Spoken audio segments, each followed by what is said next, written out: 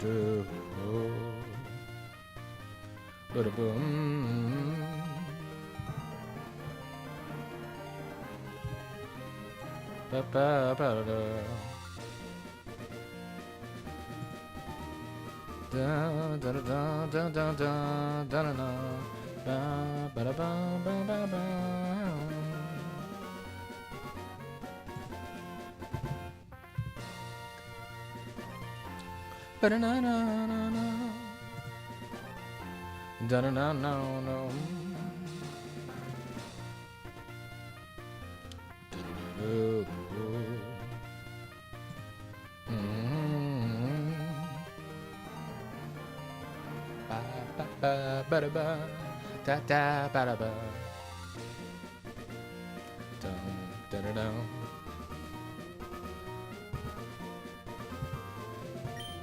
Oh, what I'm looking for is a trainer who's going to be entering the Battle Factory's Battle Swap single tourney.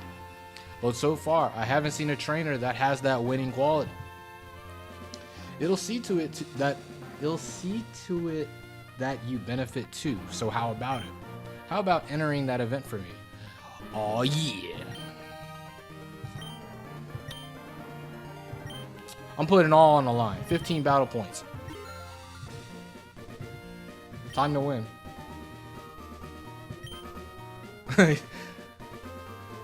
Yeah, I'm getting desperate now. Because I've been losing in round 5. Level 50. So I found this random tier list by some supposed Battle Factory expert.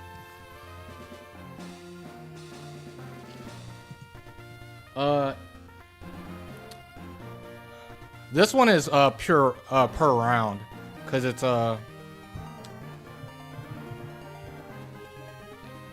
the tier list that is up on the screen is only the set 2 rounds, so it's for like open level round 2 and level 50 round 5, which I've lost 3 times already, so I'm gonna need all the help I can get. Also, we're gambling because apparently today, very conveniently,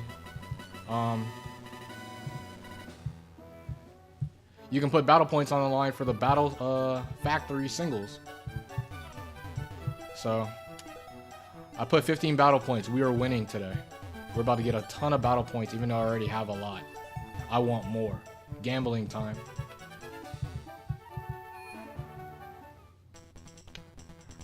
Round 6 both formats? Wait, have you ever gotten gold before?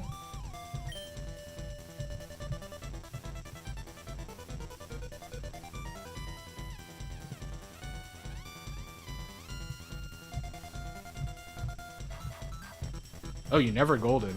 Okay. Yeah, surely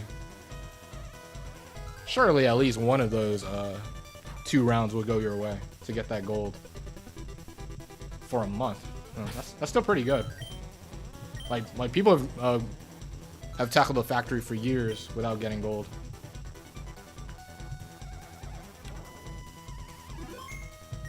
But yeah, I'm continuing my run from yesterday.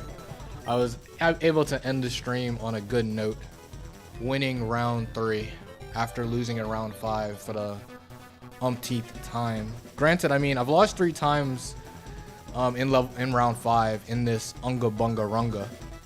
But if you look at the tier list, The Pokemon I've lost to was Metagross 2, Aerodactyl 2, and Heracross 2, which are like 3 of the best Pokemon.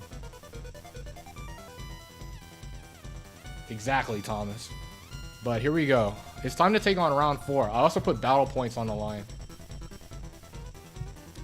Yeah, 126 is pretty crazy. Pretty lucky run, for sure. I do have recordings of, I think, round 13 onwards. So round 13 through round 18 are actually on my channel. I have the recordings for all of those.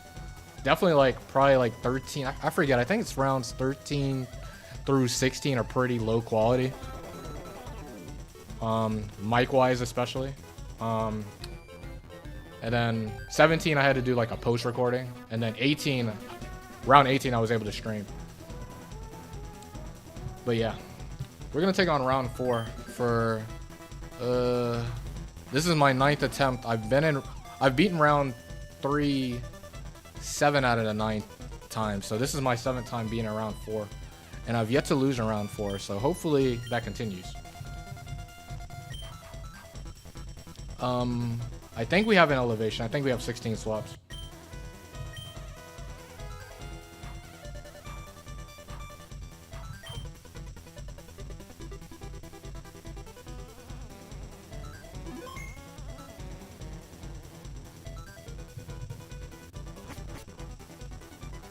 Yeah, exactly.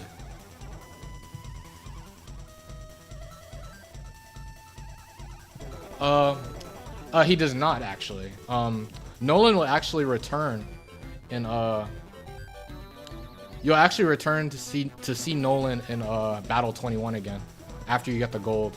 But if you got silver, you won't see Nolan at Battle 21 until you get the gold.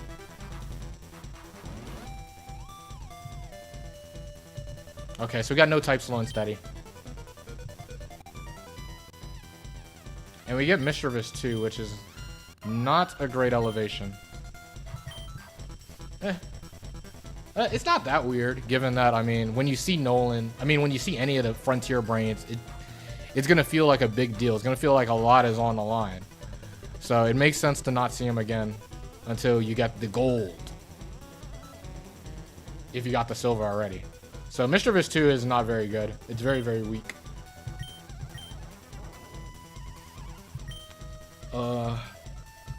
Another slow and steady Merchant. Has the triple 2s.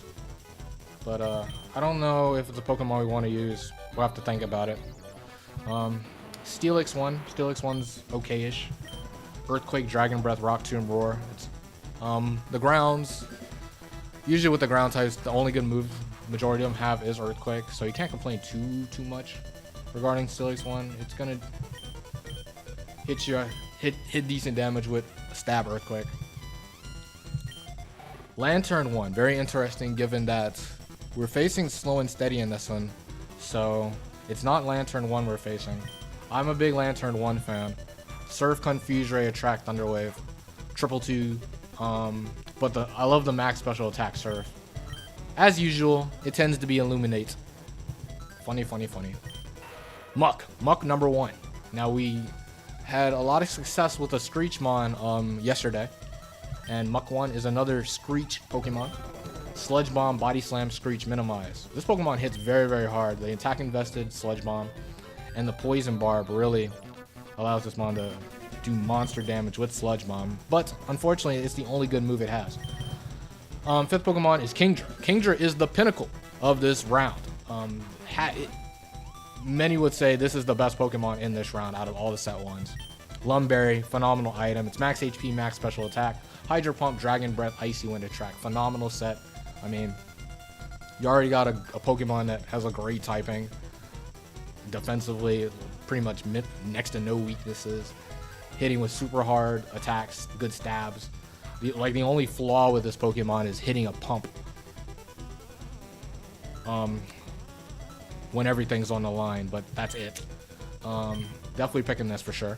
And then the last Pokemon is Starmie. We had Starmie 1 last time. Starmie 1, Shell Bell. Psychic, Confuse Ray, Thunder Wave, Recover. Not a bad Pokemon at all. I always like to hate on this mon because it's a water Pokemon without a water move, but it will get the job done. anything it cannot directly damage with its max special attack Psychic, you can just Thunder Wave Confuse Ray. And potentially cheese through such Pokemon. So they gave a lot of water Pokemon, it looks like, right? A lot of slow and steady Pokemon as well. The best mons. Hypno? Oh, man, Thomas is hating. Thomas is trolling right now. Hypno 1, come on now.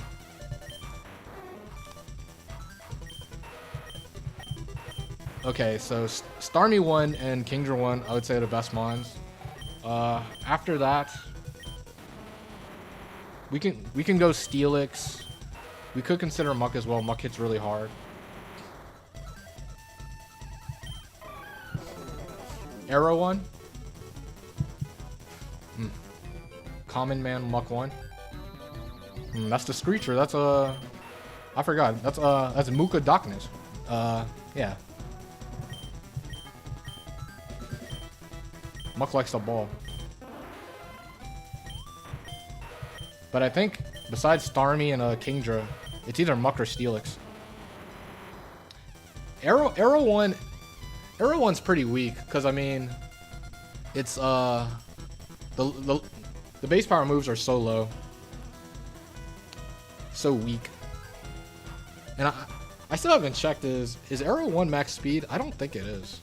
I don't think any of the arrows are max speed.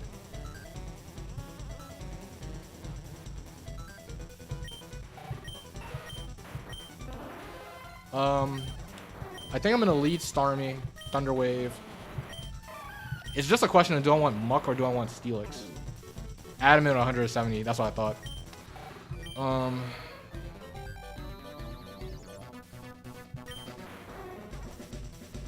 Am I afraid of grass? I feel like I kind of, well, I mean, I probably am in a way. Like a Meganium 1 would be pretty annoying. Especially, I mean, Kingdra's amazing versus like grounds that Muck would struggle against. Skep 1. Yeah, Skep 1 can be annoying.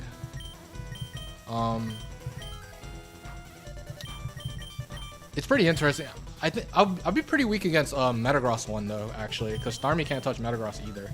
So I have 2 mons that wall by Metagross, and then Kingdra can only hit it with Pump, and then Metagross is leftovers Light Strain. That can be very annoying, actually. So, you know what? Because of that, I'm going to go Steelix over Muck.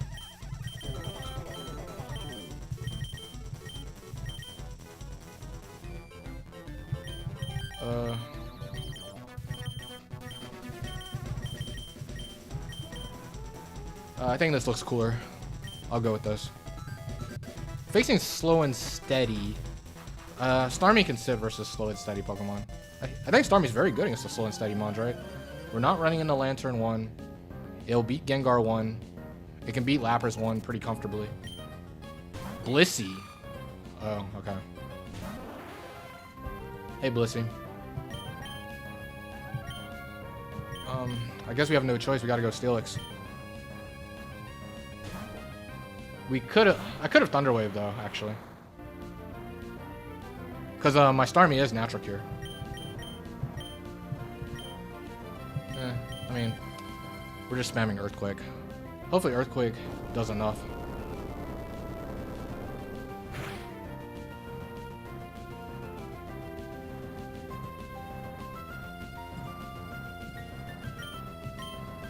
Switch? Stop cheating. Blitzscarm? What? Okay. I see what's going on.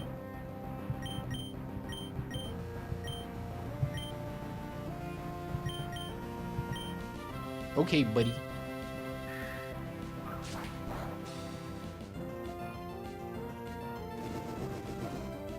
Not Blitzscarm. Come on, man. What do I want to do? Like, we're obviously not afraid of this mon.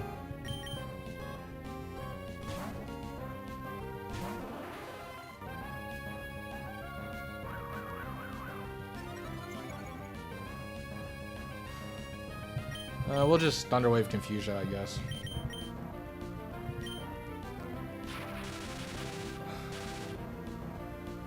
But in this Unga Bunga Runga, I'm down to my last 2 attempts. So this could be the last Unga Bunga day, and then I'll have to return to Try Hard Factory.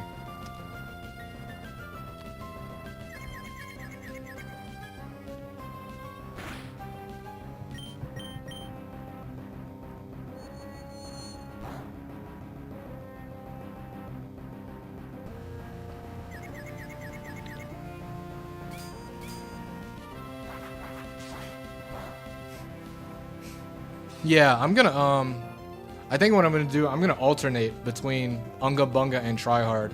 Every 10 attempts, I'll alternate back and forth. I think it's a decent way to mix it up.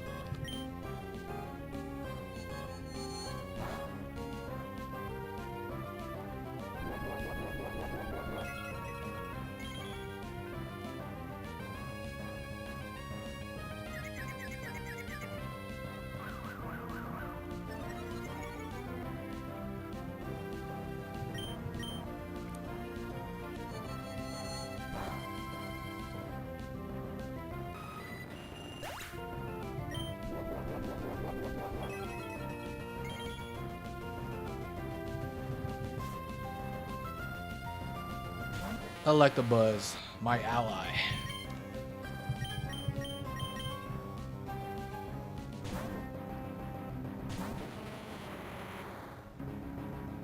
Screen.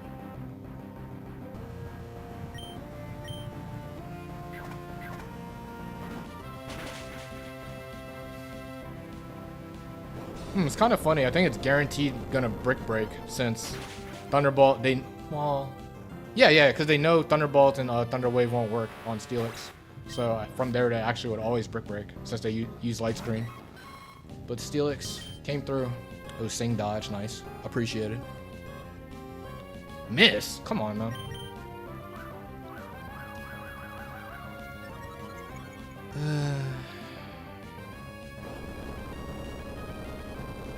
Yeah, Steelix. How much defense does Steelix have? Like 230, 200? I said 230. There's no way it's 230. That might be like Mega Steelix.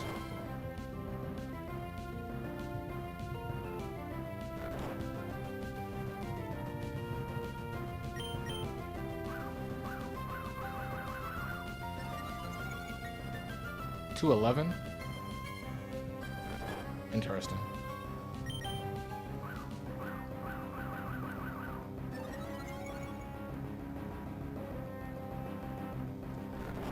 Blissey, stop it.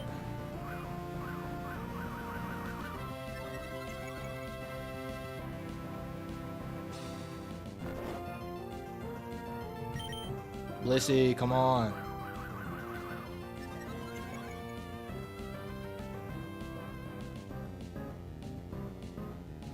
It is 200, okay.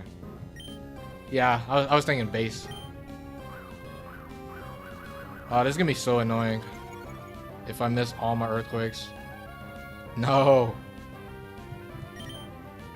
No.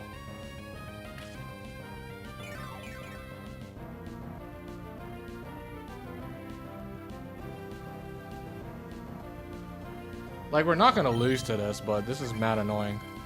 Oh my goodness.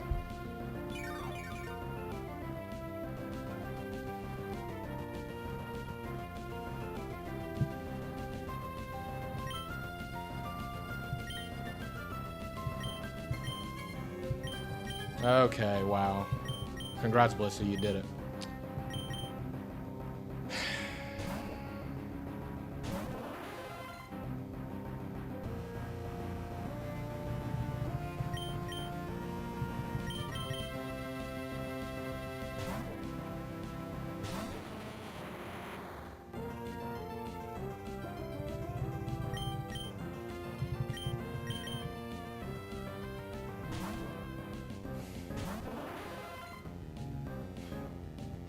Yeah, that would definitely been nice if they had a Hazemon like Wheezing.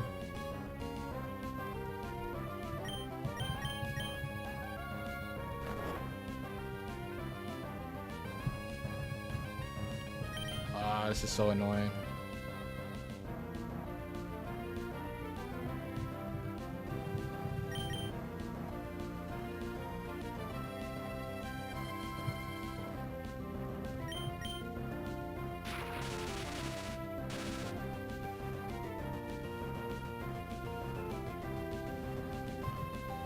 I have not been counting confused whatchamacallits. Soft boileds, but they've been spamming a lot of them. They have to be nearly out of them.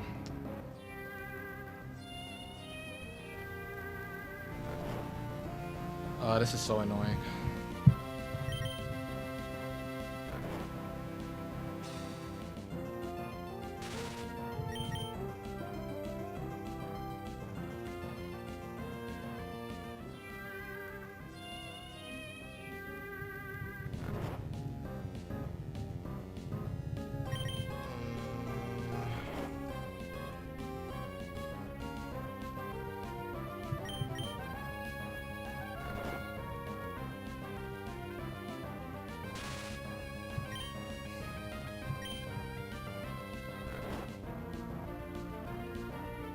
Well, they are guaranteed out of soft boils, at least, so we can actually start attacking it.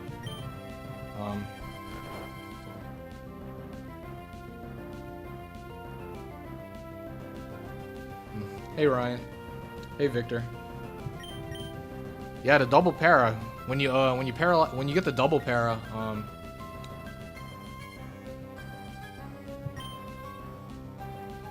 they can't move 50% of the time. I'm trying.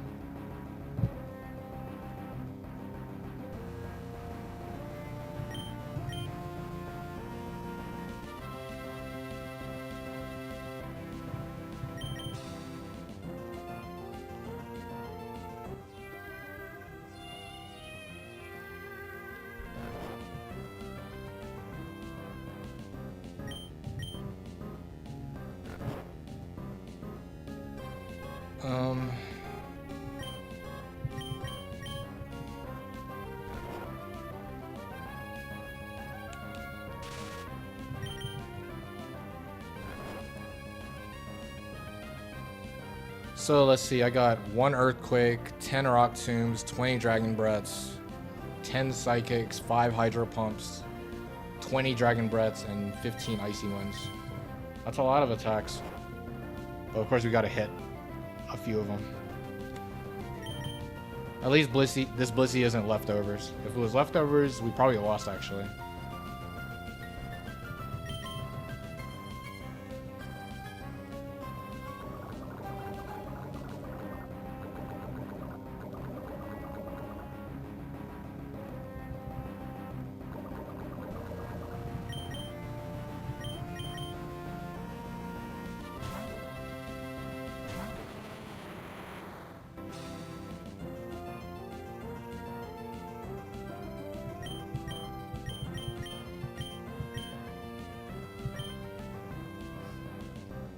And a knockoff Armaldo for evasion. That's pretty funny. It is the only knockoff mon in the factory.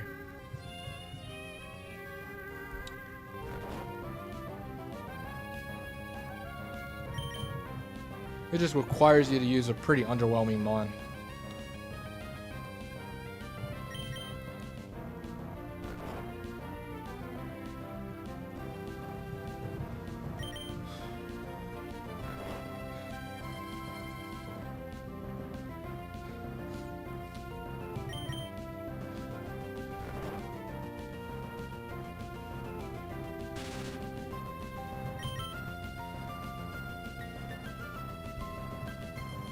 In my second highest level 50 streak, I had to use Armaldo 2 the round before I lost. Because it was the only mon that fared well versus flying that I had in my draft. So I actually kept Armaldo 2 in the back. And I needed it to beat 2 Pokemon. It was somehow able to beat Machamp 2 1v1. So, there's the Armaldo 2 story.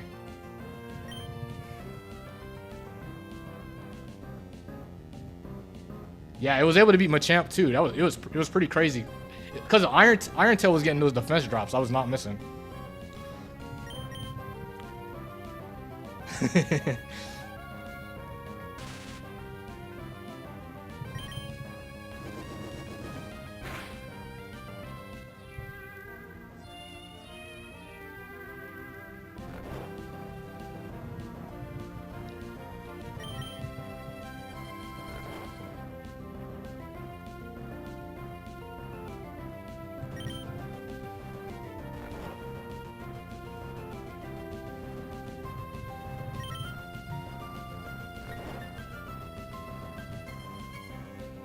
Possibly.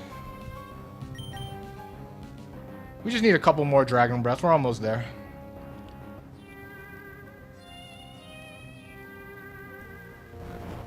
You just gotta believe.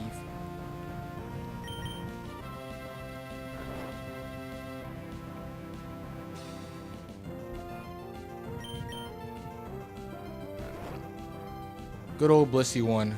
Do I want Blissey 1? I could pick it.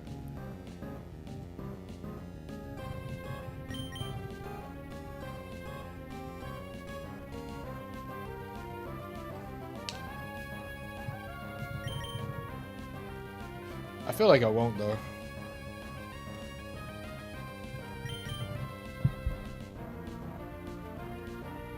Okay, struggling. If that means anything. Blissey's HP is too high.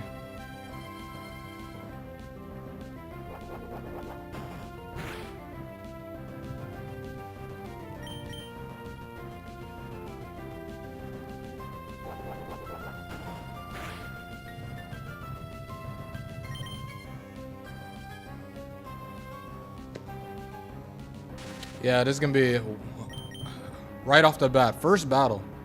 This is easily gonna be over 30 minutes.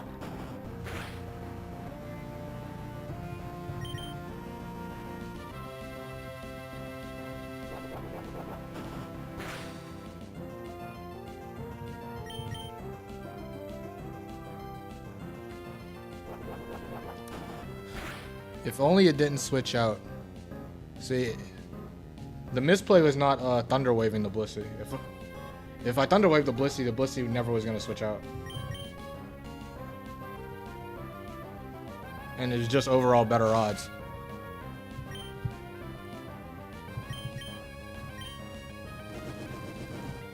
Excellent. I've hit 2 Dragon Breaths out of 20. Out of 18. Okay, we actually hit another one.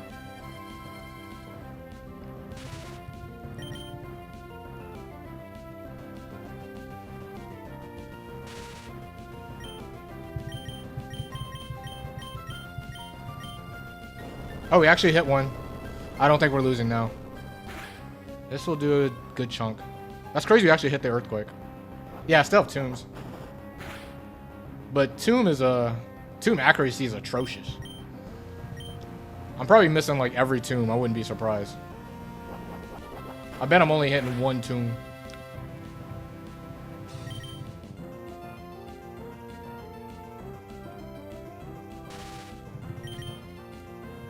Oh, no. Okay. Hit a tomb. There we go.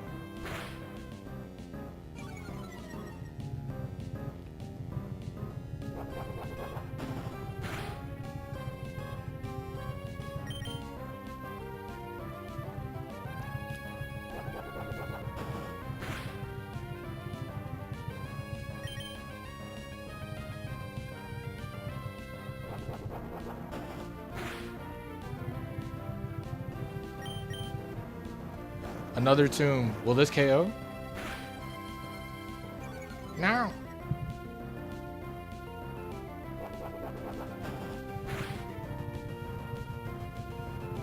Drop it next turn? Para? No.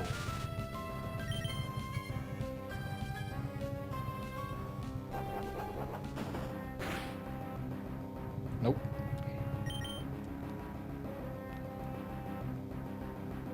Para, come on now.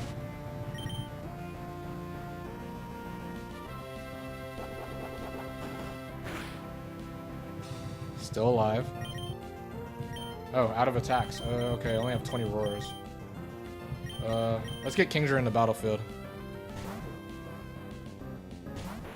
Kingdra needs that EXP. That sounds about right.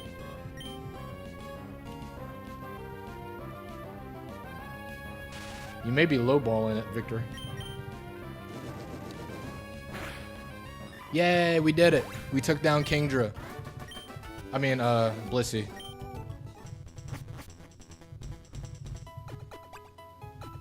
Very exciting. Okay, no type. Free spirited, unrestrained. I could greed Blissey swap, but like I don't really care about swaps like that. I like these three.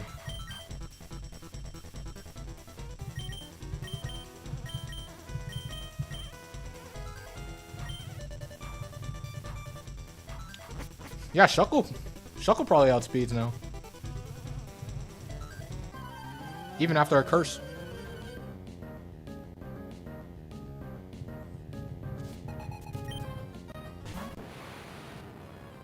Alakazam. How do we feel about this Pokemon?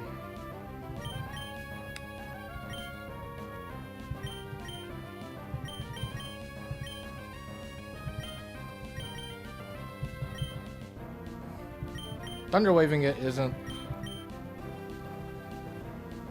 Thunder Waving it is fine because we are Natural Cure. Fire Punch. So if you are synchronized, it's not the biggest of deals.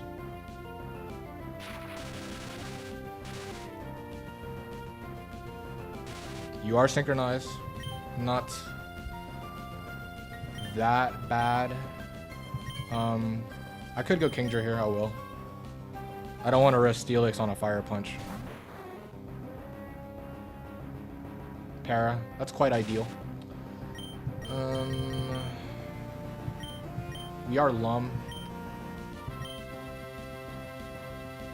Let's see if Dragon Breath 2 it KOs. Like, it probably doesn't. This is a weak move. Oh, I need to show Kingdra a little bit more respect. Wait, yeah, Dragon Breath's only base 60, right? But Kingdra has a bit of an IV advantage.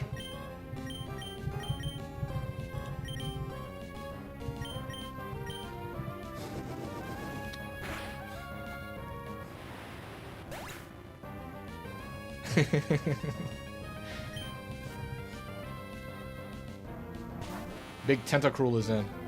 The water Pokemon with no water move. When you can go hard Steelix on a Tentacruel with absolute confidence. Because Tentacruel 1 is a Sludge Bomb, Icy Wind, Barrier, Confuse Ray.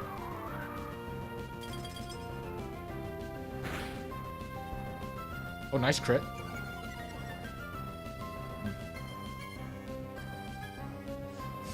Hey, Garrus. Stop using Icy Wind. That's actually doing decent damage.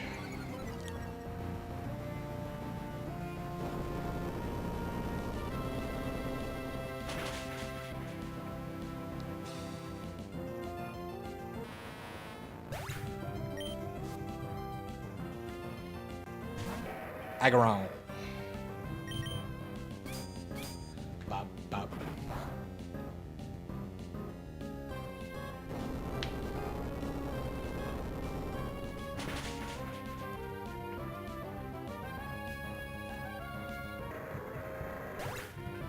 There we go.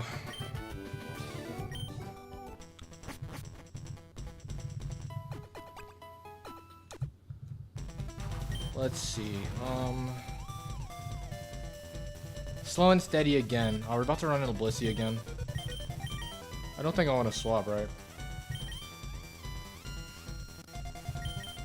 Nah.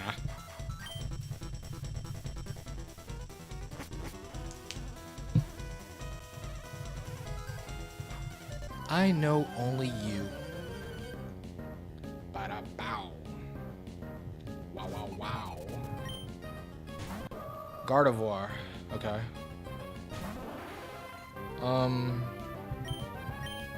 Hypnosis, Drain Meter, Magical Leaf, Reflect, Leftovers.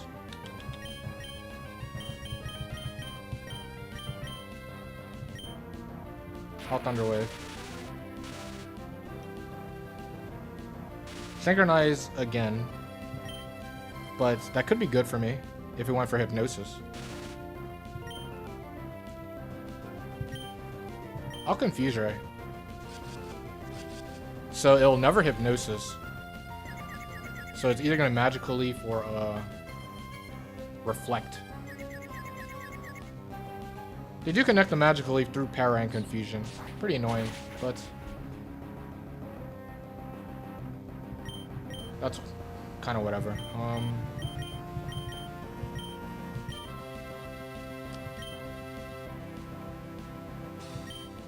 I'll go hard licks.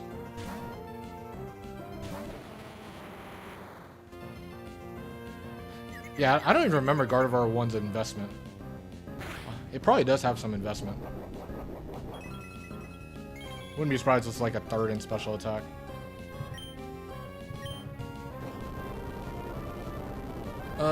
Just don't hit the hypnosis, buddy.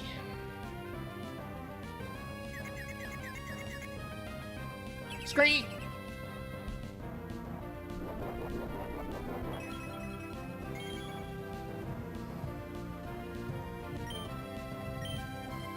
Crit.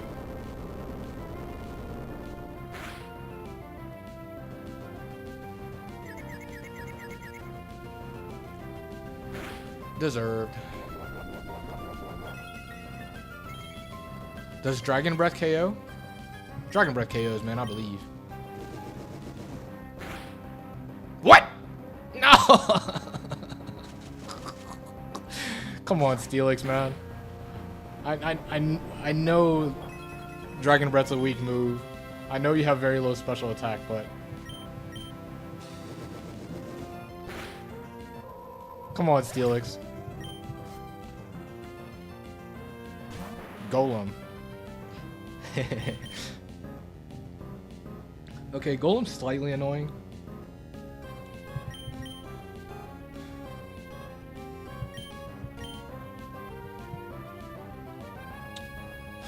I did use Dragon Breath Steelix in no, that was me. I used it. It actually made a difference. I was kind of trolling. It was a filler move for sure. To catch maybe Gengar on the switch.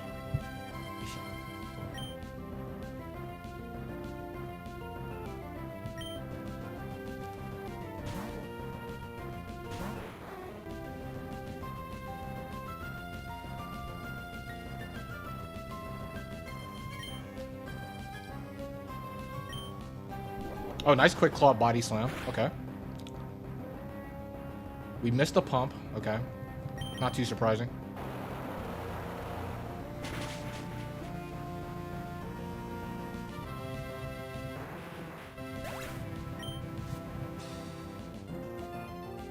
Blissey again?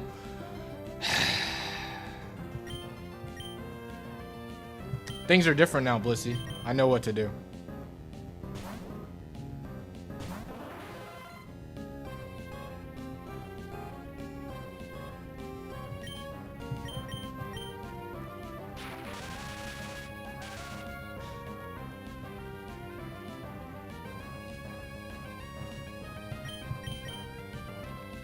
Not this time, Blissey. Not this time.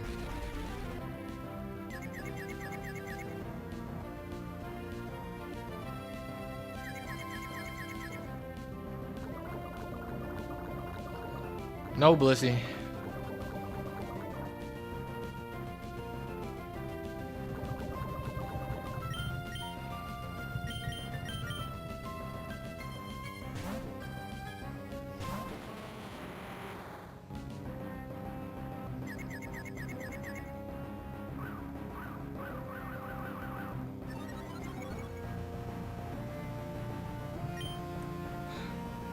Legit, Blissey 1 is the first time I've ever witnessed stall in Pokemon.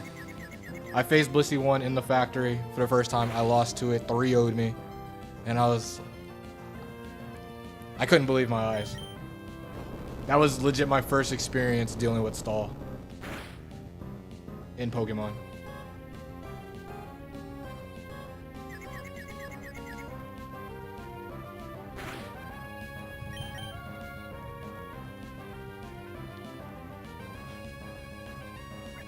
Yeah, when I was younger. Because I mean, nobody uses stall in game.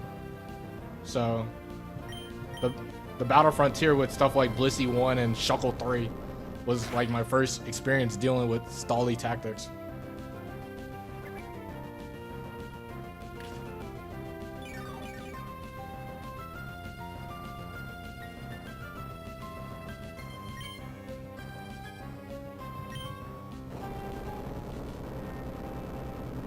Gets us with the Cofagrigus, yeah.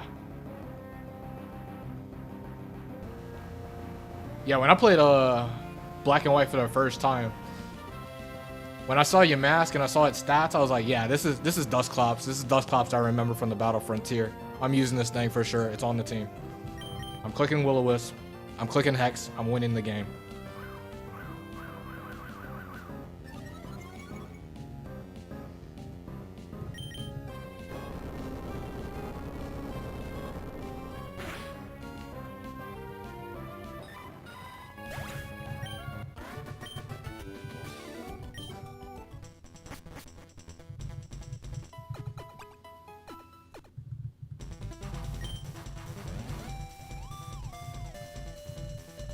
Weaken the foe to start.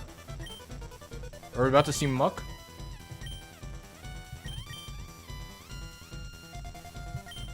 We're not picking Blissey. I could greed swap for Golem though.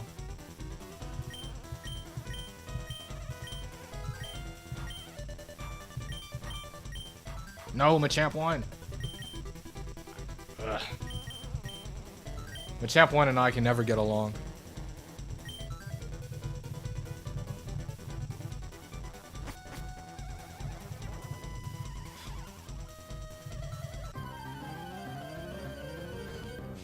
I think in my 126 streak, I've seen Machamp 1 in draft 3 times.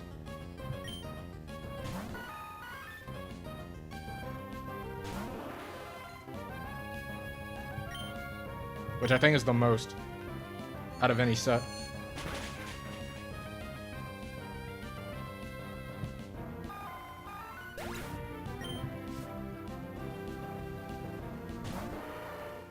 No, Machamp 1, no! How is Victory Bell 1 secretly the best Victory Bell? There's no way. Because of Sleep Powder?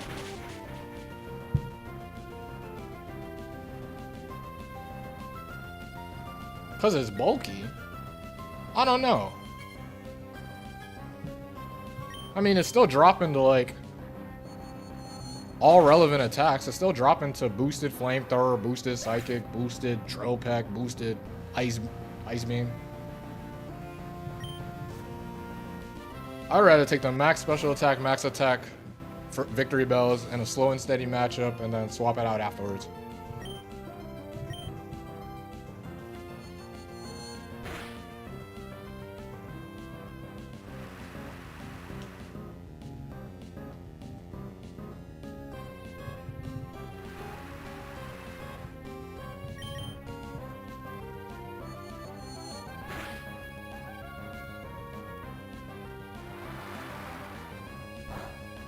No, there's gonna be a time when Victory Bell will actually do something, and it will be a great day.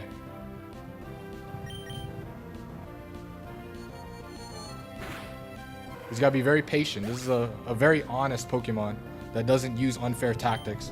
It has Bright Powder, but not easy item for it to take advantage of. No Quick Claw, no nonsense like that. A mon that probably deserves an item like Quick Claw.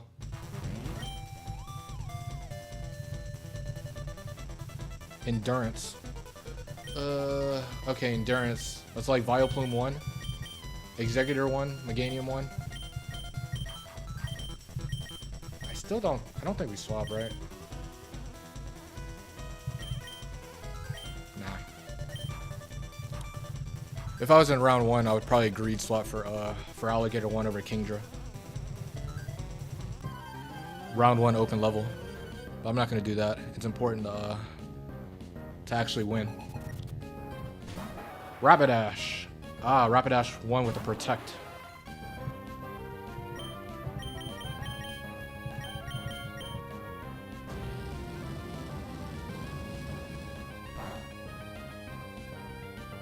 How? That did big damage.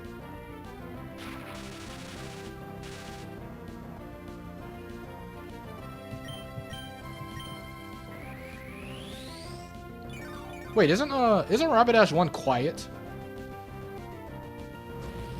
Or am I getting that confused with somebody else? Because if it's quiet, how is it still faster than Starmie? I know Starmie's no speed, but like... There's no way they put quiet with speed investment, so I don't think this thing is quiet. Swap and find out. No! I'm not risking Rapidash. I'm not risking a Rapidash swap.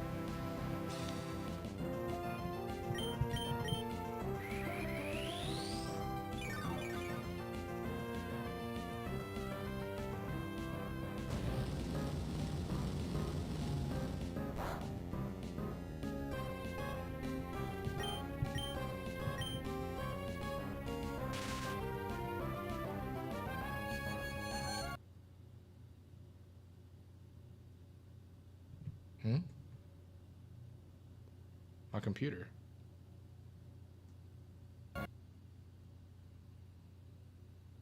What the?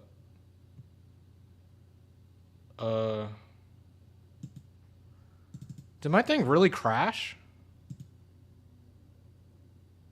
My game crashed.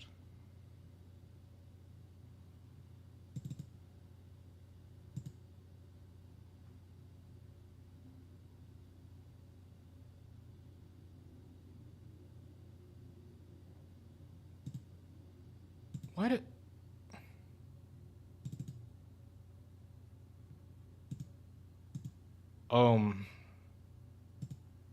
This is crazy. My game actually crashed.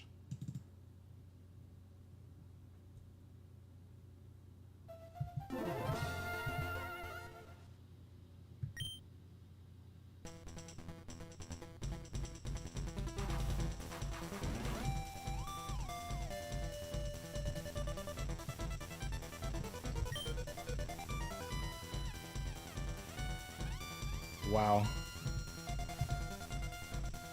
Huh.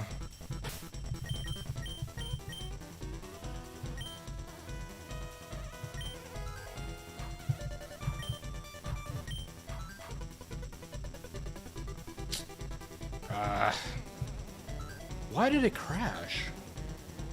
Oh, I have no idea why it crashed. That's the first time that's ever happened.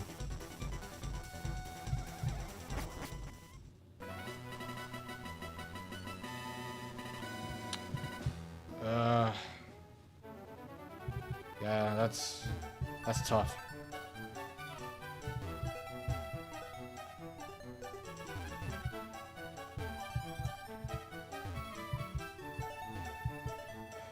Yeah, this is the first time this has happened to me. I've had it freeze. I've used a previous emulator before and it froze a decent amount. And I think it's frozen when I've used Discord, when I Discord streamed, where I had to close everything and reopen it. But it's never actually crashed.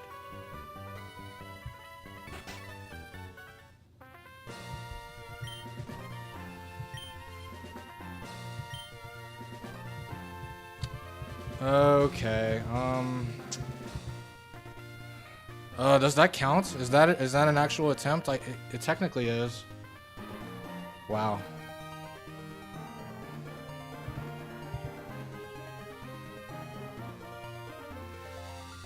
Dang.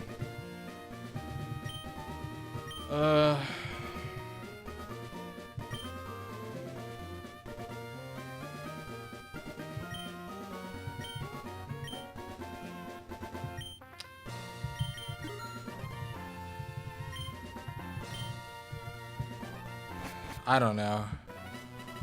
Maybe it will count.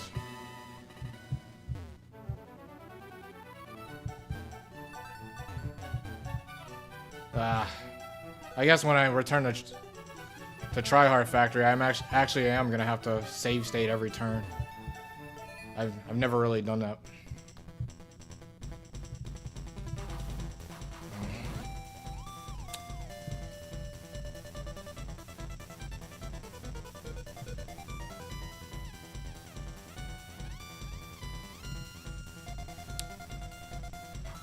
Eh. I guess I'm gonna count it. This is gonna be the last Unga Bunga attempt.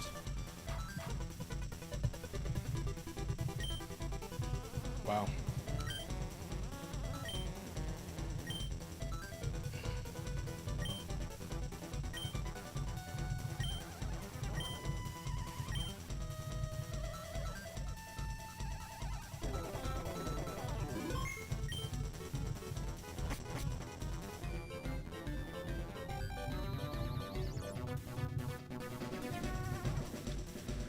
Week in the photo start.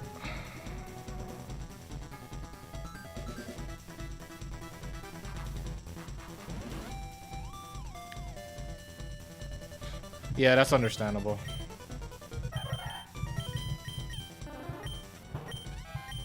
Big flaffing. All right. Easy 3.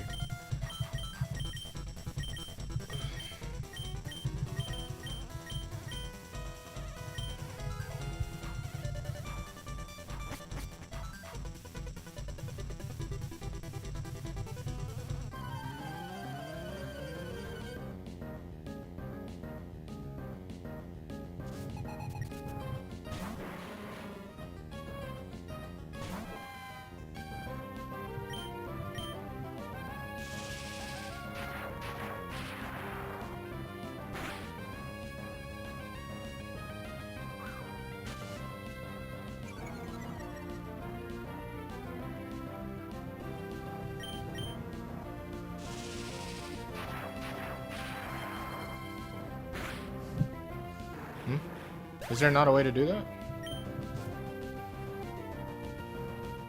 That would be pretty convenient.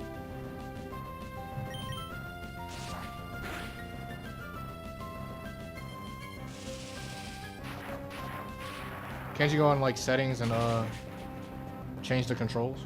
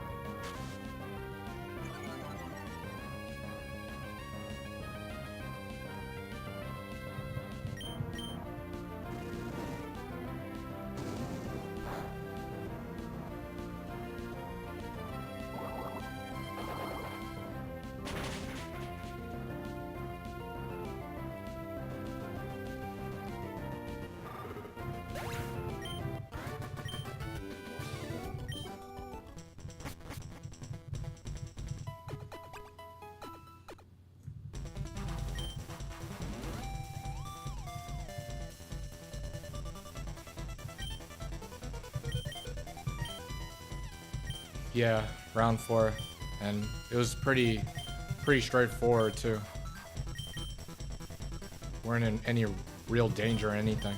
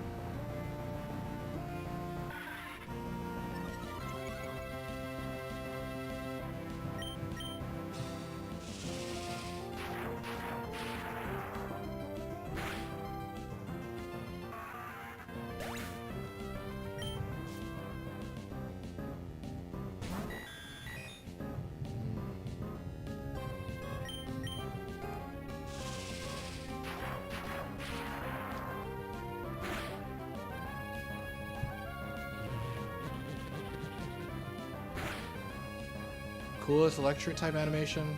That probably is. That probably is true. I love the sound effect of the move too.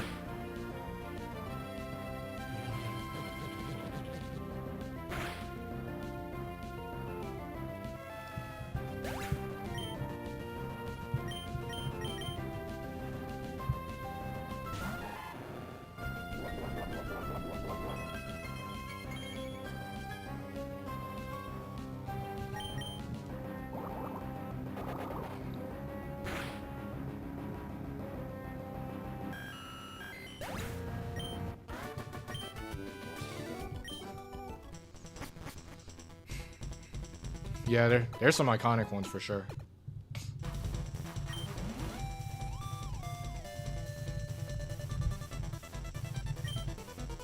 I feel like, let me see, Grimer. I guess we'll get Grimer. Anti-grass is all we need.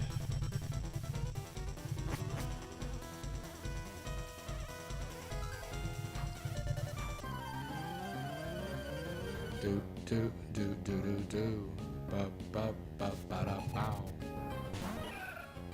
All right. The ultimate grass is here. We need the anti-grass. Get him, Grimer.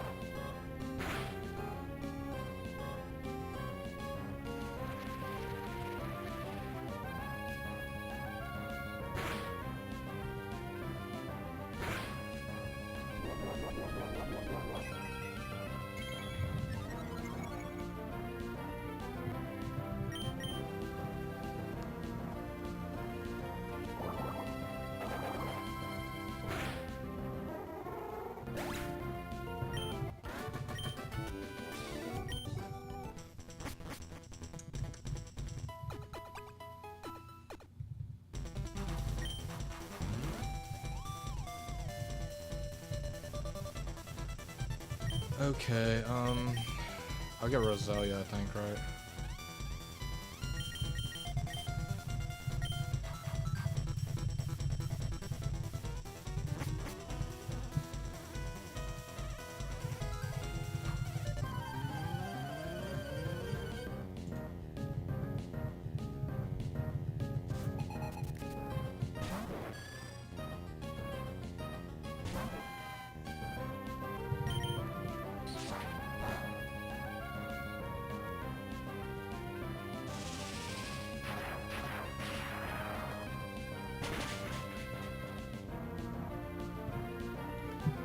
No.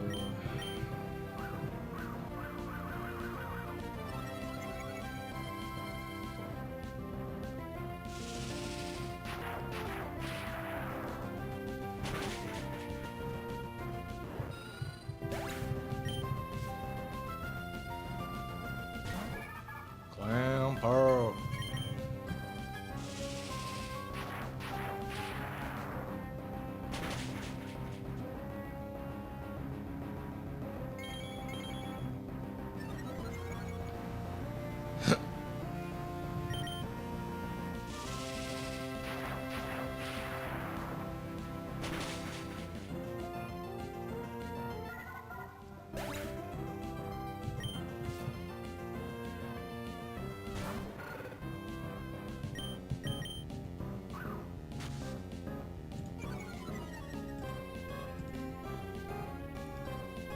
Miss. Oh, it's you, smoke screen.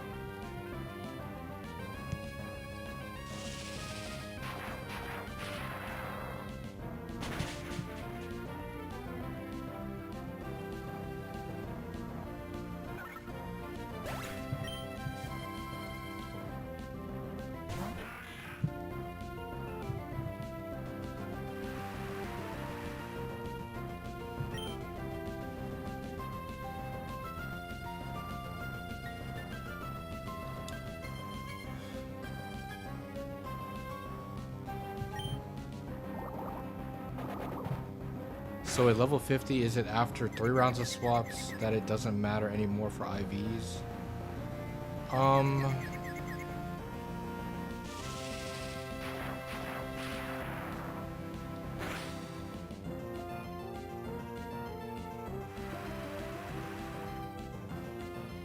Technically, it's always gonna matter. Specifically with when you get to like rounds 8 and 9. Even if you like swap every single time for whatever reason, those elevations will still matter. Of course, like 15 swaps is 1 elevation, 22 is 2. Ideally you want at least 1 elevation by round 6 for that perfect IV. It's not going to matter for round 7, but for rounds 8 and 9 it's going to matter because of round 9 being random IVs in your draft.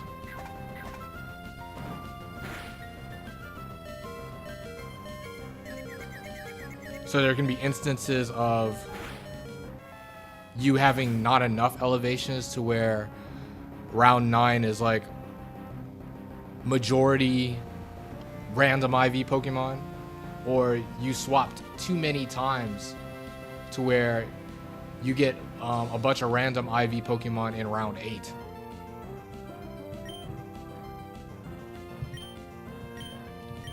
But it's not that big of a deal. say like in a perfect world, you would want maybe by round 8 you have 2 elevations. So you only have 2 random IV Pokemon, and then maybe you swap enough to where you have 3 elevations in round 9. And so it's half and half.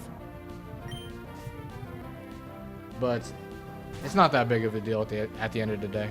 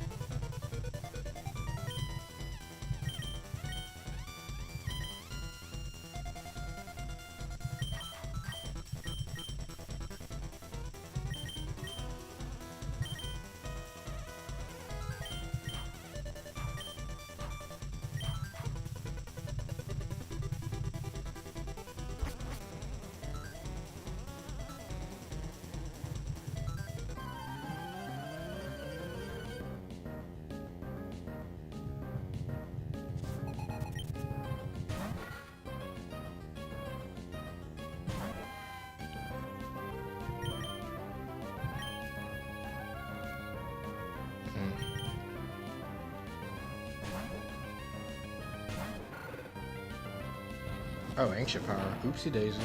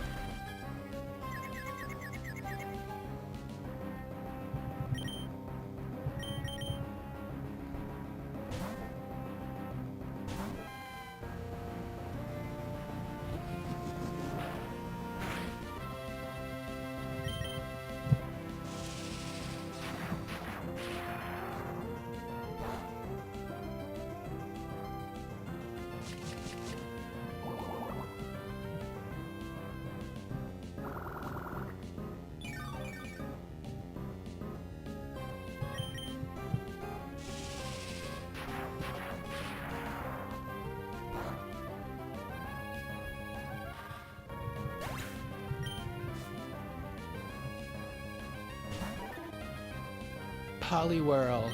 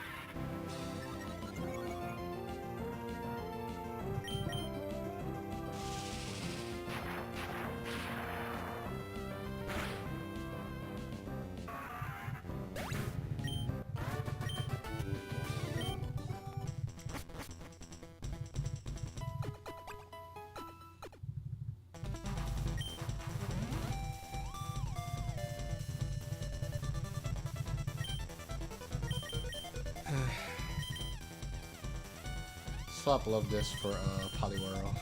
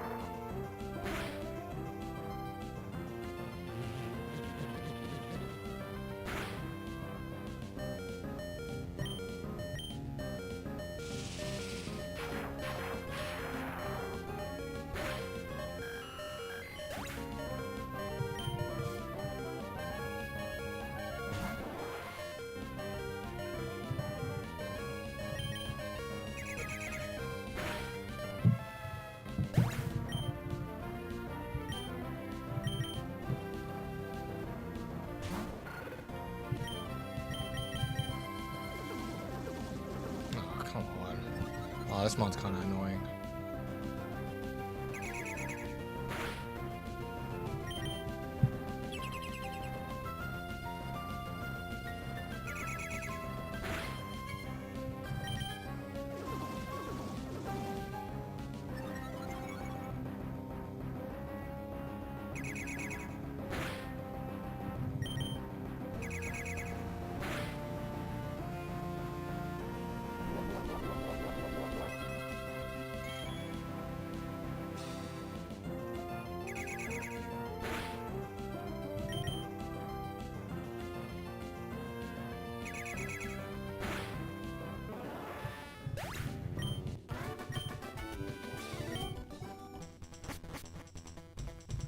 Yay, we got out of round 1, yay.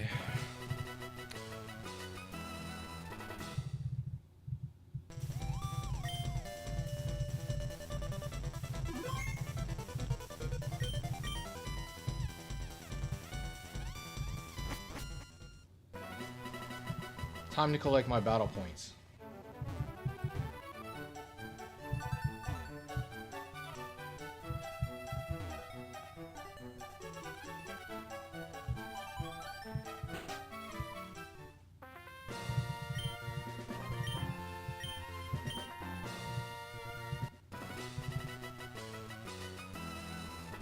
Yeah, this is the top secret manip.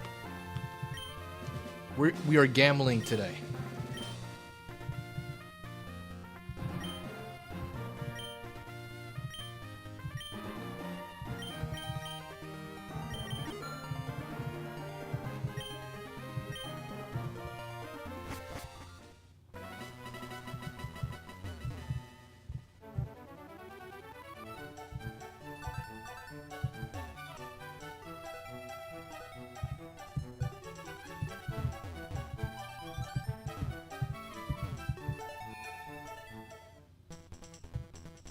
Okay, round 2.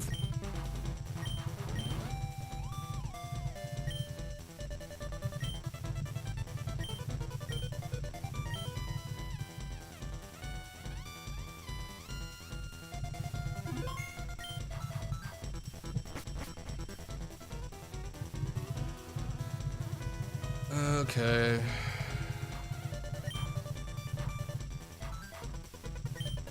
Wigglytuff's bad. This is not that bad. Stab Secret Power. Venomoth. Okay. Primate clutched last round. Kecleon's kind of funny. And the pounding. Okay, not the best of drafts.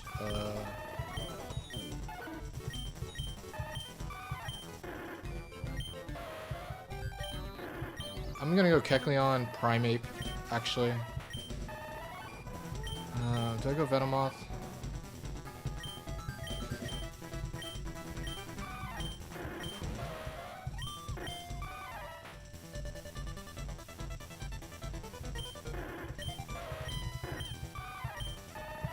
I don't know. Draft's not amazing.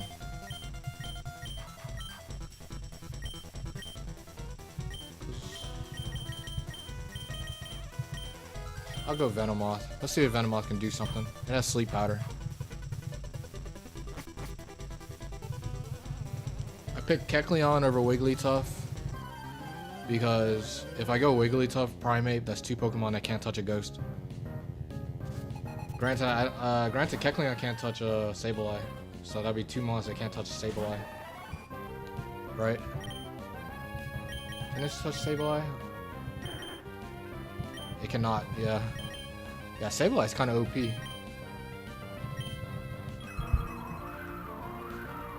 Sableye might be better in this round than it is in round 1.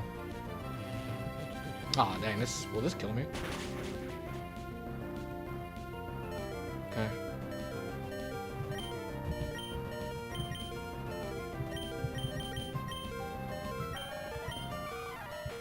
Primate's pretty fast. Okay. I'll go for Sylveon again, I guess.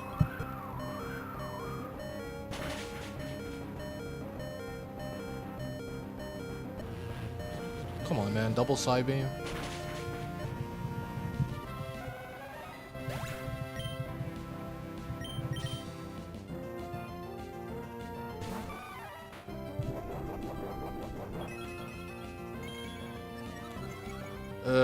Am I chancing it? Is Giraffrig actually faster than me? It's not. I was like, I was pretty impressed by primate speed, so I figured it was faster. Dumb AI locking in, exactly. They're not playing around. Oh, there we go. Higher critical hit ratio. That's what we want to see.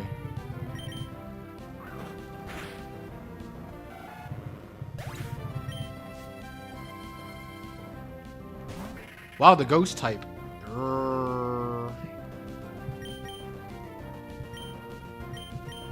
They really brought the ghost type. I can only hit this with Kecleon Psybeam. But I think this mon can't touch Kecleon actually, so I think we're okay. Because I think it's like Nightshade knockoff. Oh no, it has Will-O-Wisp, I think. And Spite.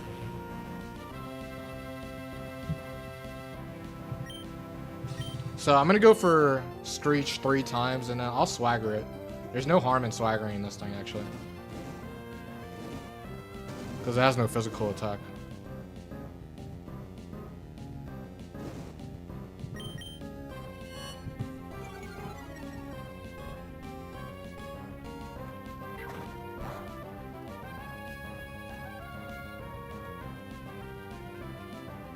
Oh, okay. I didn't know Primate was scope lens.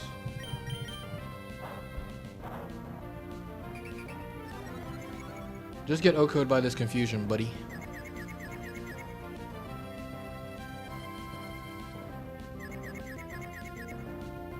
I feel like Swagger Primate has been needed to clutch versus these ghost types more often than I give credit for.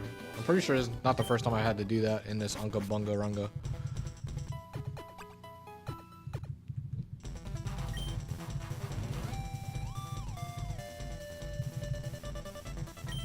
Well, normal type, as we know, many of these normal types cannot touch a ghost, so I'll take Bayonet, I guess. Let's see if Venomoth can still do something.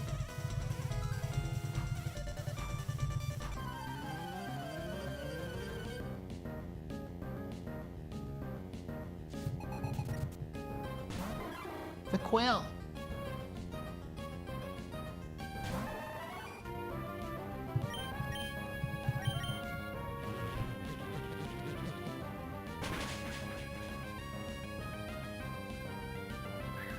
Oh man, spiking it up on me. Classic lead Quillfish.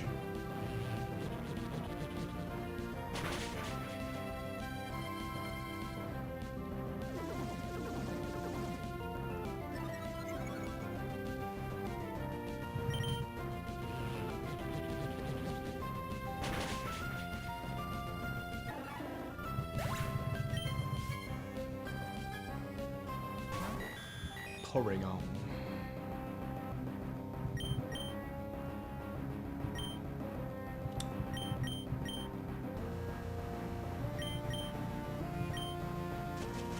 Night night.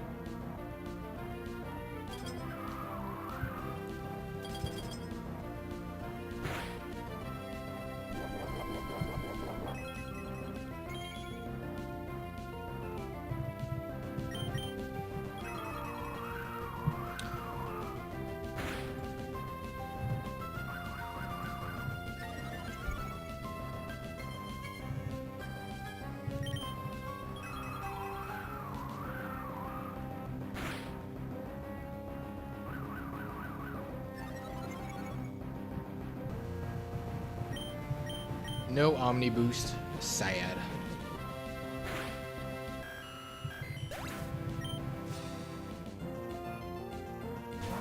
Swallow! I haven't seen Swallow at all, I don't think, in this Unga Bunga Runga. I'll snatch up the Swallow.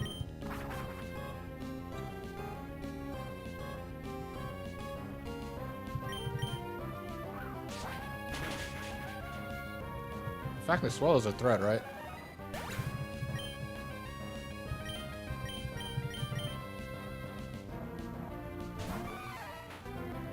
Oh man, I took a. Ah, I take spikes damage.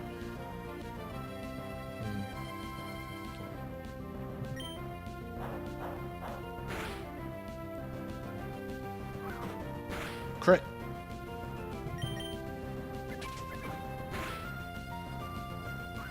Crit. Nice. That Swallow was a threat, actually.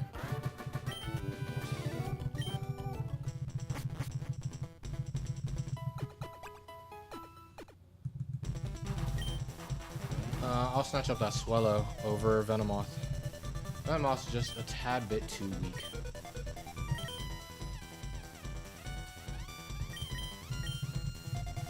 Swallow!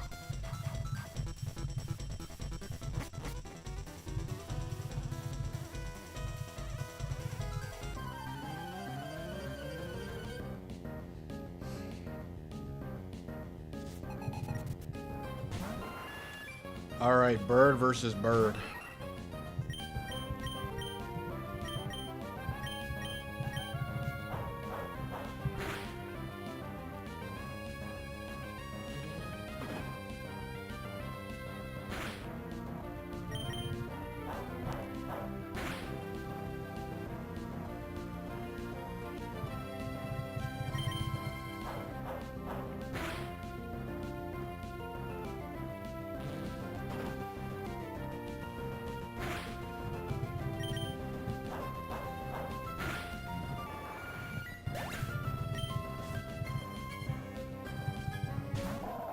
Celio, is this a problem? Ice ball? Kinda, maybe.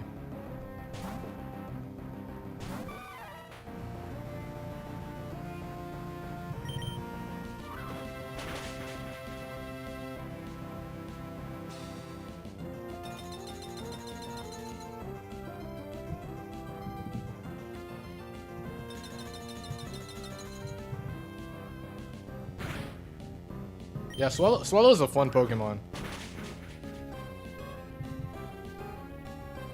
You got Guts. They gave it Boom Burst in Gen 6, so you can actually run a special set with specs. Yeah, Swallow's a pretty cool Pokemon.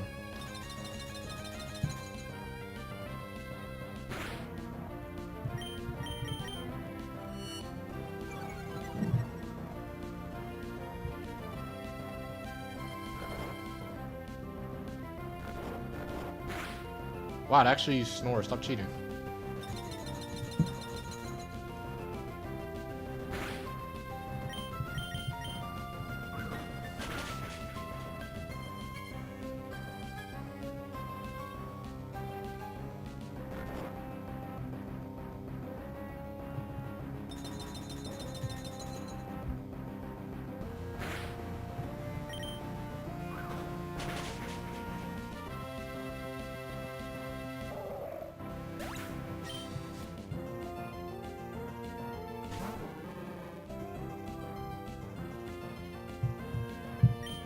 Oh, hello. We had a moment last time we saw each other. Literally, the previous attempt. It came down to paralyzed primate versus thing. And, primate pulled through with the counter.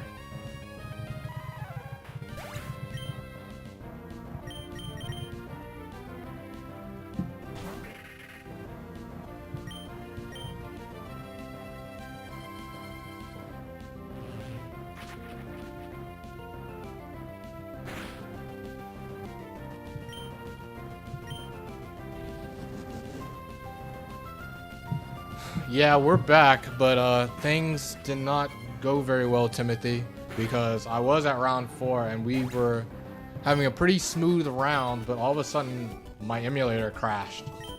So there goes the streak for that one. Attempt 9 is gone.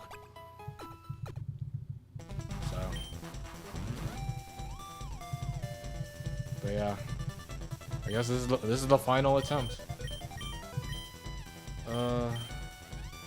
I guess we're making the Primate Hitmonlee swap again. I don't know, kind of getting attached to this Primate though, but I'll do it.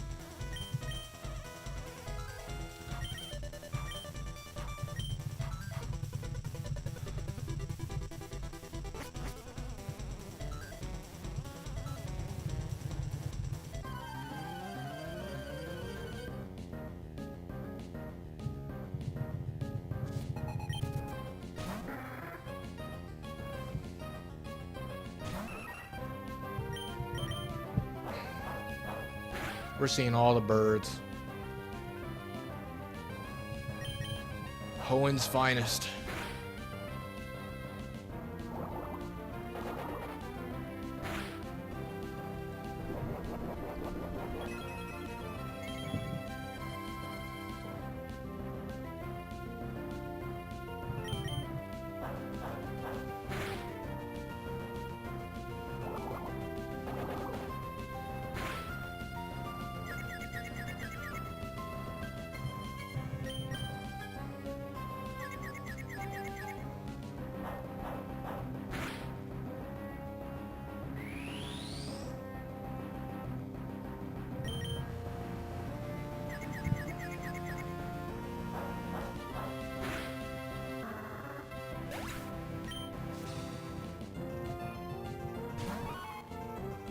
Sneeze on.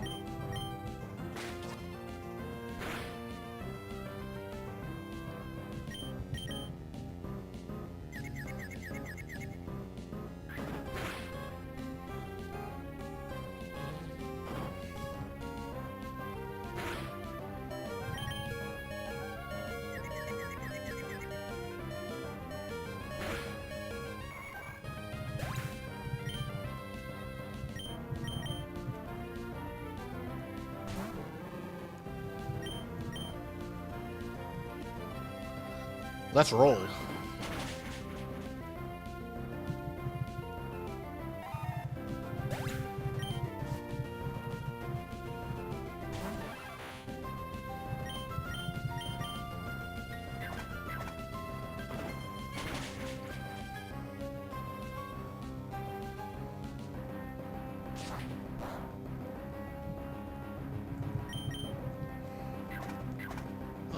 Swaps.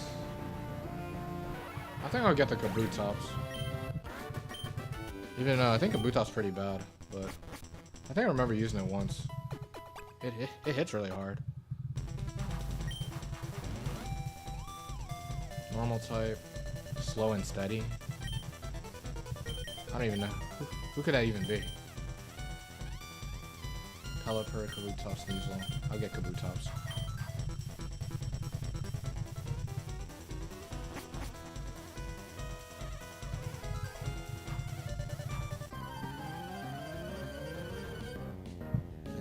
Do ba ba ba ba da bow. No, not Swagger Persian.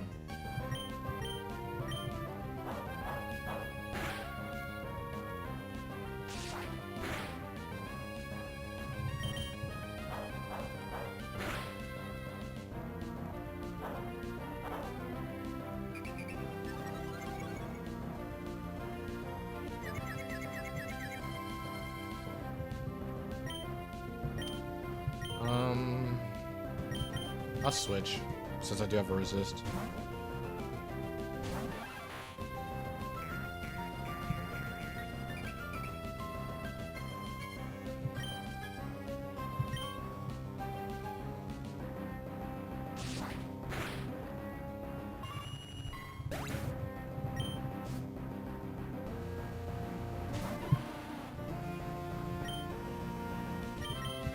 Okay, good. This Kabuto swap is not a good idea.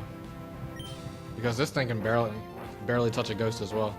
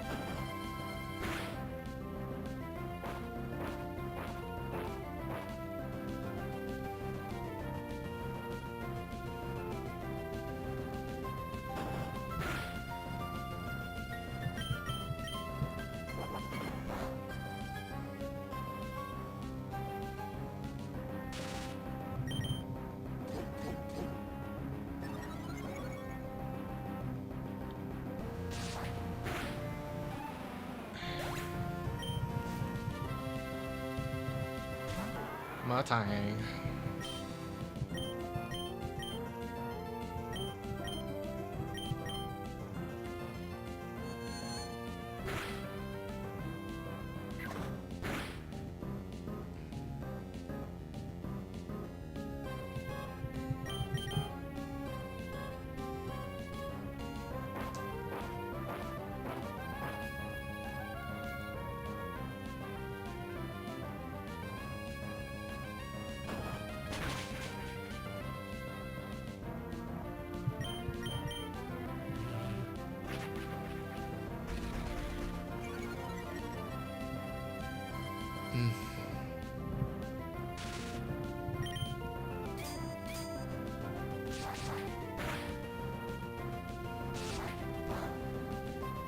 Nice, alright.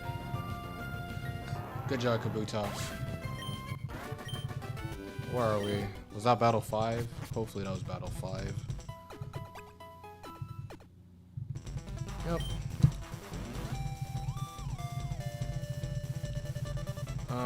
I'll swap Kabutops out for Matang.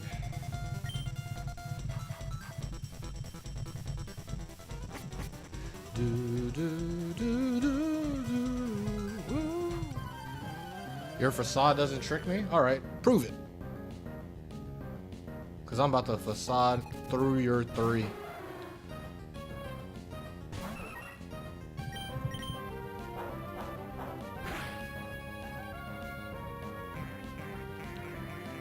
Okay, you got me, buddy. Now I can't facade. Consecutively. Of course, come on, man. Why am I getting outplayed like this?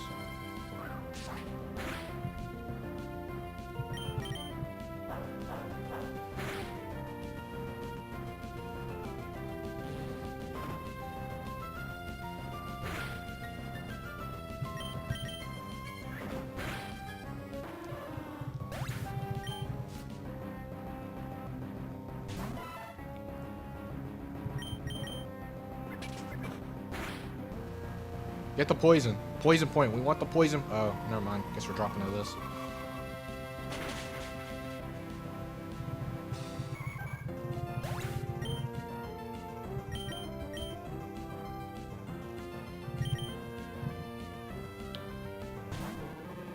You thought I only had one facade mon? Think again.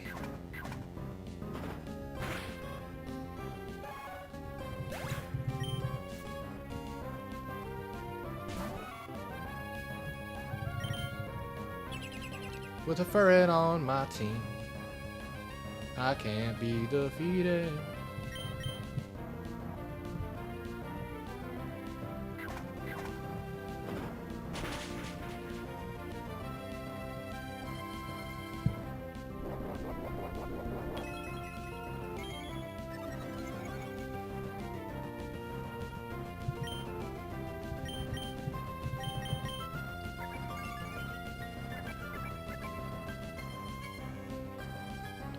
Facade.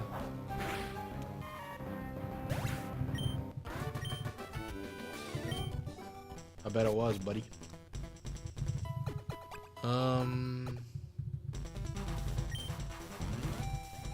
I'll swap Swallow out for Ferret. I mean for Murkrow.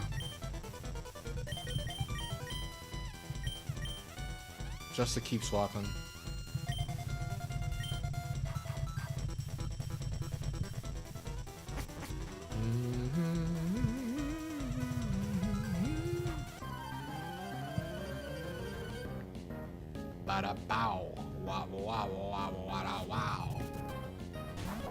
Not Celio again. Annoying.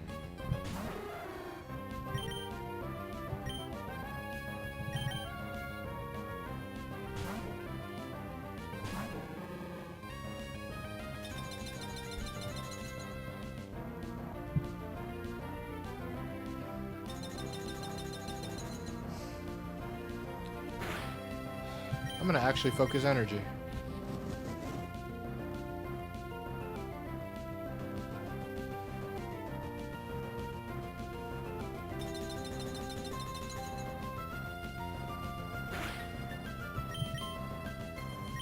I forget. Does rolling kick have a chance to flinch? I think, right? It doesn't even say that it has a chance to flinch. I don't know. Maybe it's just a random move.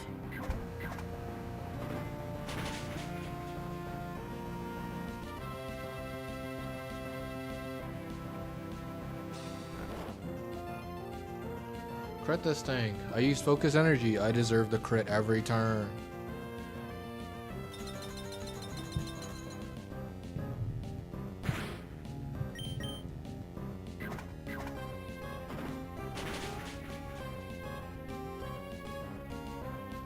Deserved.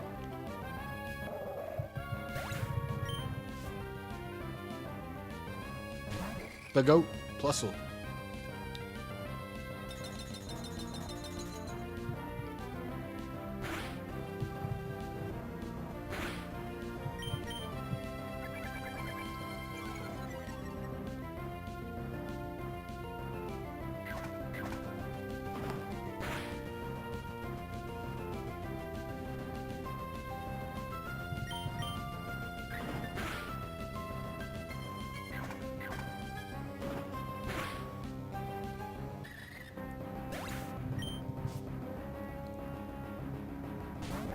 Swallow.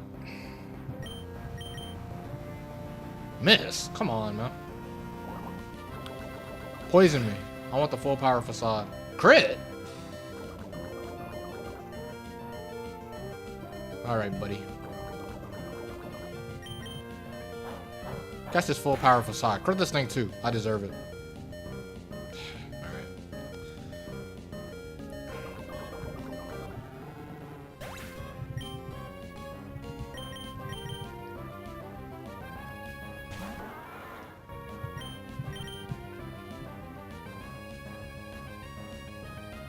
Alright, it's about to win round 2.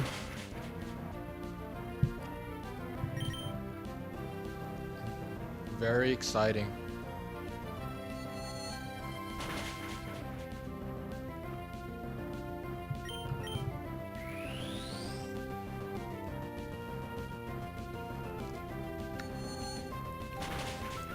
Undefeated through round 2.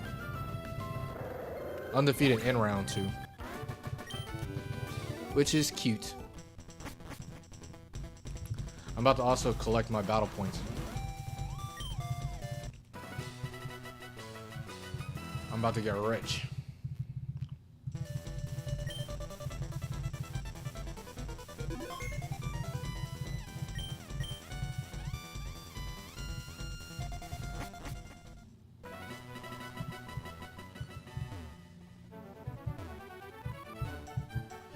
Collecting my payday is good luck. I need it.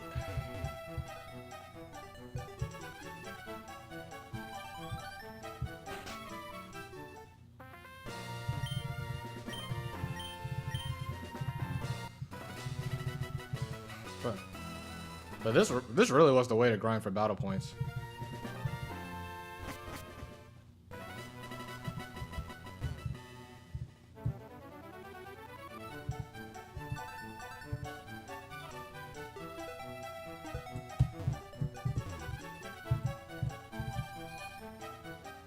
All right, round 3. We are at 14-14. Will we lose here?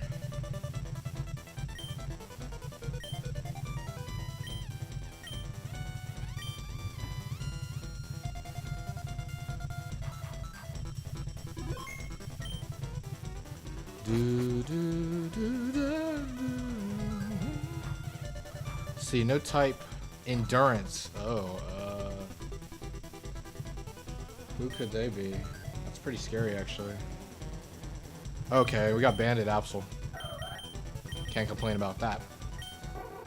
Illumise. Okay. Big chance.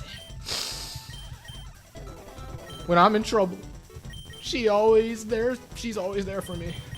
Big chase. Oh, I'm a big Chimecho 2 fan. This Pokemon hits hard. The shark. Scyther. Whoa. This is a dangerous team. It's a dangerous draft. A lot of goons. Okay. I wanted to use Chime Chime. I was very excited to use Chime Chime. But I gotta take Big Bad Scyther. It's a little interesting because it's like, we can't really hit a rock steel type the best.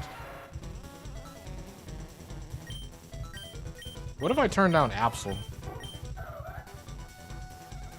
Absol's good, but I don't think I need it.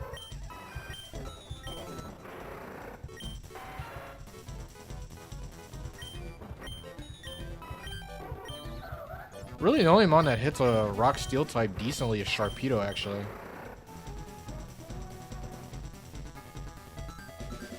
I may take Sharpedo over Absol.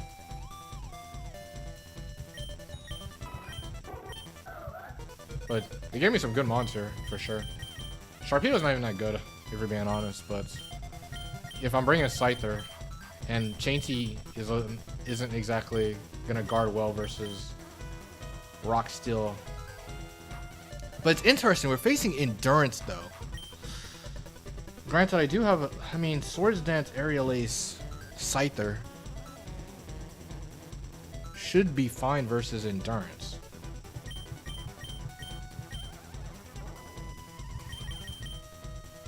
Let me see, is Chainty Natural Cure? It's not. Okay.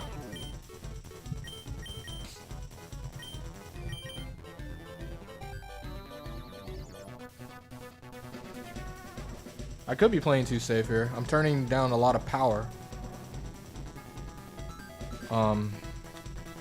With the banned Absol. But I think not being able to touch a rock or steel type is worse. There's not many steals. Steals is literally just Magneton, Metang, and then Lairon. And then rocks.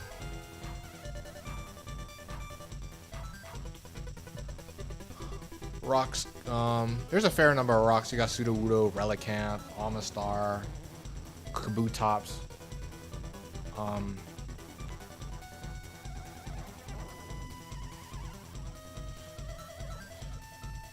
I think it's just bad having like the entire team unable to hit our rock or steel type with any decent damage. I'll go with Shark, even though Sharpedo's is not even that good. For now, we're gonna aim to find something better than Sharpedo.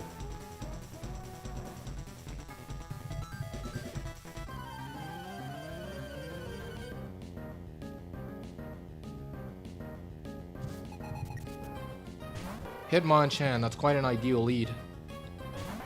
It's only annoying if they actually hit the dynamic punch here.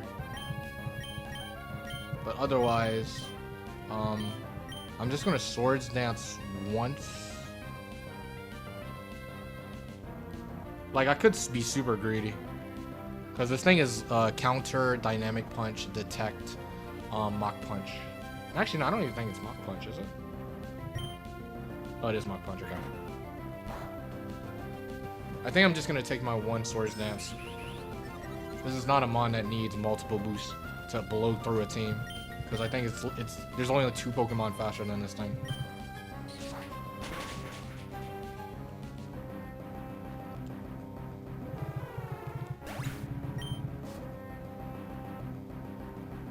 Big Bad Plusle. This is not a Pokemon that is faster than me, so goodbye.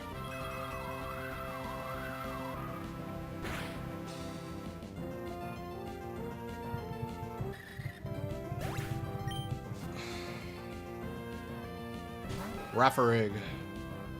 Goodbye.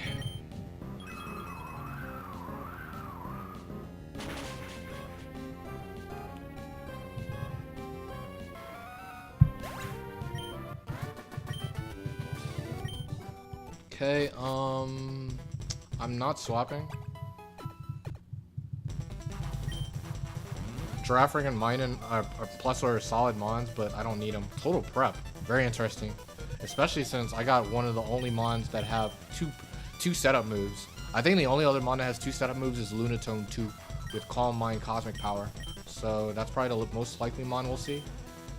Still not a big deal. I'll keep.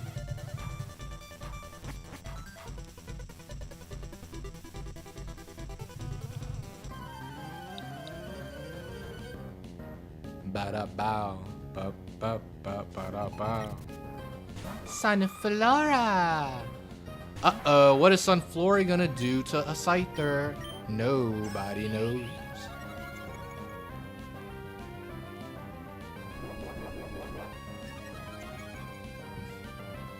See you, Victor.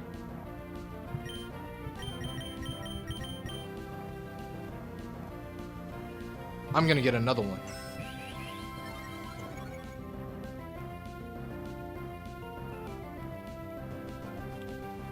All right.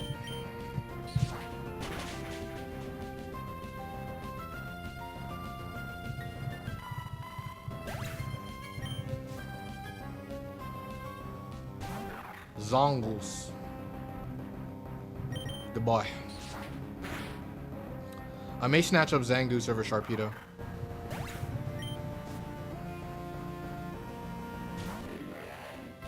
Is Shelgon bulky enough to live a +4? Surely the answer is no, right?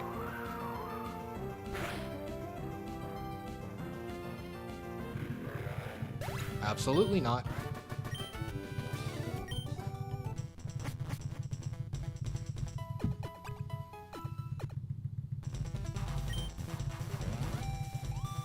Normal type, weakening the foe to start. Okay. Ban Linoon action.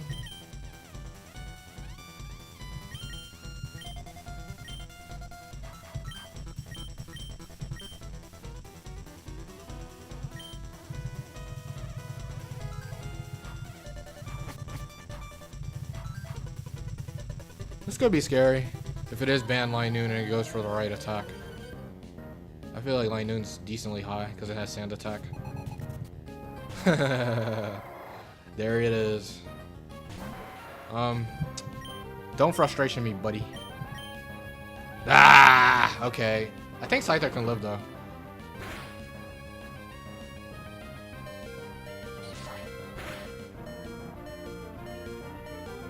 Oh, nice crit. Clutch crit, because that, of course, did not OHKO. Wow.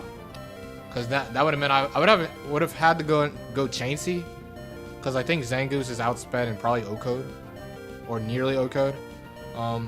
Chainsey would take a lot as well, but at least Chainsey can potentially heal it off.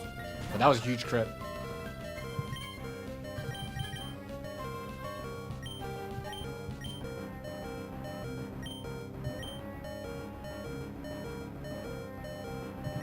I'm gonna keep Scyther. Going big chains.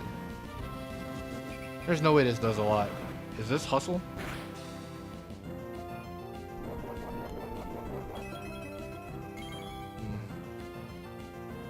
That's not that impressive. I'm faster than this too? That's quite embarrassing. We need to have a tough discussion about Togetic. Oh, Yawn. Oh, you have Yawn. You have Yawn and Thunderwave? Oh no, it's Yawn and Sweet Kiss. But like, I don't even care. I'm not switching.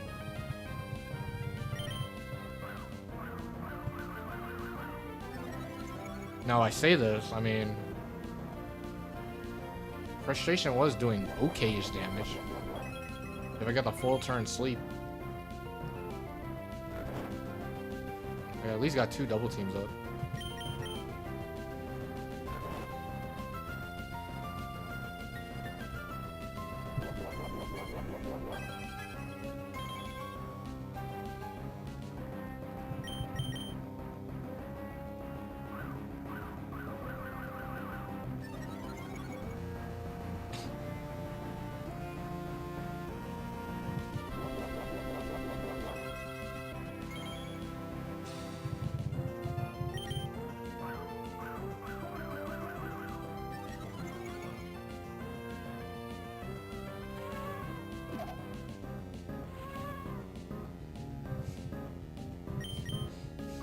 I always like the sound effect of Yawn.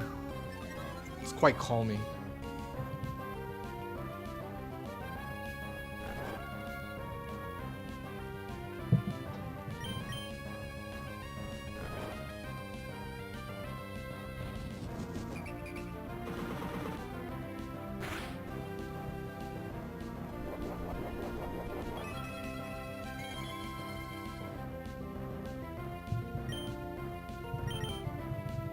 Wake up, Chainsy. We're counting on you.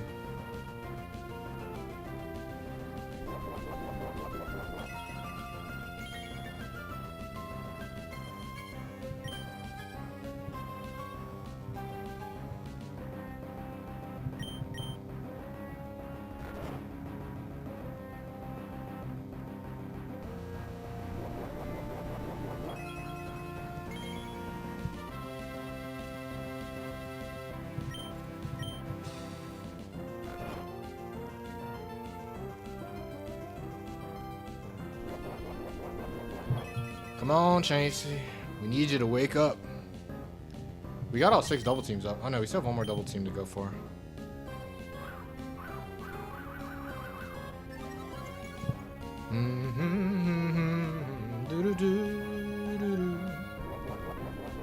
Come on, Chainsy. Chainsy has been there for me. Chainsy 2 has been there for me.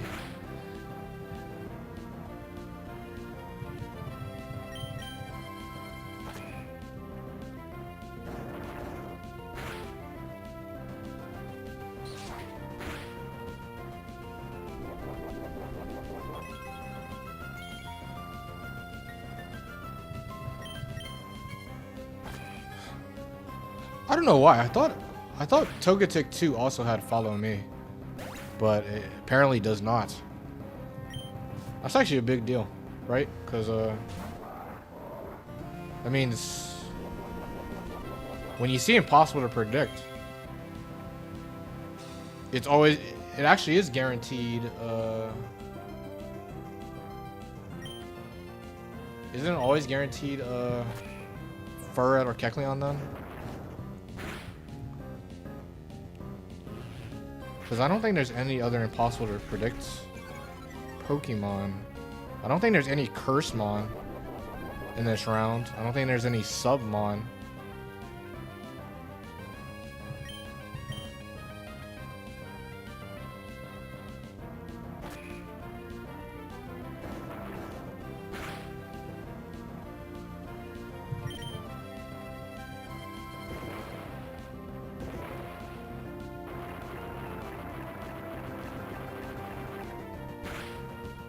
Big Chub.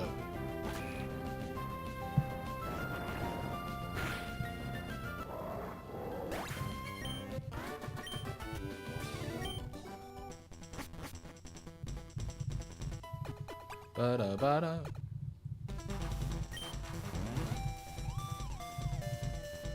Slow and steady. Okay, slow and steady shouldn't be too bad. I have 2 aerial ace Pokemon. Bandit Linoon, I don't think we need in this one. We're gonna keep big bad Scyther.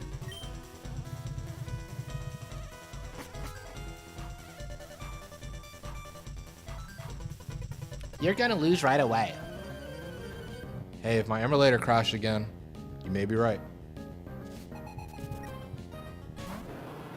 Oh no, it's Tangela. Tangela is, we've had this situation many a times. Usually I use Chainsy to set up on this, but I got something even better. This thing is what? Giga Drain, Rest. It wasn't this like Amnesia? Oh no, the last move is Stun Spore actually, right? Stun Spore is pretty annoying. I'm gonna Swords Dance only once then. If you get the Stun Spore connect, good on you. But we're not gonna chance it.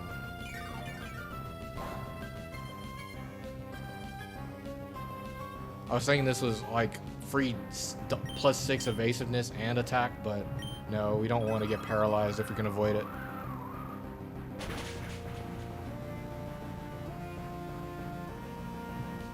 I mean, given the matchup is slow and steady, even if it got paralyzed, it wouldn't be the biggest of deals. Haunter. Goodbye. What a Pokemon, man. Scyther 2. What a Pokemon. Like, Scyther 2 could be like... I used to think Scyther 2 was like outright the best Mon in this round. The only flaw of Scyther 2 is that you need to get a Swords Dance up, and there's gonna be times where you actually can't get the Swords Dance up. So when on those rare instances, it's not as good as say Grumpig 2 or Cloyster 2. I'd only put it at number 3.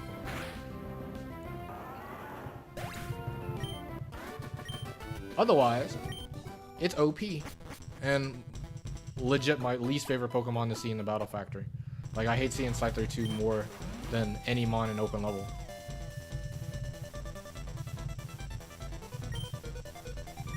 Because it's way too fast, it's way too strong, and then it has unfair Bright Powder double team tactics that the AI is gonna abuse.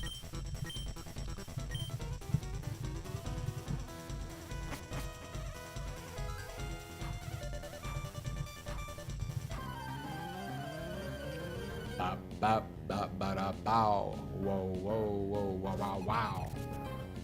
Graveler? The hard counter is here.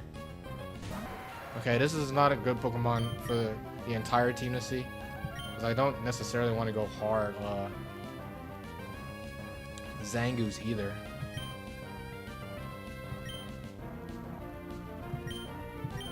I'm gonna kind of throw Chansey away. They do hard Brick Break, which is frustrating. I don't know if Chansey's faster than this. But it doesn't matter because Chansey's hard body. And ate that crap up. The GOAT.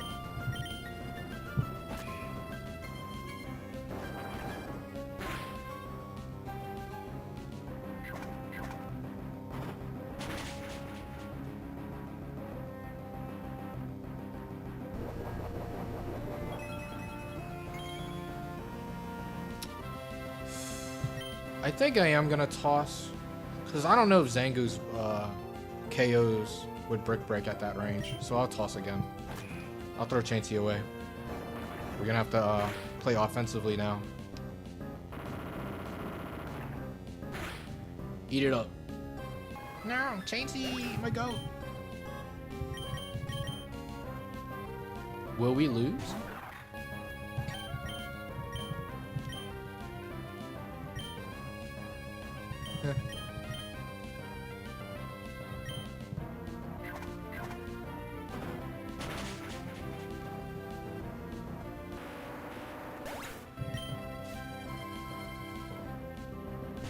Charmeleon. What do you want to do versus this?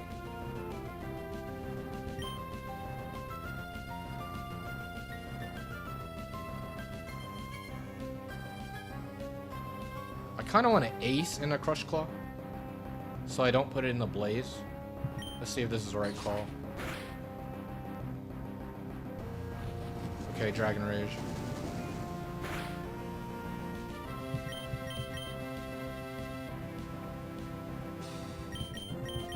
Man, if Ace did that much, Shadow Ball must kill, right? I believe. Crush Claw can miss. I'm scared.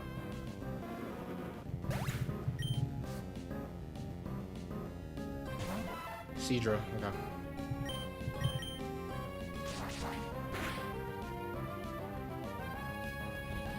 You can't Zangoose can't even get poison pointed, as it has immunity.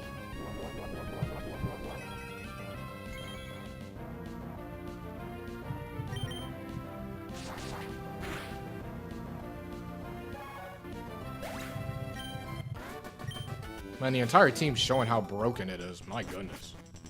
I got a broken team.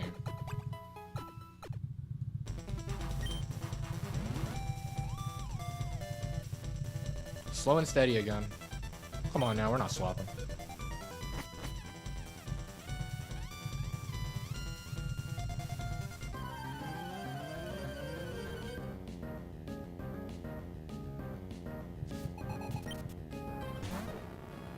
Haunter. How do we feel about Haunter? What is Haunter actually? I forget. Isn't it like... I know it has Psychic, right? Is it like... Hypnosis? Dream Eater? I don't even remember, man. But I'm gonna play it safe. I'm gonna go Chansey.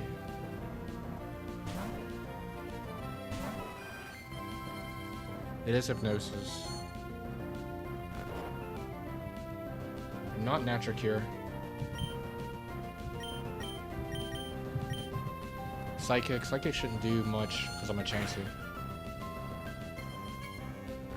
Big Chansey doing big Chansey things.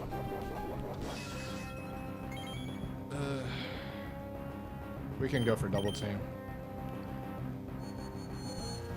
And also Chansey's Shadow Ball about to actually show its worth. We're gonna need like 6 Shadow Balls to take this thing out. Chansey and its base 5 attack.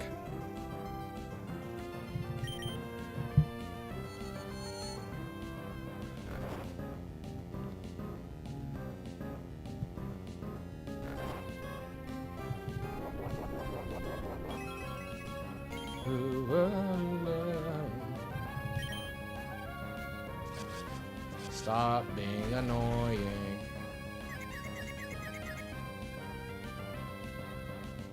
It's no use, Haunter. Can't win.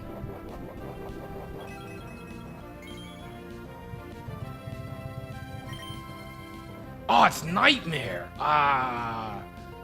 Okay, we need to wake up, buddy. Oh, nice. You woke up. Go. Okay, Nightmare's scary, actually.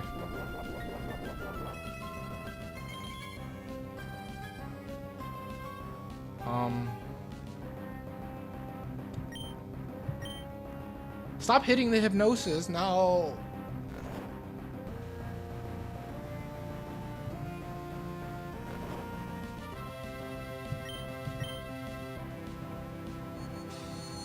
Nightmare is an interesting move. They buffed it in the in future gens, but Nightmare sadly in Gen 3 can actually miss.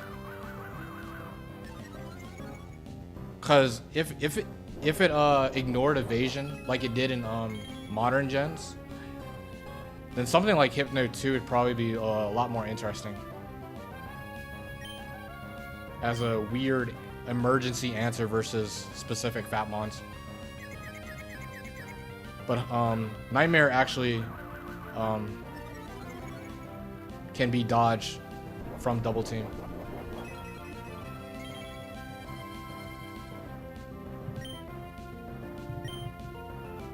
Stop hitting.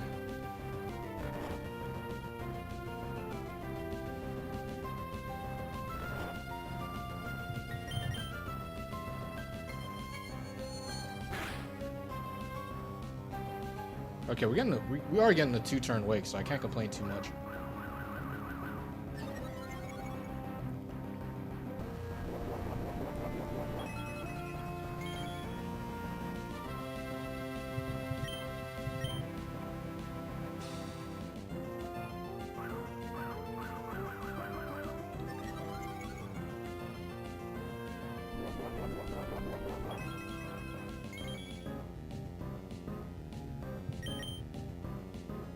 Alright, we're at +6 evasiveness, so it's gonna be pretty hard for you to hit a hypnosis and a nightmare.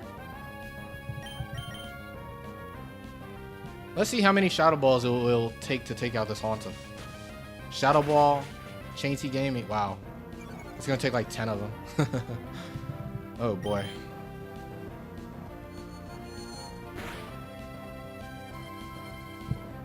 The Serene Grace though. 40% chance for a speedup drop. Like it matters. Switch out. I know you got a fighting type in the back. Switch out. Well, probably have to be like a normal type with a fighting coverage. Like if they had Zangoos, there's a chance they would switch out.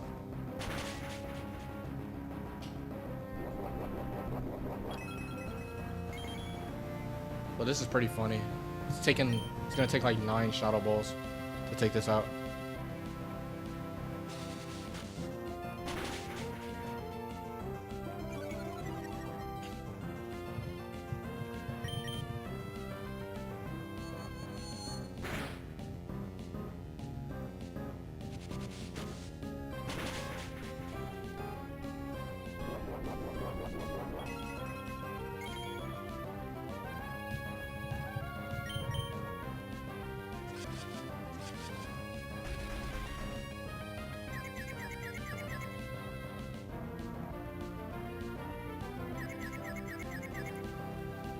Come on, Chasey.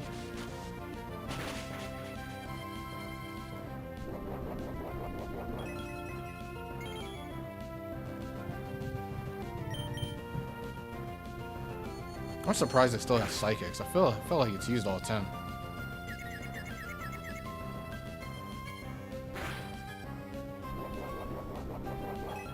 Ba ba ba ba ba ba.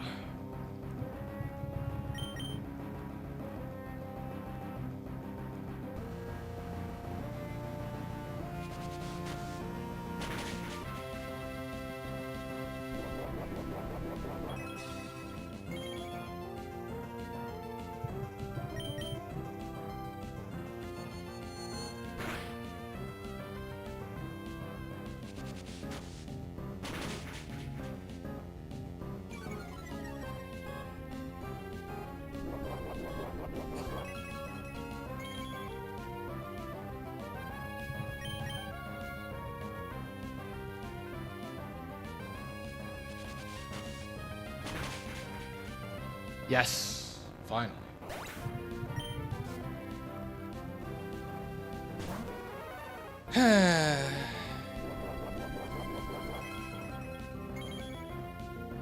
Hello.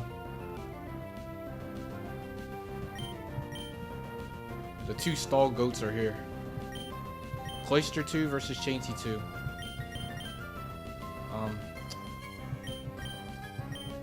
Well, it's quite nice that Zangoose is immune to poison and has aerial ace. So, actually, the play is Zangoose.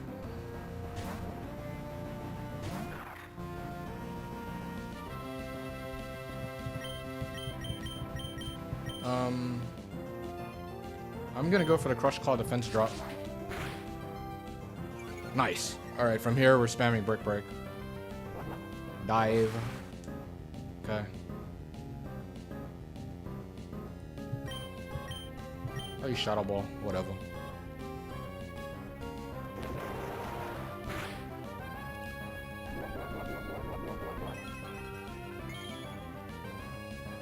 Now this is funny. Do I get Cloister?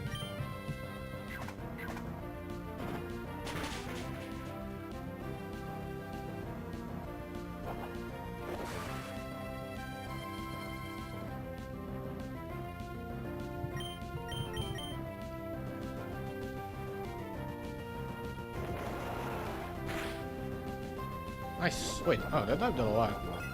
I'm quite impressed dive is actually like a 3-8 KO.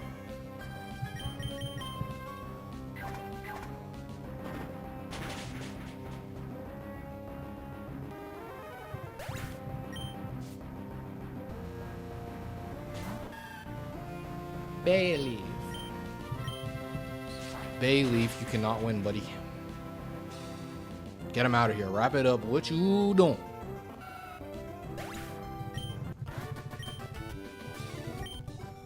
The People's Clamp. We don't need it. I think I'm gonna keep.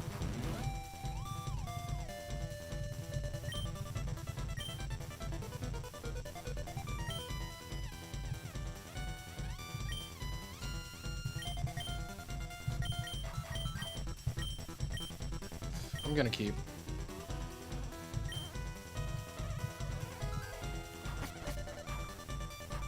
Hey, get a move on. Shake out every last bit of your knowledge and bring it out. In this Unga Bunga Runga, I've yet to lose to Nolan. So, knock on wood. Wigglytuff! Wigglytuff, Sing, Brick Break, Dream Eater, and Fake Tears? How do I feel about this? I mean, Sing accuracy is absolutely atrocious for them. And also, I mean, can't really hit me that well. I'm gonna greed Swords Dance on this. I'm not scared. Let's do it. Ah, come on, man. Come on, man. Who hits Sing through Bright Powder? That's like under 50% accurate. I'm staying in. Well, I mean, I always would want to waste a sleep turn. Dream Eater. Oh, Dream Eater dodge is cute. I mean, Dream Eater's not even doing that much. I'll switch out if they fake tears.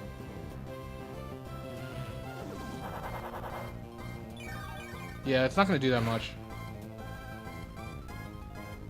I mean, it's enough to 3 at KO, actually. Am I Swarm? I forget. So, that can be quite cute being in Swarm range. Come on, Scyther, man. Oh, they actually brick breaked. Why did I brick break?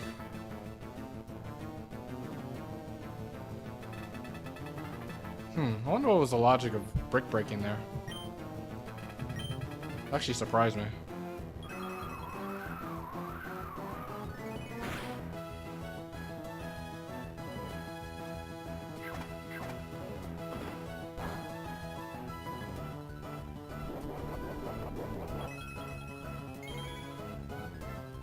So yeah, we wake up.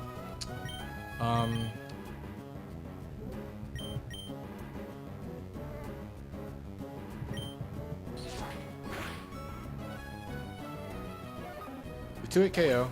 Scyther has a +2, so we very likely to blow everything away. You got Grumpig the GOAT on your team. Unfortunately, one of its arch nemesis is on the other side of the field, so we'll Silver 1 Oko this.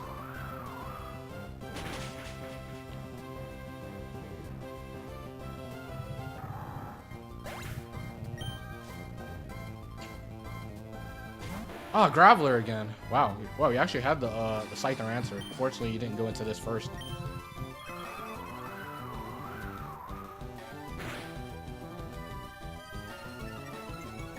Man, just dodge the Rock Slide. Flex on this thing right now.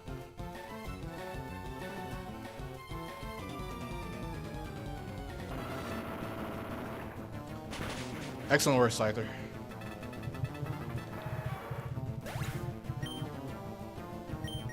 Zangoose should revenge with Brick Brick.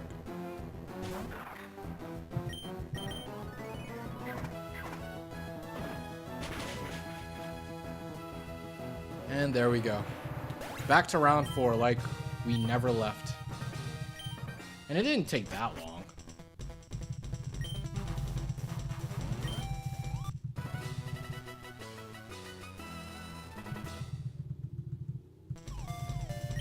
Took a little under 2 hours.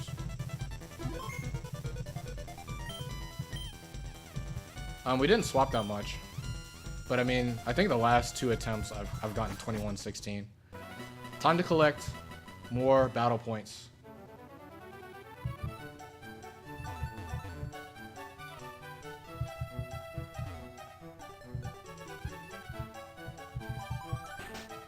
I am stocking up right now. Getting all the big bucks. Wait, what? I thought... Did I not? Oh, I guess I didn't actually put it in for round 3. That's funny. I took my battle points round 2 and ran. Oopsie daisy. But I don't put it all on the line this time. Yeah, I'm pretty sure that's what I did round 2. I forgot to wager it again.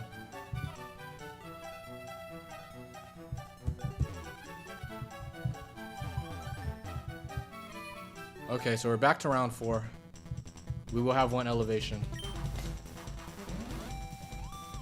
Hopefully. My emulator will not crash again.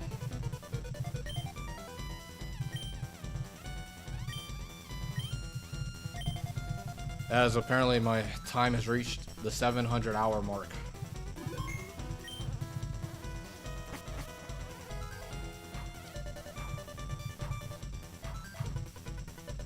High risk, high return.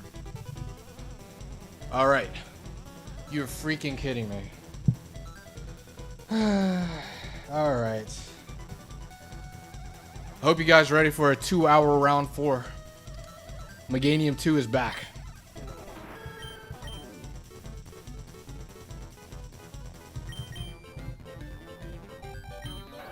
Flareon.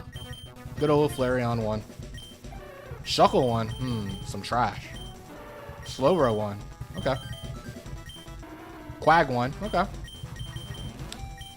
And Furo 1. Ah. Okay. Alright. We'll pick Meganium. We'll pick Slowbro. And I'm picking Fearow for Heracross. That's super smart, I feel.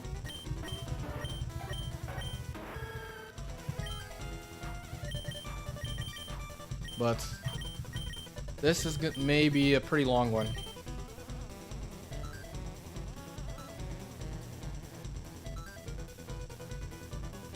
Good old Meganium 2.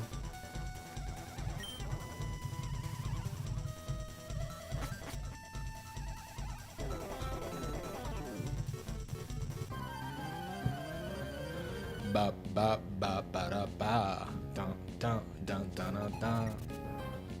Mr. Mime.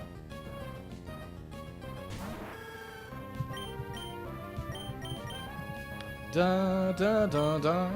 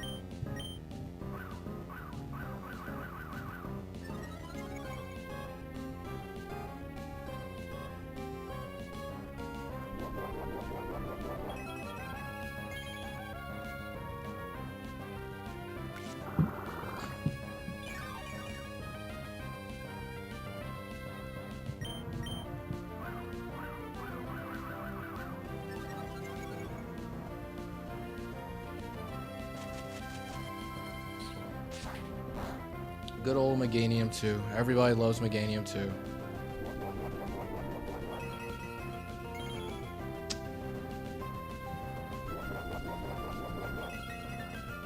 This round will not be over until 10 o'clock my time.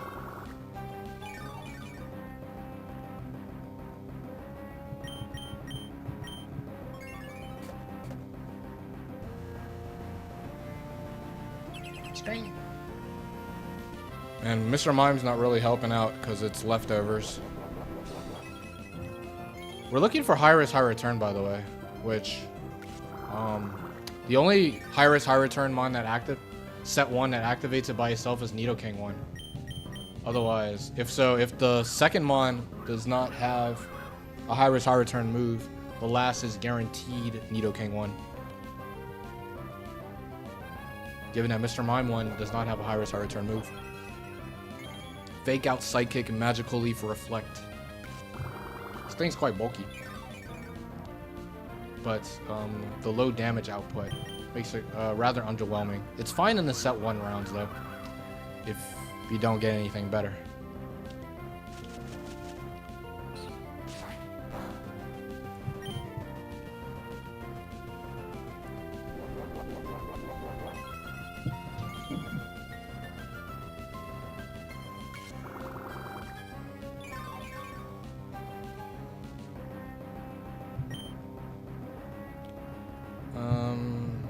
I guess for grass is alright.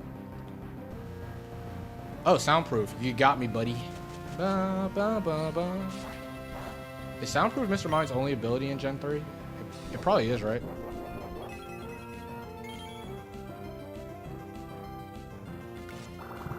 But man, this is taking 10 billion years because this thing has leftovers. Like, I could get greedy and swap, but not really. I don't switch into this mon that well. We'll just end up using like 8 grass whistles or whatever.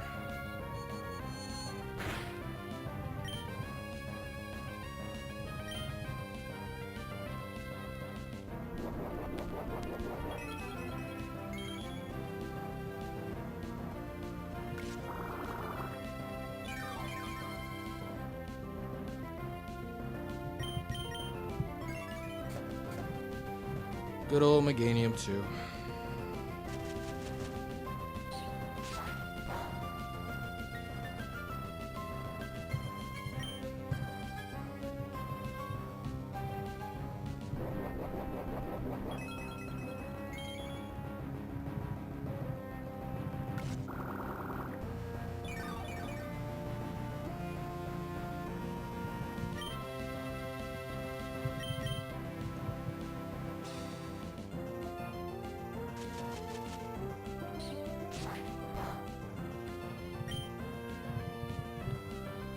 Man, this is taking forever.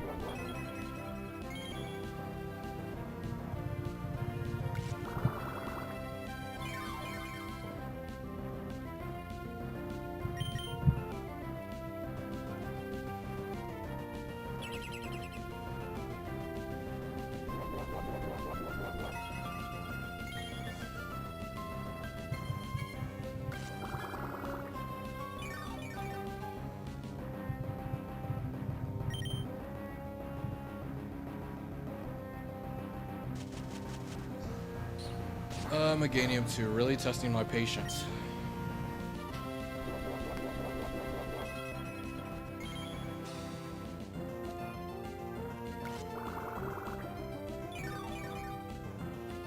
Okay, it's dropping next turn. Very exciting. 1, 7, 15.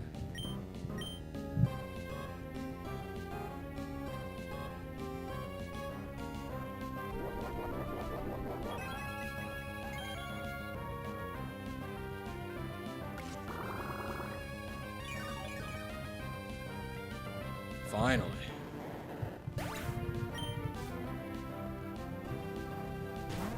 Ludicolo. Great. Immune to Leech Seed. We can at least Grass Whistle this.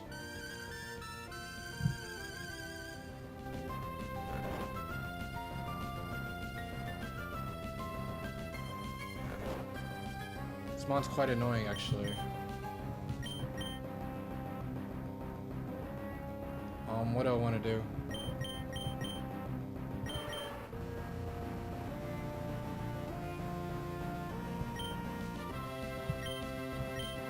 I'm gonna chance it, whatever. Unga bunga.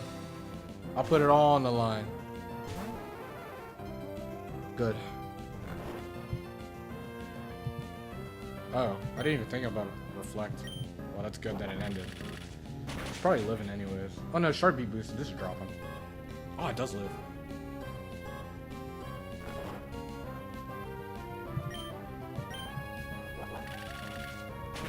Man, Furo, we need to talk. Couldn't Oko a Ludicolo with a Sharp Beat boosted drill pack? Ah, it is Nidoking, yeah, like we said. It has to be Nidoking. Since the quote was high risk, high return.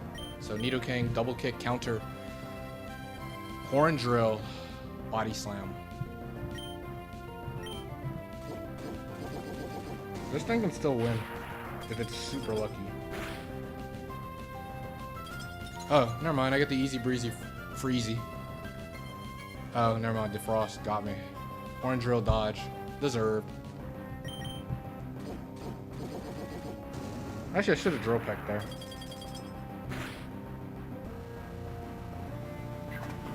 That was a misplay. Drill peck definitely killed.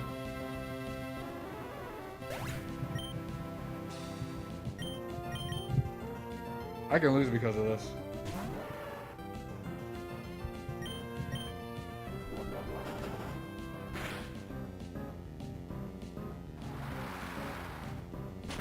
I was too afraid of the poison point, but at that point, poison point didn't matter at all.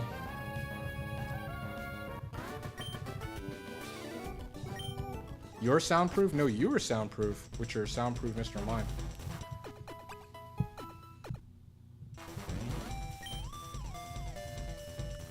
Skilled at a psychic type, psychic unrestrained. So yeah, we gotta worry about Latios and Latias. Except no, we're only in round 4.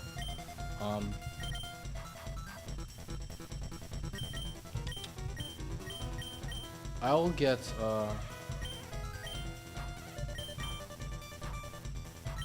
Ludicolo over Slowbro. I like the coverage, I like the speed. Double grass, a little scary, but whatever.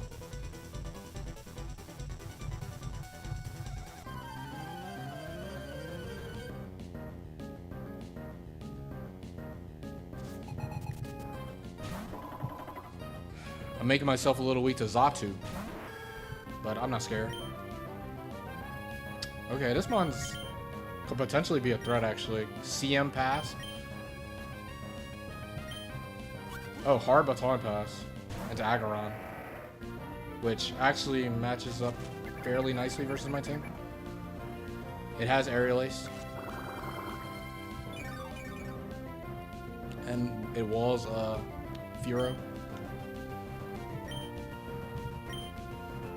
I'm gonna go Ludicolo anyways. I got a lead seat up. It takes all attacks well except Ace, but I mean, it's gonna live, and I'll get some recovery back. It's only bad if they Quick Claw Ace me here, which they don't. Surf should kill. They have another Psychic besides the Medicham. We'll get some Shell Bell as well, so we'll be in decent amount of HP.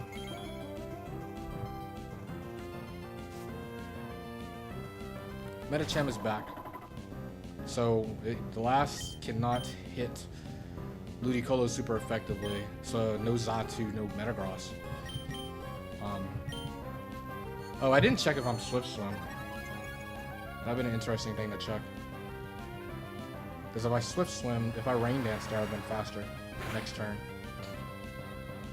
I crit this thing, which is much appreciated. Speeds up the process here.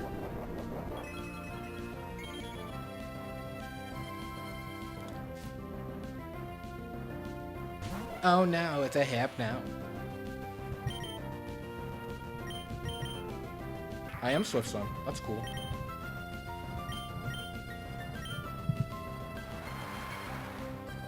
Exactly. Easy crit. Ludicolo 1 is locked in.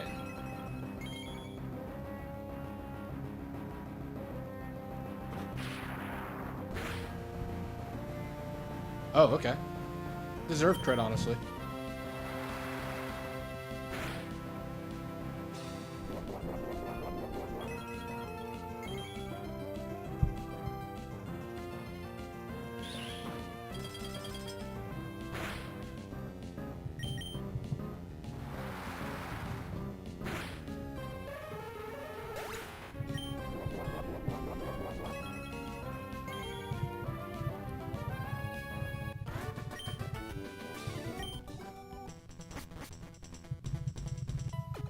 Banana.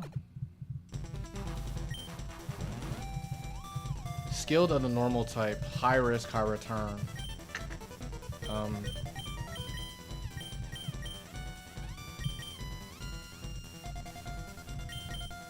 Little interesting.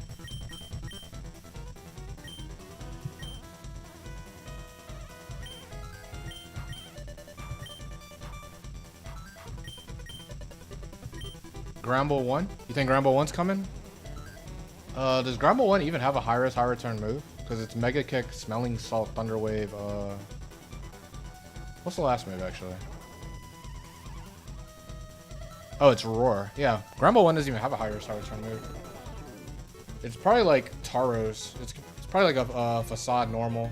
Miltank, oh yeah, I forget, Miltank 1 actually activates high risk, high return by itself as well, as it has Facade counter. That's the most likely Pokemon.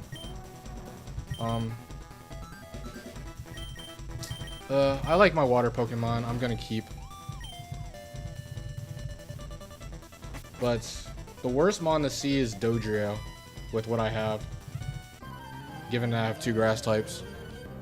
So this could be, this stay could easily be the wrong move. Oh, you thought Mega Kick was high risk, high return? It does feel like a high risk, high return move. Pretty understandable.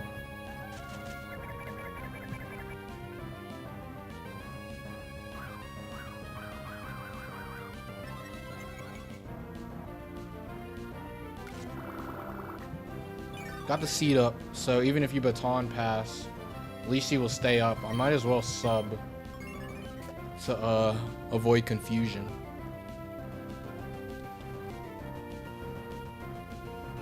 And we'll double team up a Storm. 2 normal types in the back. And also, Umbreon does not have a high risk, high return move, so it's either the last is guaranteed. Either one of the normal types is guaranteed Miltank 1, or both normal types have a high risk, high return move.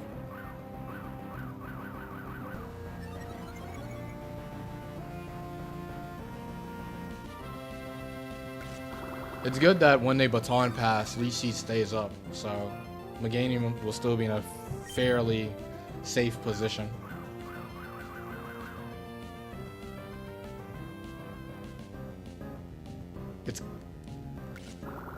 It's quite funny that if they do have Dodrio in the back and a baton pass into it, that's still a problem because it has rest. So it'll have multiple opportunities to break through my sub in 1v1 Meganium.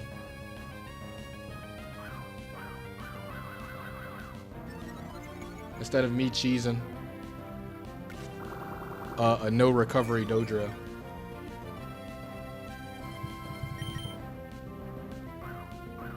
Double team, double team, double team, double team, double team, double team. We like double team, double team, double team, double team, double team, double team. It's our favorite move.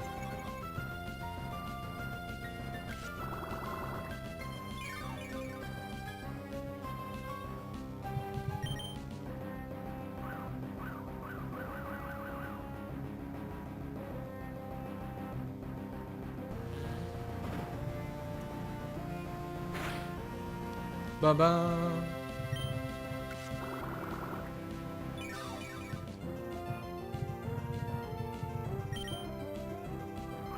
Alright, we are at +6 evasiveness. It finally baton passes into slacking. Not a big deal. This thing does have aerial ace, but it's a slacking, so it only attacks every other move.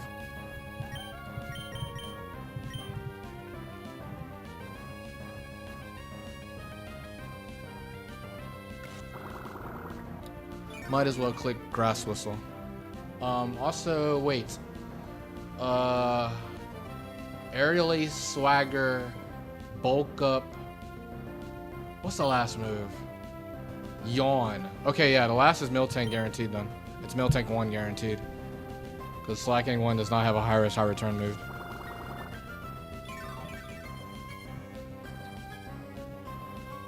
The cow.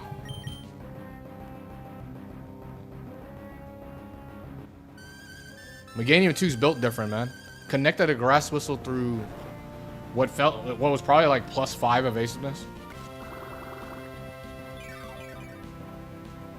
Cause that's the GOAT. That's everybody's favorite Pokemon. Get a Meganium 2. It's so good. Bop bop. Bum bum. Dum dum. Dum dum. Whoa whoa. Bump bump. Is it stuck using Swagger? It's not. It's just the random AI being goofy.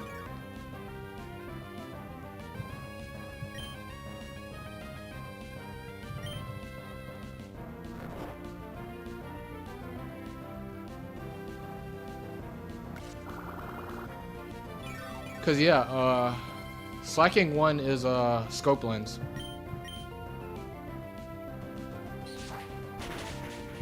There you go. Aerial Ace breaks the sub. Congratulations. You've done it, Slacking.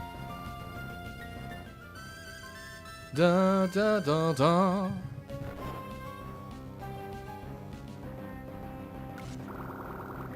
Will it drop here? Oh, it does drop here. I should have subbed then. But I mean, the last is guaranteed Miltank 1, who's not a threat. So, it doesn't matter what you do. You can't beat me, na na na boo boo. Ha ha ha ha ha.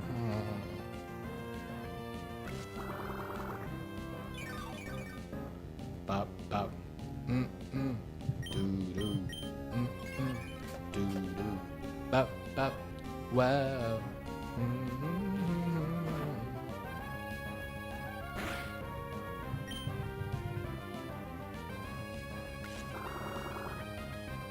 There's nothing that you can do now.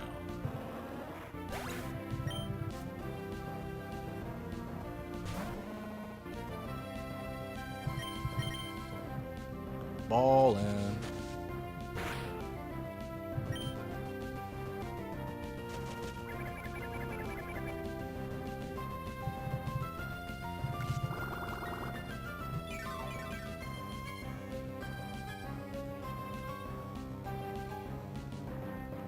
Alright, let's speed it up now.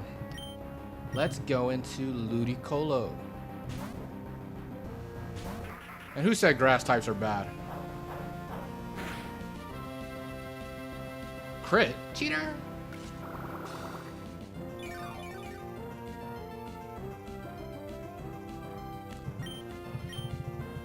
Man, you already know the climb back to round 4 wasn't too bad because I barely even said cheater. But this thing's super cheating right now. Double crit.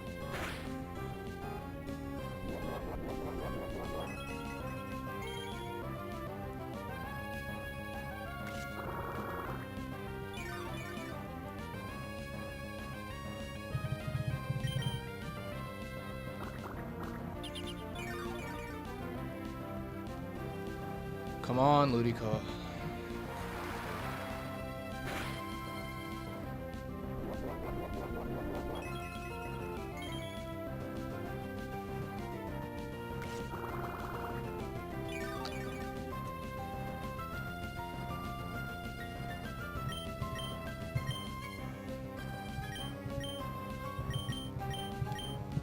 I'm gonna go for the rain.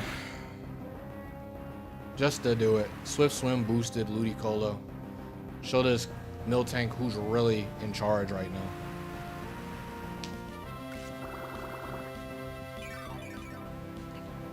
I may swap for Miltank actually. I'm kind of thinking about it. Even though this mon's not the greatest. It's a bit passive. Actually, I don't know. No, I don't like that idea.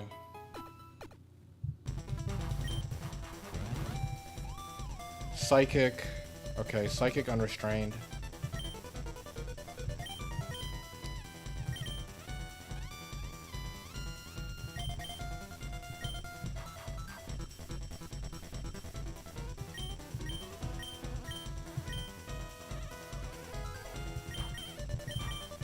I feel like having a water Pokemon is safer.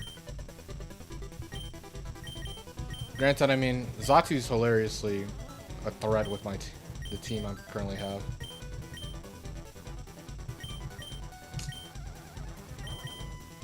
This feels wrong. I'll do it though.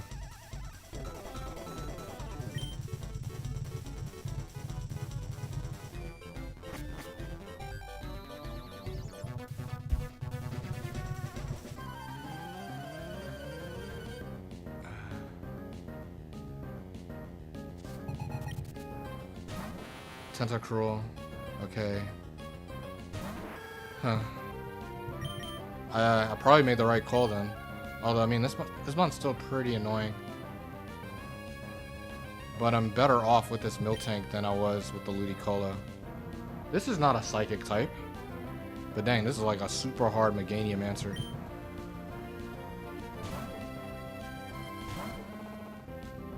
Moo. Sludge Bomb. The poison might be preferred here. That's okay.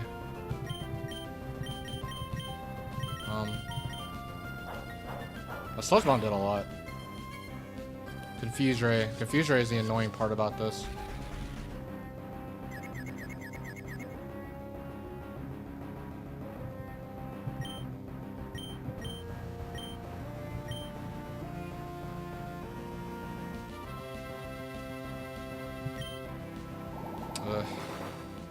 And it's a tie between the two of us, which I kind of expected, right? They're both base 100. Every hit we get on this is big. Oh, crit. That's a pretty nice crit.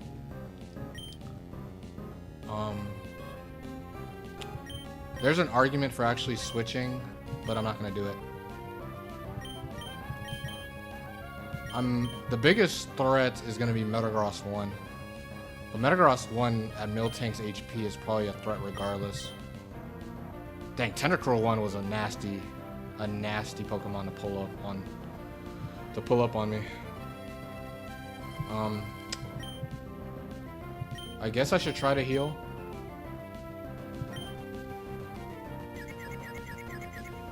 Hurt ourselves.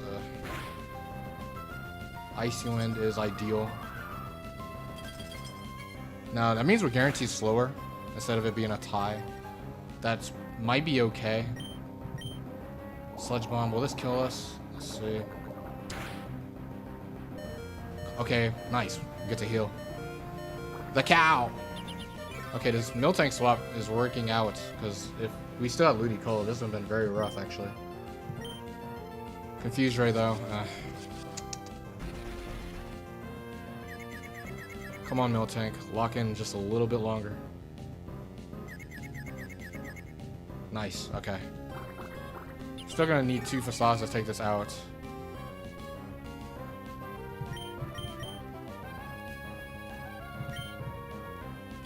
Icy Wind is perfect because we're taking no damage from that. It's also cute that it's never gone for barrier. Before we got it to a pretty low amount of HP. Icy Wind, yeah, keep Icy Wind in. That's perfect.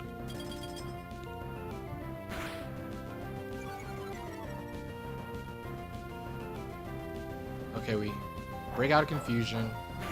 Just use Icy Wind or Barrier, please. Icy Wind. Not a problem. We'll take this every day of the week. And we're still healthy enough to take on Metagross. As we can just spam counter versus that. Metacham. Okay. Metacham's interesting. I kind of just want to go hard Meganium. Of course, Fearow beats it, but I don't know. Fearow may take too much from a Hydro Kick. So, I'm not going to risk that. Meganium is very tanky and probably can eat 2. If it actually goes for the right moves. It does High Jump Kick. Yeah.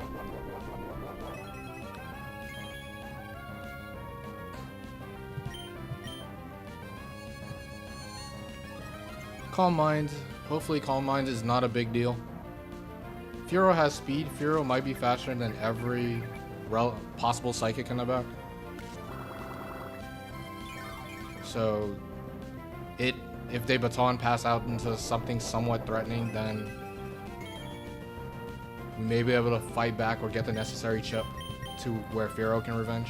Because, I mean, Fearow beats Metacham always, so the only threat is whatever the last is. I'm going to sub here. Okay, they actually HJK. Let's see, can we can live this plus a sub.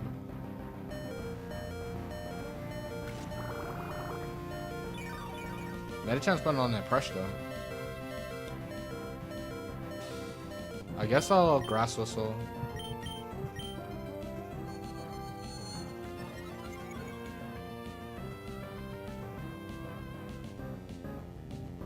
Ba ba ba ba.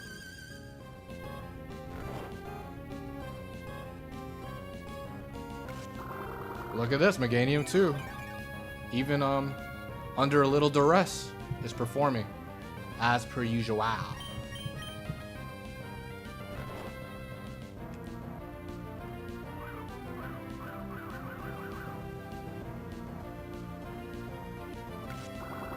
Two Calm Minds under their belts.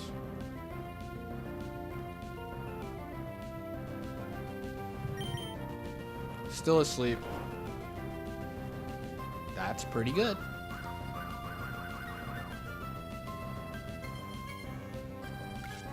Bono.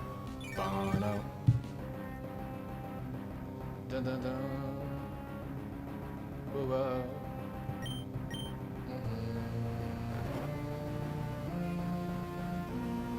Bye-bye.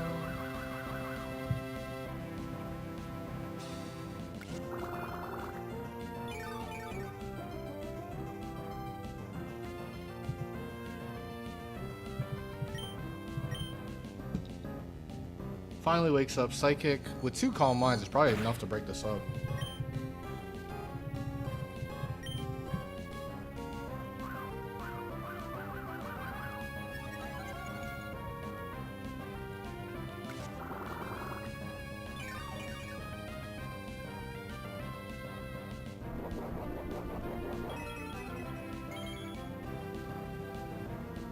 Wonder what psychic it is in the back.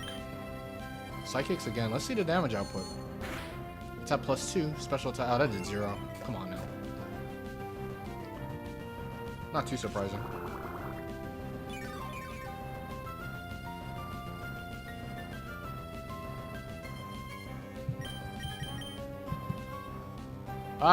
It went going and crashed. That was a good play though. I couldn't perform a move though. They did have the great Zatu. Man, they were trying to snipe the heck out of my grass. My Meganium, my grass spam core. They said no, buddy. There's no way you're bringing double grass unpunished.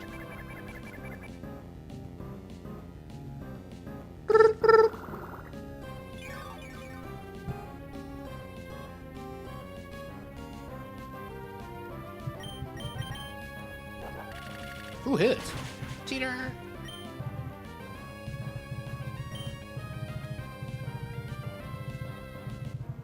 Da da da da.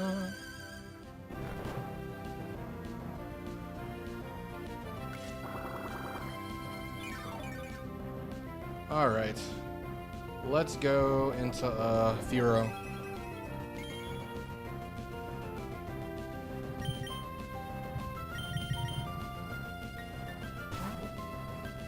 Oh no, it's a Furo.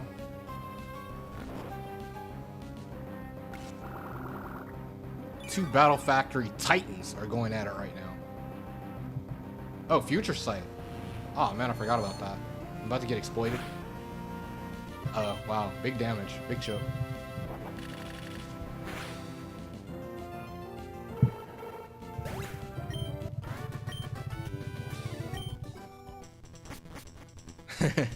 I mean, I get plenty of opportunities to hit the move. Ground. Okay. Ground unrestrained. How do we feel about that?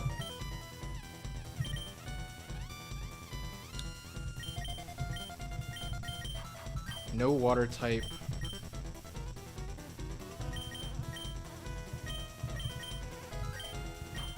I mean, Meganium guards well versus majority of them. Do you want to keep Miltank?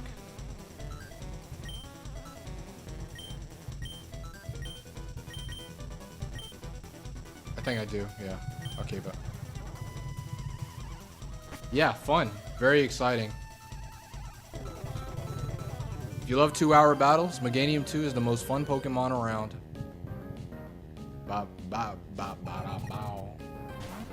Hello, Slowbro. I'll gladly take you back. But you're not a ground type, so I don't know why you're here.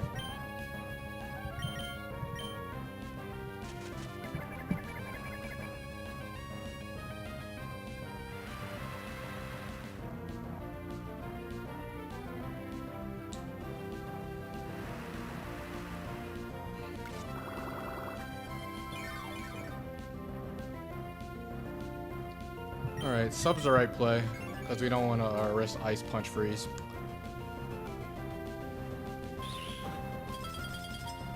And eventually it will not go for Ice Punch, so this will in due time be a free sub.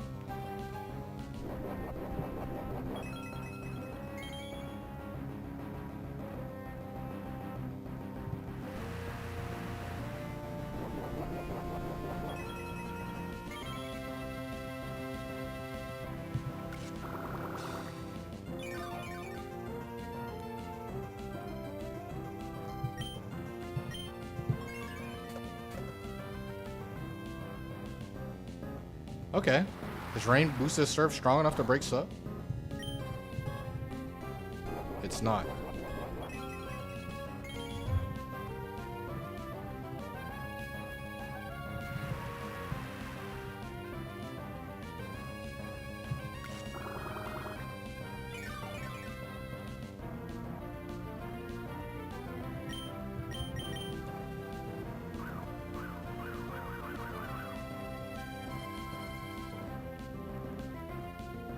Easy dodge.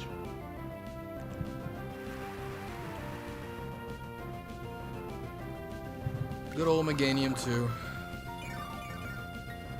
I don't even remember, what battle are we on? Is this like battle 4 or 5?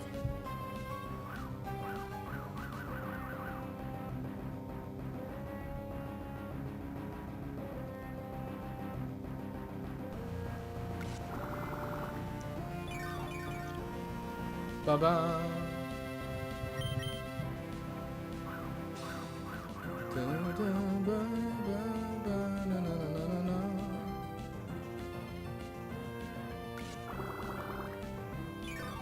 Bop, bop.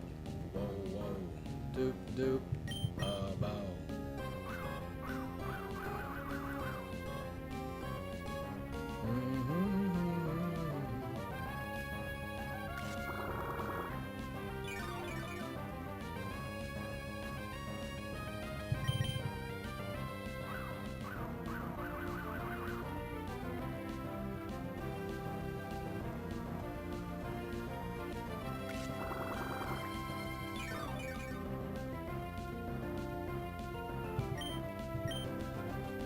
Perfecto, we are at +6 evasiveness, and they're gonna drop to Leech Seed this turn. Oh, but they're gonna break the sub here, I guess, right? So congrats to them. That could be bad, specifically if they have Nidoqueen. That's probably the worst ground to see. I think every other ground is fine.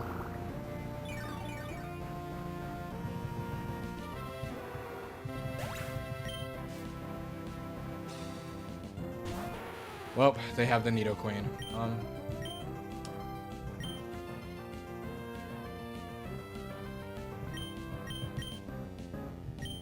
I'm gonna go hard cow, and I think I'm gonna counter versus this.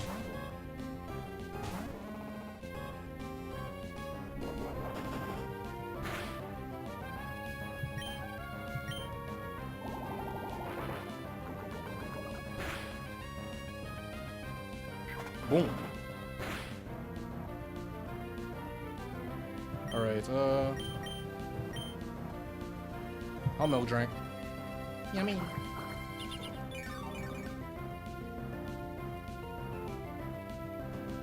Perfecto. Oh, okay. Okay, we're having a counter standoff. I like this.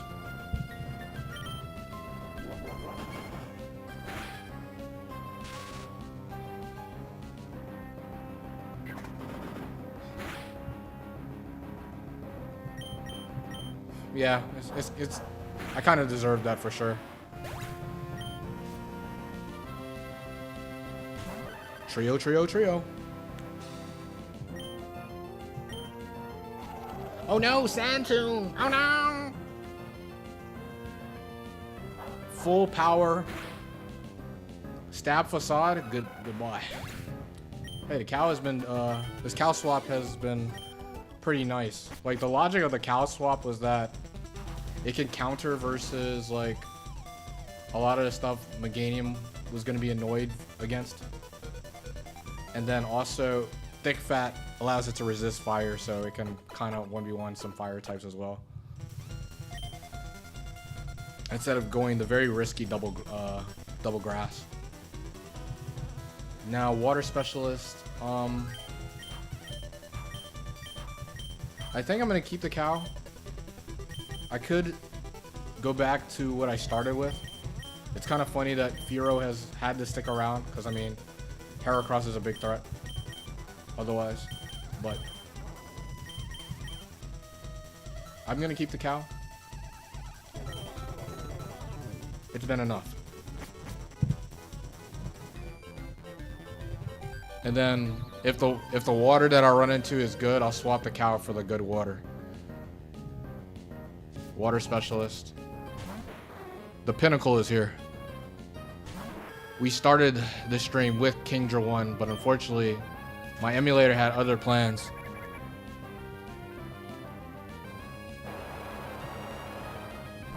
Quite funny that we outspeed this thanks to the IVs. Because Meganium's base 80, right? And Kingdra's base 85. So we only outspeed because of the IVs.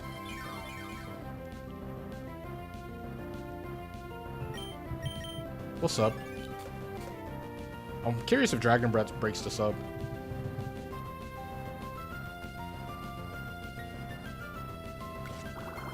But it's okay. Definitely gonna swap for this Kingdra.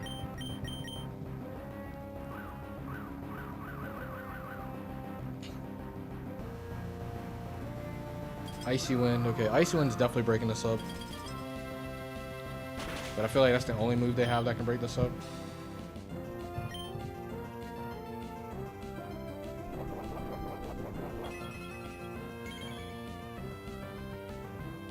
If we were different genders, the right play would have been the sub first. Granted, I'm playing with no calcs, and I wouldn't have thought that Meganium was faster.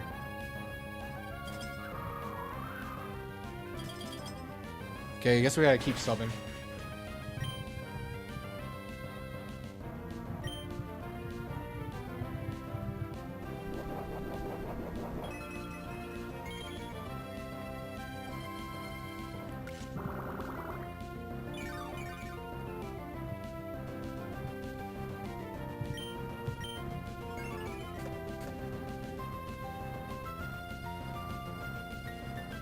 Pump dodge, cute.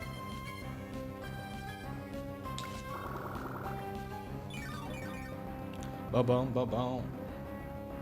Whoa, whoa, whoa, whoa. Rum-bum, bum-bum. Da-da-da-da-da-da-da. Man, it's actually using Icy Wind a lot. It's not gone from Dragon Breath once. I am losing valuable substitute PP.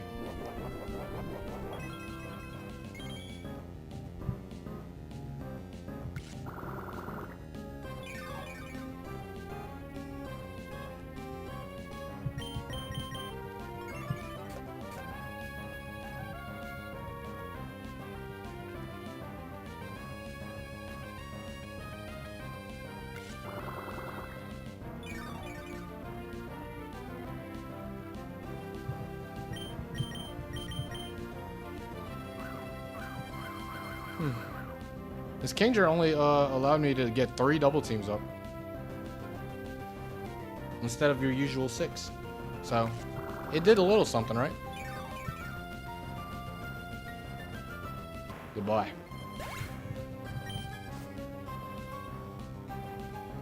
Steelix. Okay. Water type in the back.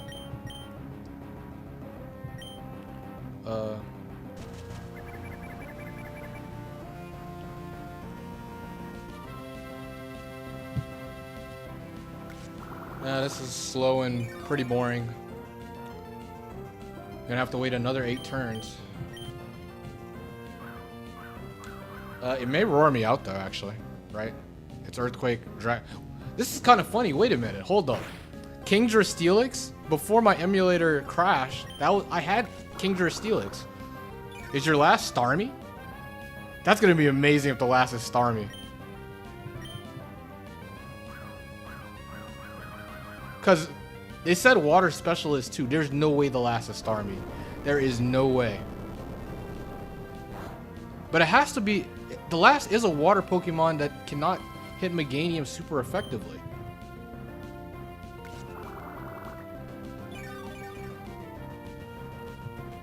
So that eliminates a lot of waters and keeps Starmie in play. No, actually, no. It's guaranteed not Starmie because the quote was not slow and steady. Because Kingdra has a slow and steady move and Attract, and Starmie has 2 slow and steady moves with Confuse Ray, Thunder Wave. But the last is a water Pokemon that can't hit Meganium super effectively. So is it like Slowking? Slowking 1 maybe?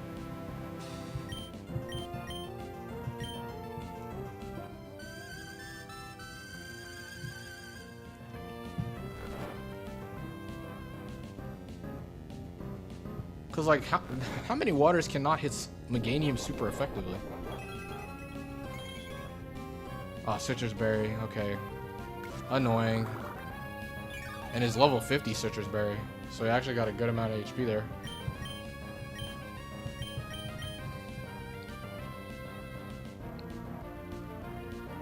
So it's like, what? Slowking. Golduck can't hit me.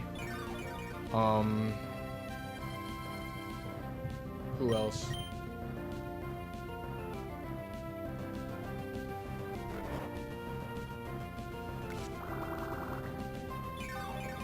Actually, I'm super wrong. There's a ton of waters that can't hit Meganium super effectively. I don't know what I'm talking about. Because there's plenty of them that are just like mono water attack.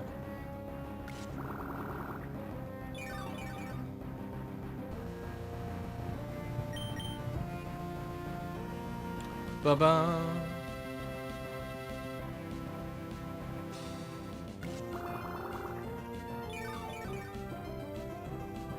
But that would have been crazy if it was actually Starmie. But it can't be Starmie.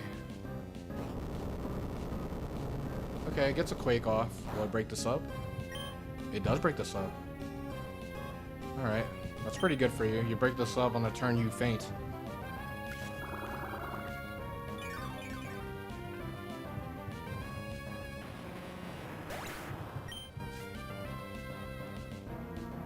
The duck.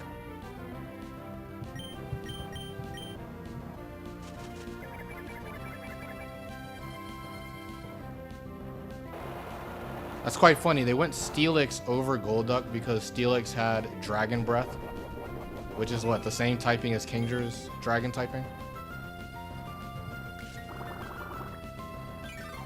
So that's pretty funny. As we saw, Golduck was the second ball.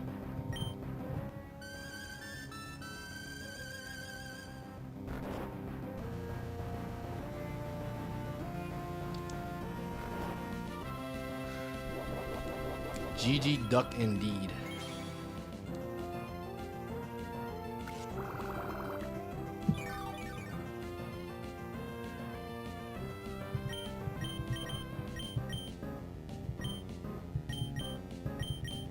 I don't know. String.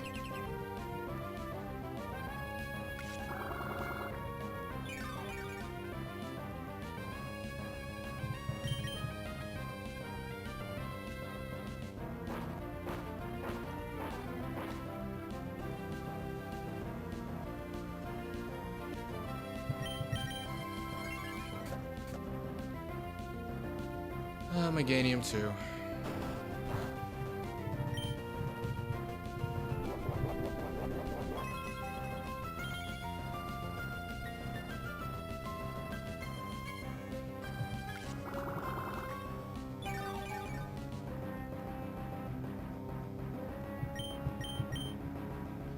Ba ba ba ba.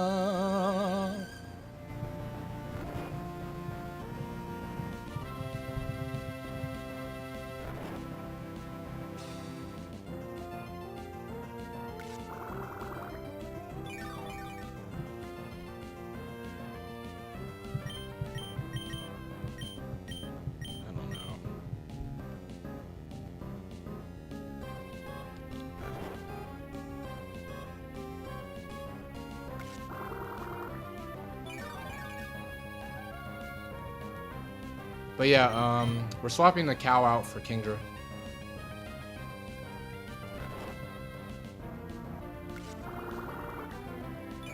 And I think that was battle 6, so I think we only have one battle left.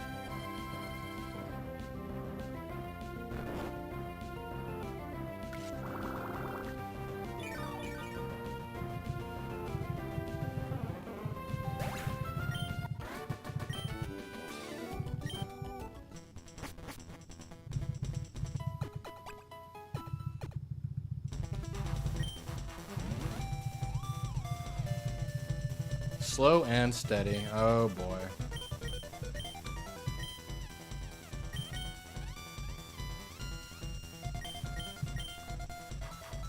Hopefully Kingdra's fine versus, Meganium is fine versus slow and steady.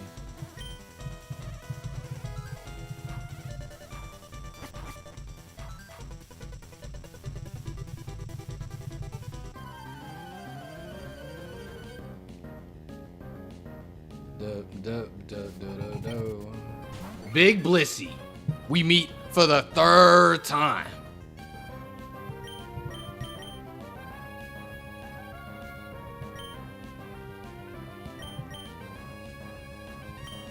Oh, I've choked this before actually.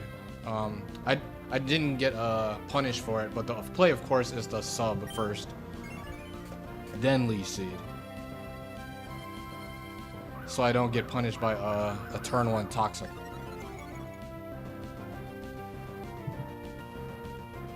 There we go. That's that Unga Bunga Runga experience. This is not the first time I've gotten Meganium 2 as an elevation. And we hit the Leech Seed right off the bat, aka guaranteed victory. But I mean, it's still gonna take a while. Just don't use Soft Boil. And I can't afford the switch because I don't have another status sponge on my team. And I don't want a Grass Whistle actually, because they would actually, there's a chance they could, actually, would they swap? No, they would swap. If they have Natural Cure and they're asleep, there's a chance they switch out. So I actually never should Grass Whistle. Hey, Ellie.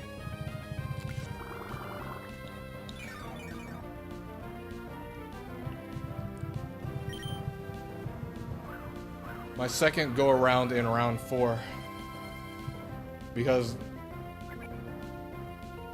the first time I was here today, my emulator crashed, so I had to start all over.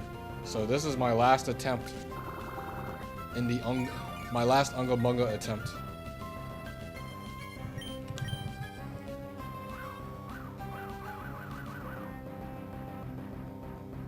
Super Meat Boy. I remember that game.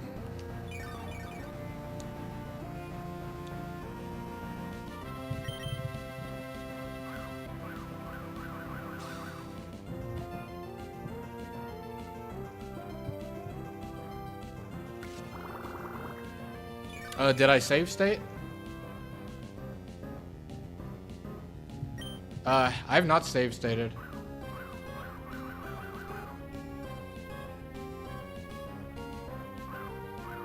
But I'm gonna call it as a fluke and bank that it won't happen again, cause this was legit the first time this it's ever crashed on me.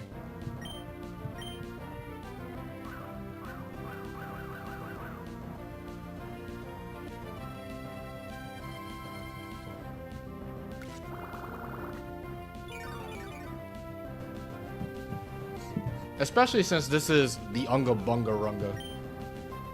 It wouldn't feel right to save state in an Unga Bunga Runga. I'll just use up my double teams. Like I said, I don't want a Grass Whistle actually.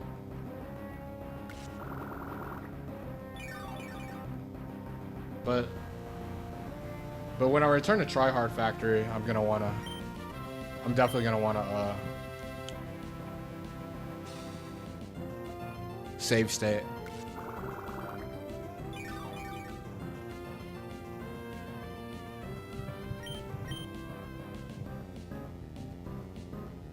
No!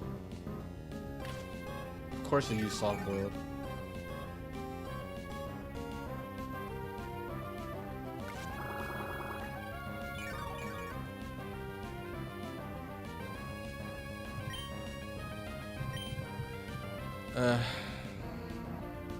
No!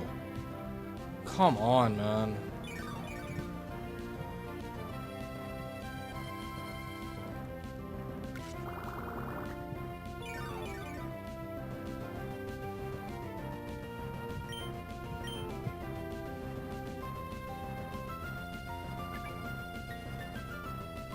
Stop using soft boiled.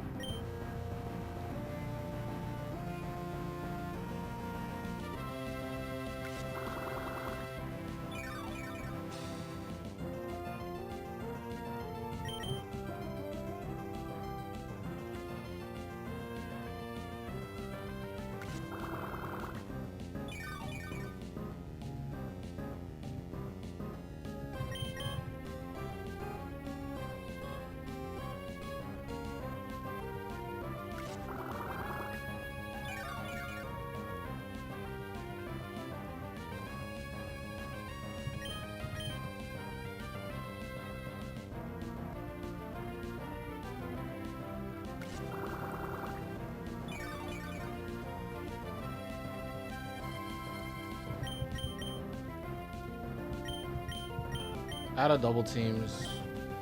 I'll use one sub, I guess.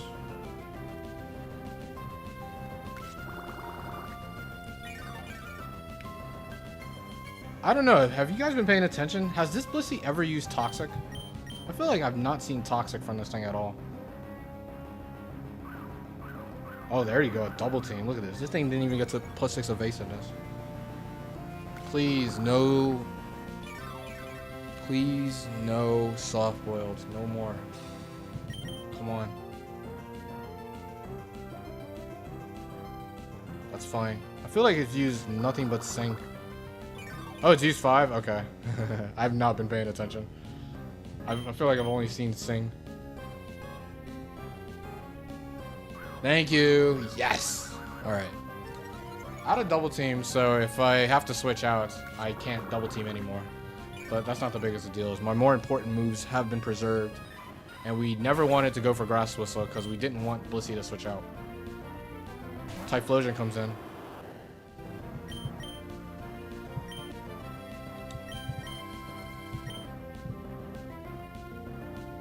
We will leech seed up.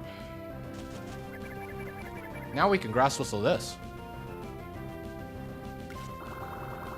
This is like the cousin of the world famous Charizard 1. Typhlosion 1. Charizard and Typhlosion have the exact same base stats. So, I guess in honor of that, they gave Charizard 1 and Typhlosion 1 the exact same set. Fire Blast, Sunny Day, Smoke Screen, Roar.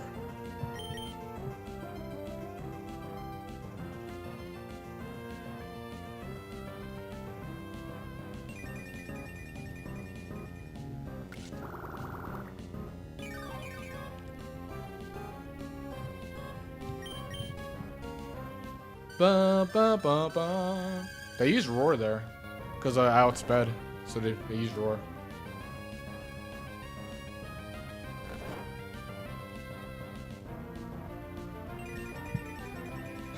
The Johto starters going at it.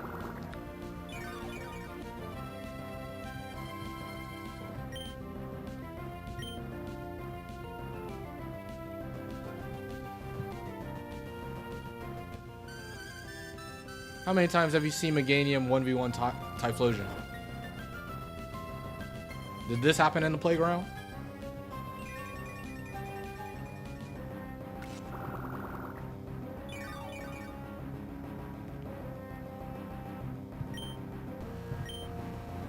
Ah, they used Roar again.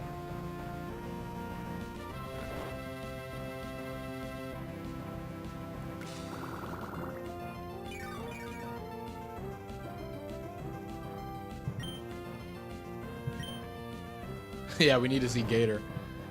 It can't be Gator, actually, because I don't think the quote here was Battle Flow. Since Typhlosion has Sunny Day, and for Alligator has Rain Dance. So if it was both, the quote would have said Battle Flow.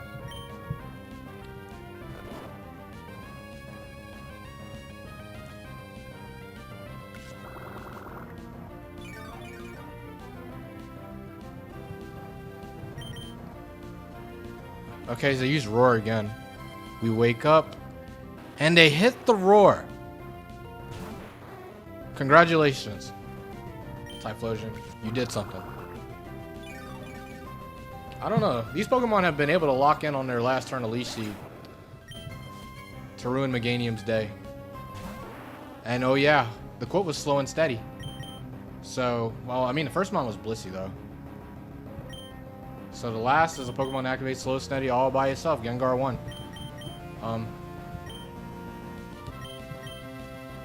Not too big of a deal. I'll Icy Wind. Kingdra 1 is Lumberry, so we don't care about Confuse Ray or Hypnosis the first time around.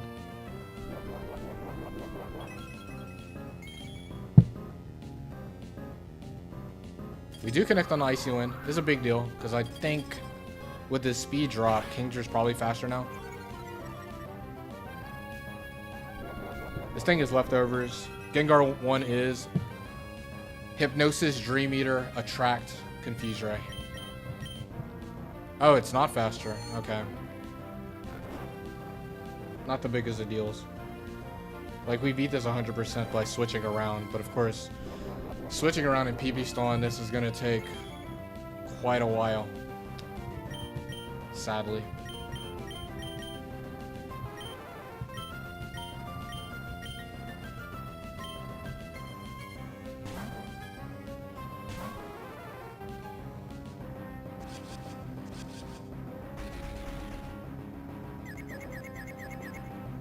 But hey, Pharaoh gets to do something now. So get excited for some Pharaoh gaming. We've kept Pharaoh the entire round, just in case we ran into Heracross, which would have been bad for good old Meganium. No need to risk Confuse Ray, so we switch.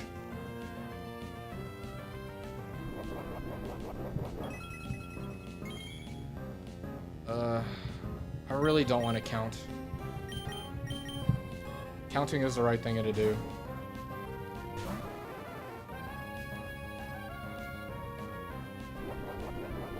But I mean, it's not even guaranteed to Hypnosis here. It can Hypnosis, Confuse Ray, or Attract.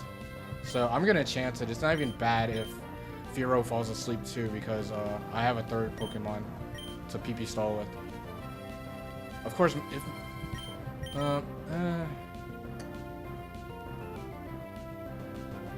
Actually, no. What am I doing? I'm not going to do that. I'm going to switch. I'm going to go into Meganium. And if Meganium hits the least seed, we guaranteed win. So, I'm going to go for that, actually.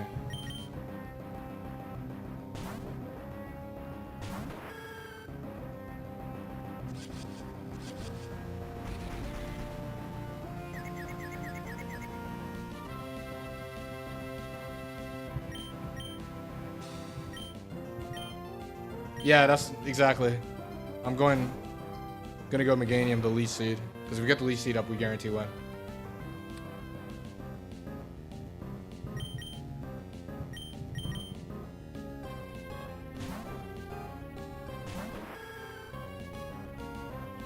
All right, let's just dodge the Hypnosis. Ah! Okay, so we're actually gonna have to PP stall.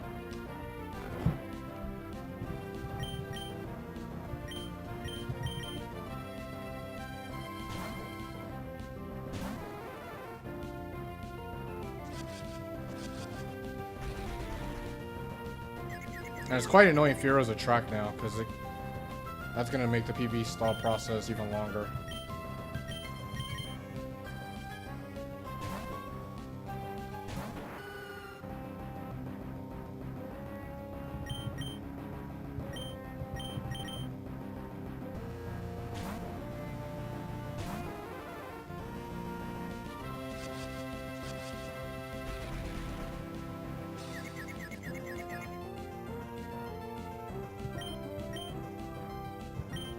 Wow, this is annoying. This is gonna take like another 15 or so minutes.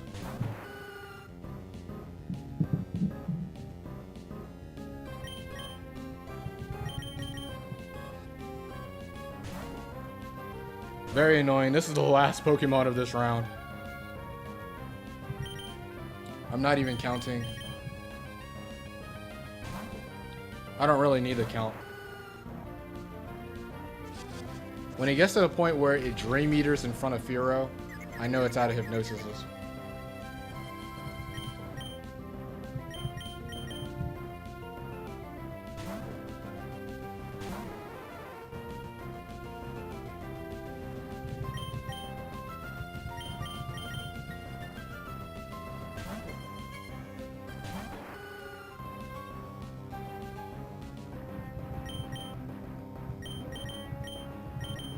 Dang, that was a very fortunate roar that they hit. Because if I dodged, I just least seed and it was over.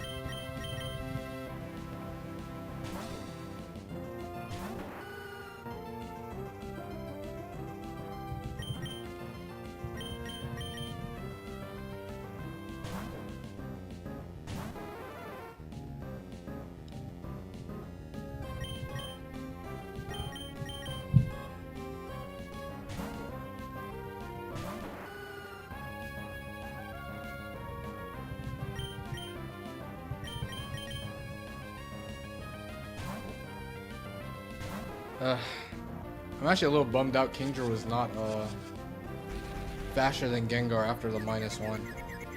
I don't know if it was an IV advantage, because this thing is 6 IVs. Or, I mean, this Gengar is fast, so.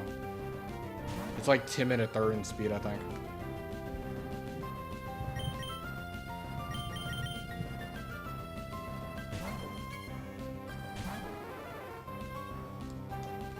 Dang, he still has Confuse Rays. Gotta be pretty low now.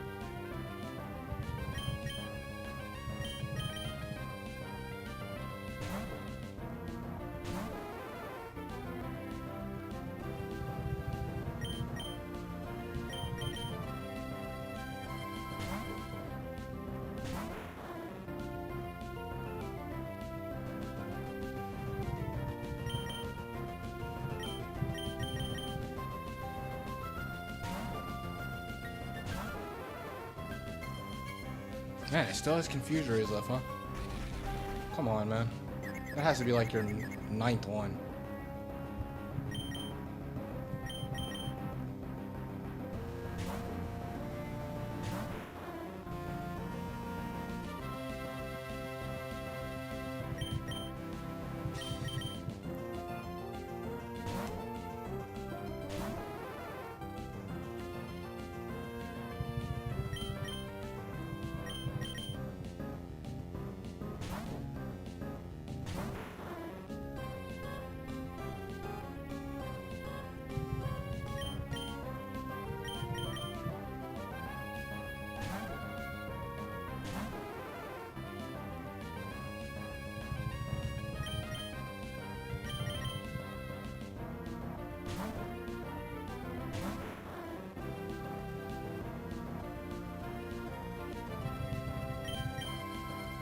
Okay, it's probably out of Confuse Rays now. So we're almost there.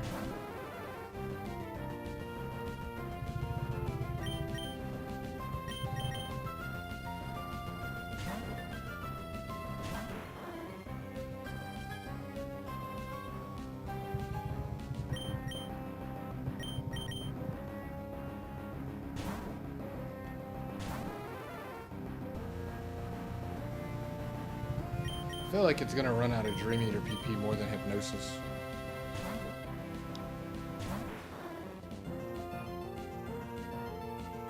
But hard to say.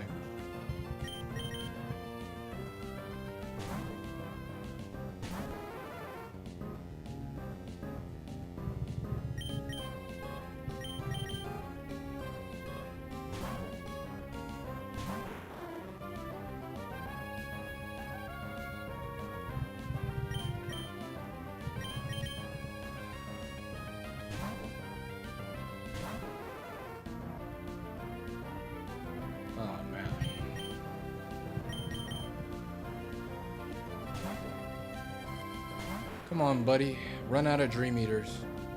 It's gonna run out of Dream Eaters first.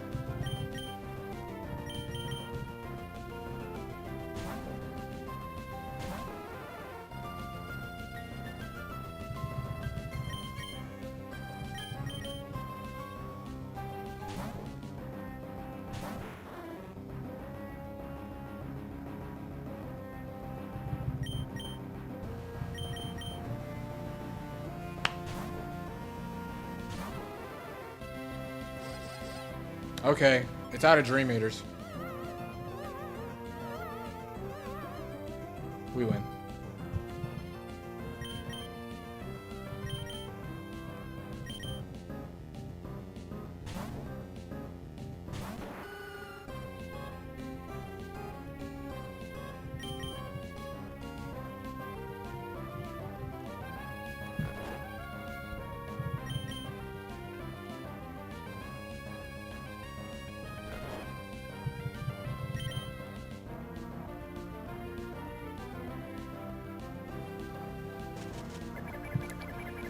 Finally.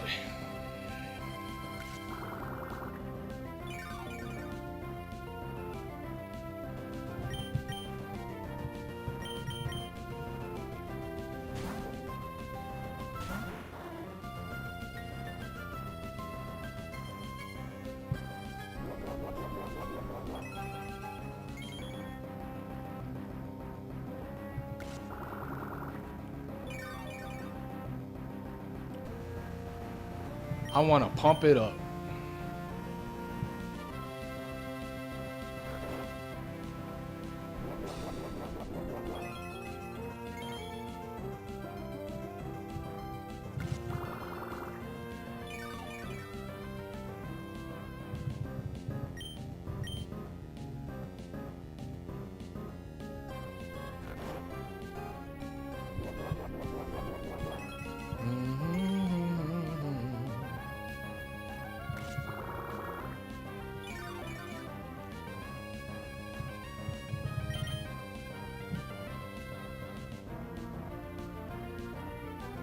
Miss? Come on, man.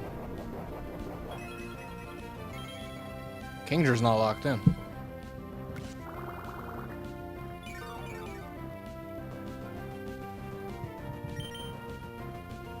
Why?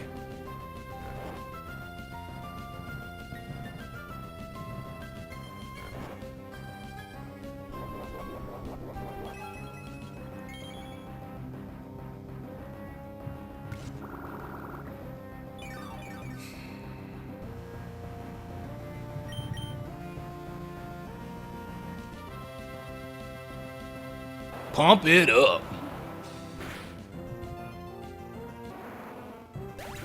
All right, we're finally out of round 4. Took 3.5 hours longer than anticipated.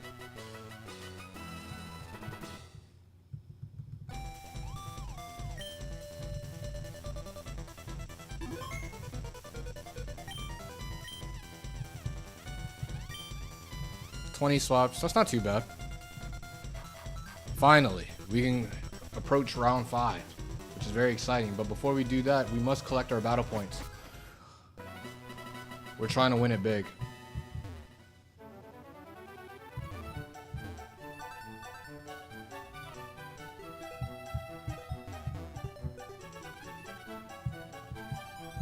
I don't know how to ride a bike. That's right. Big money.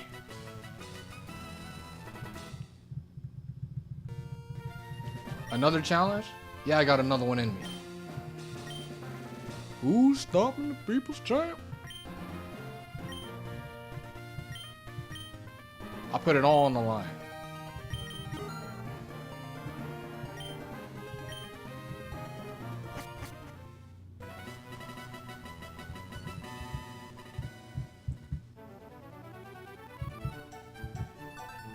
There's nothing better for me to do. Ride my bike. All right, finally, we have approached round 5 of the level 50 battle factory, an area that has been giving me plenty of trouble. Now, in this Unga Bunga Runga, I've lost here 3 times, but if you look at the tier list that's on the right side, the Pokemon that I've lost to are Metagross 2, Aerodactyl 2, and Heracross 2, which on this tier list are apparently top 6. So it's not like I'm losing to some complete trash.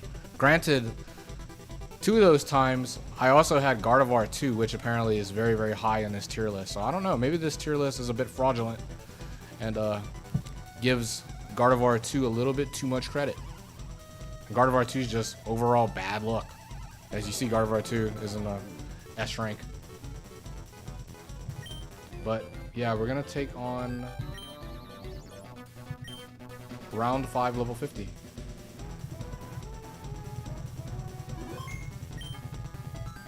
We will have 1 elevation. No type.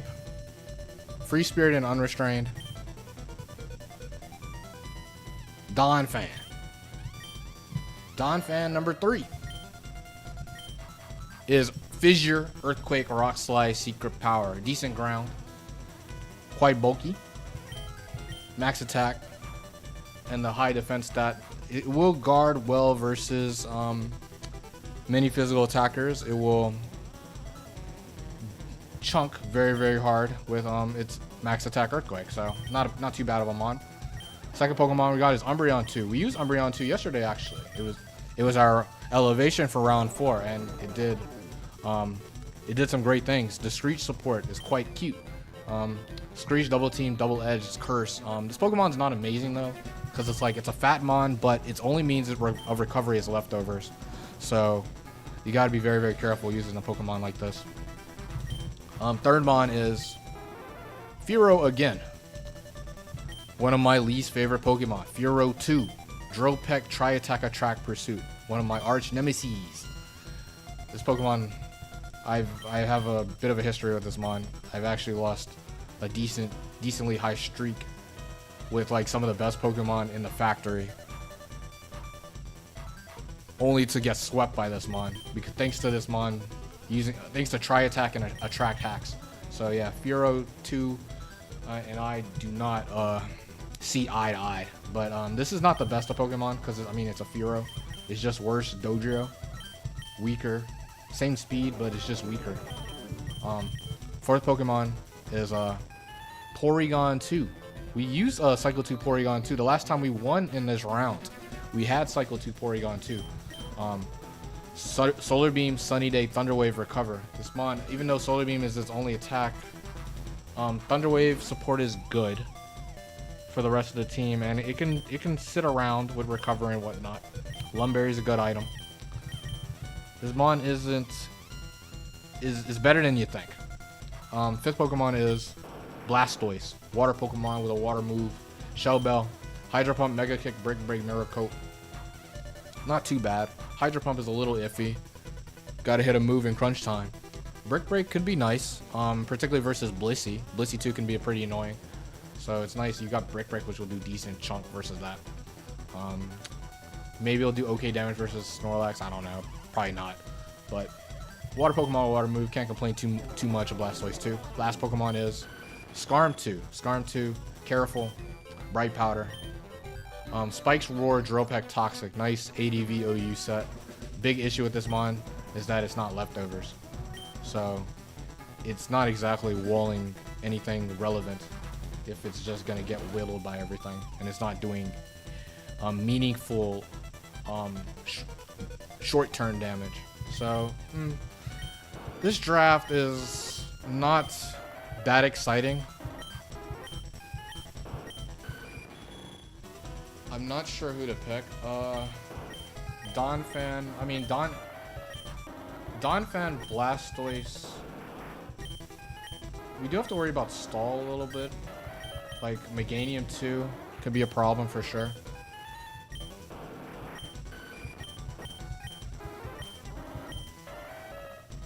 Like there's no like Pokemon that's just gonna outright carry me here. Admittedly, there's no like absolute trash Pokemon also. Even Fearow is the fastest mon I have on this team. By a mile. Everything else is pretty slow actually. I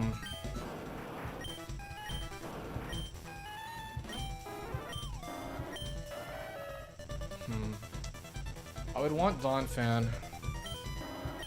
Porygon 2 has recovery. But Skarm, Donphan, Umbreon.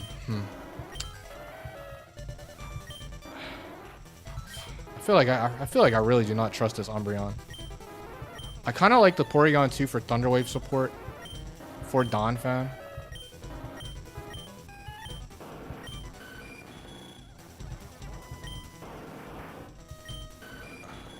The Skarm's not that great, but Skarm is good versus, like, there's some dangerous, pretty annoying grasses or just overall scary double teamers.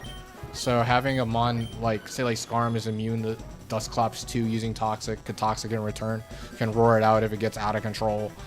It can beat Meganium 2.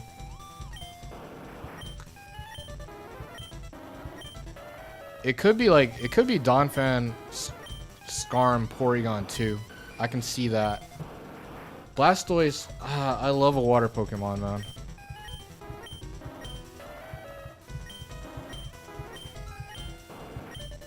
It could totally be Blastoise, Donphan, Skarm. Or maybe I'll just lead Skarm.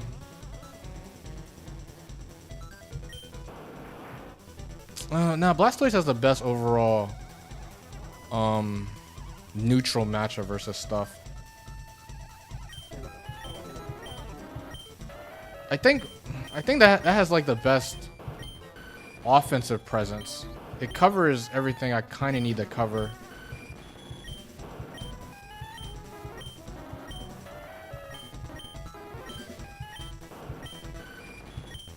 Blastoise, Donphan are the most proactive mons I have in this draft.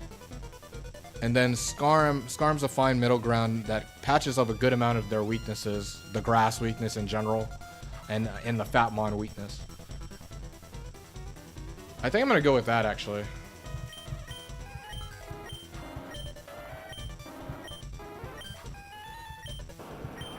I don't Porygon 2.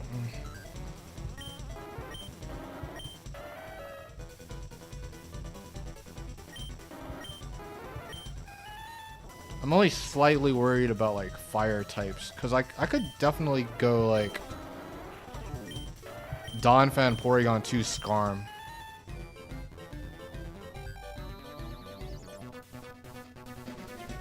But then I guess Skarm and Porygon 2 kind of clash with their status. Sometimes I want to paralyze something, sometimes I want to toxic something. Donphan, Skarm, Porygon.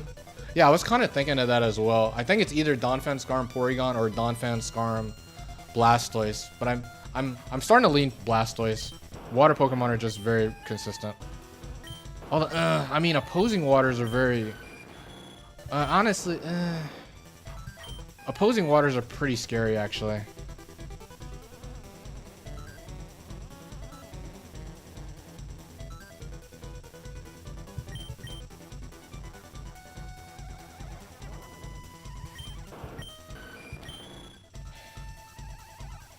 You know what? Yeah, I'm gonna bring Porygon 2, Skarm, Donphan. I'm gonna lead Skarm though.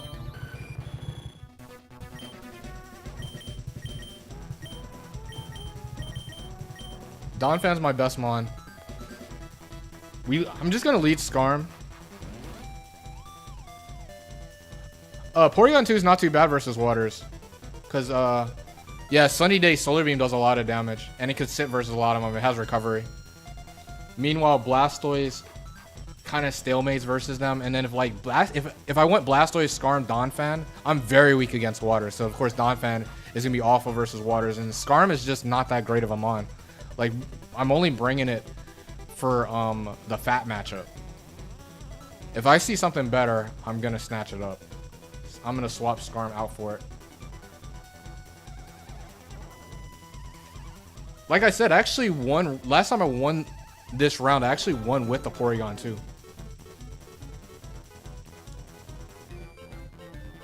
This mon's funny, but Thunderwave is quite cute because like I had it paired with Marowak, so I kind of have the same concept I did when I used Porygon 2 last time. So I'm gonna bank that it works again. The scariest matchup is naturally gonna be fire types, but I mean, maybe Porygon 2 traces them, or is just overall tanky enough to versus these fires. Cause I mean, it's only set 2s. There's not many, if any, overheaters in this round, for example. And of course, if Porygon 2 can just tank a hit and paralyze it, Donphan is going to be able to revenge every fire, right? So that's not even that bad. I feel like I have tools to outplay anything with these three. But we'll definitely aim to see better stuff.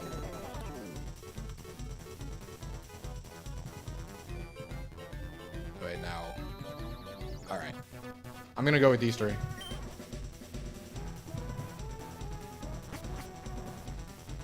Let's see. Will I lose in round 5 again?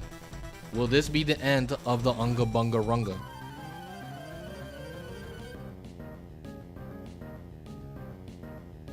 Optimal AI is here. Wow, fire Pokemon right off the bat. Funny, funny, funny, funny, funny, funny, funny. Funny, funny, funny, funny, funny, funny, funny. Funny, funny, funny, funny, funny, funny, funny. However.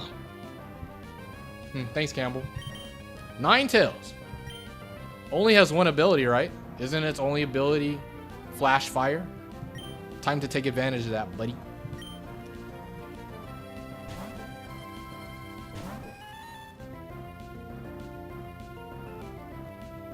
Sometimes it's just that easy. Now, in return, what is this? This is Sunny Day, Heat Wave, Body Slam, and then it's Grudge. Grudge Tails. Grudge. One day this Pokemon will do something. Sets up the sun, which is good for me, actually. Kind of helping me out. Isn't Ninetales 2 Lumberry? I wouldn't be surprised. It is. But I mean, I still want to paralyze this.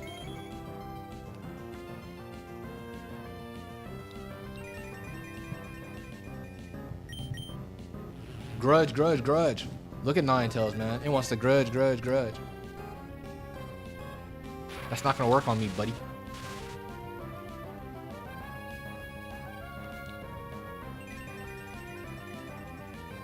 Man, Cycle 2 Porygon 2. How much will this do? This is probably like a 4-8 KO, I bet. That's looks like a 5-8 KO.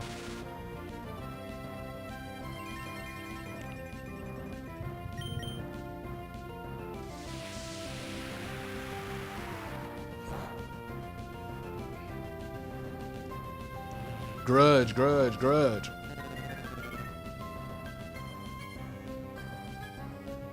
The sunlight is strong.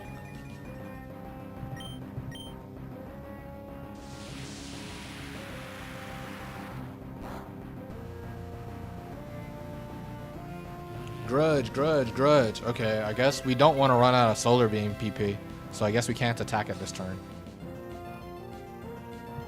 Not a big deal. I'm just gonna spam Thunder Wave until it stops grudging. Para. I guess I'll Sunny Day, right?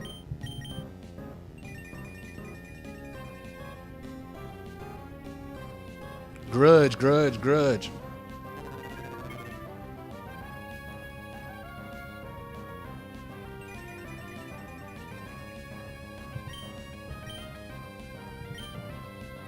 But it only has one grudge left, right? Grudge. Now what, buddy?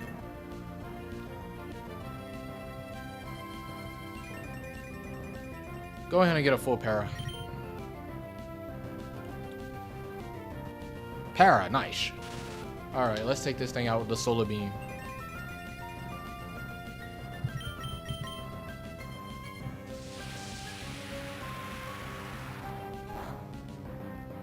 Crit, nice.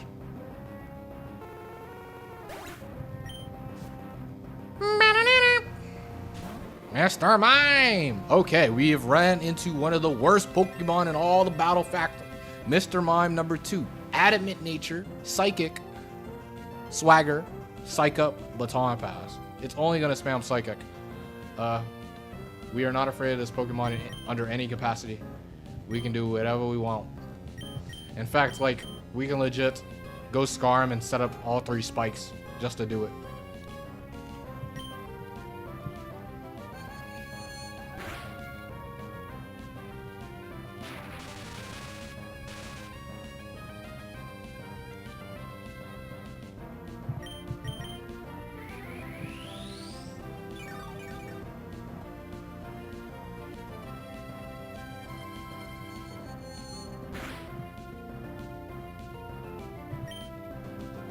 I'm gonna spam Recover, screw it. Full para.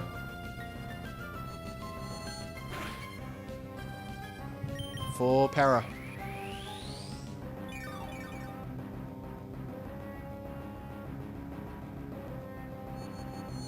Full para. Speedup drop.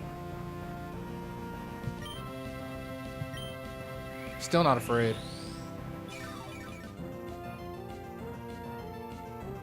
No.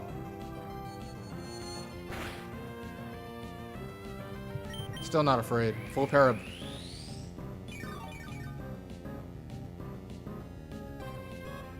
Come on, man. Where's my full para?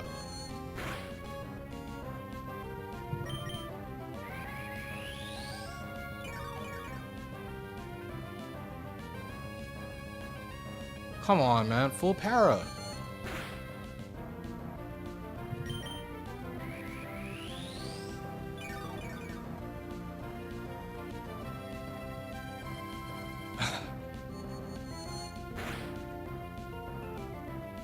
Full para.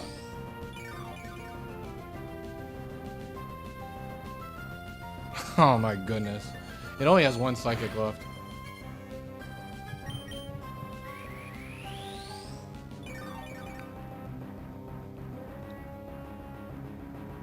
Okay, finally, the full para is here. It's kind of interesting.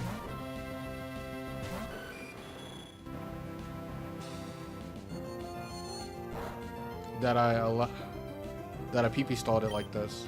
So I actually allowed it to use something else, but I don't think it's a big deal. I'm spiking. Who's stopping me? Free spike.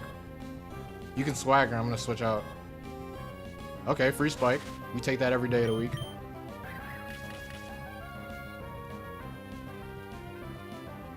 Oh, baton pass. Wow, it's Big Bad Snorlax. The GOAT.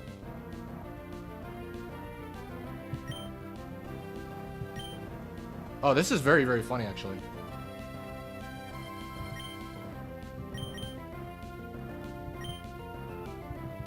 Shoutouts to Scarm 2. Actual Scarm 2. Snorlax isn't a problem yet. I want to see if this was immunity or not. But this mod's not a problem yet. Because it's going to just spam Curse. So I'm going to Roar after this.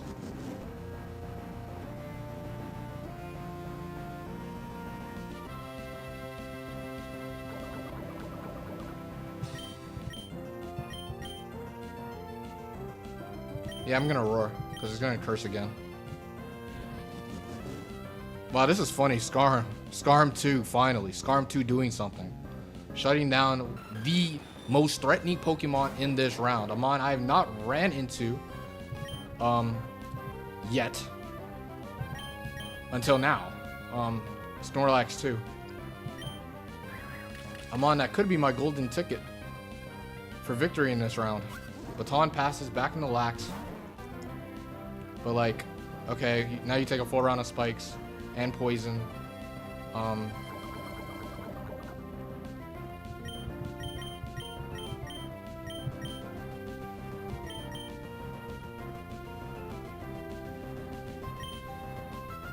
just gonna Roar. You're likely gonna rest. That's okay.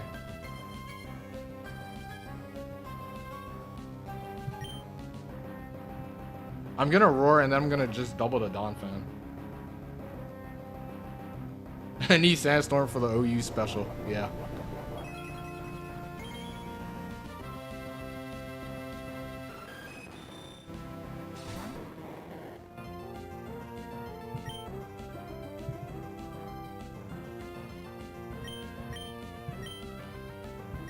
What do I want to do?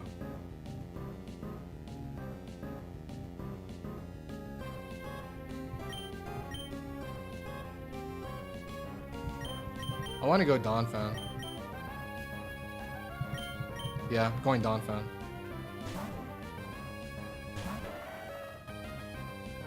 I want Donphan positioned in on Snorlax. Because Donphan is going to do a bit too much damage versus this.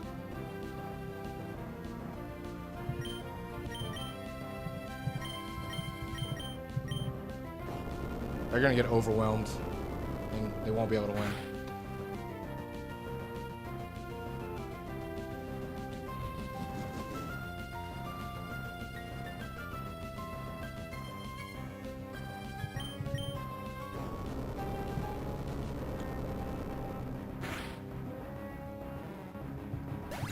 It's interesting that they prioritize Baton Pass over all the other moves. Like, it has swagger, but it didn't go for it.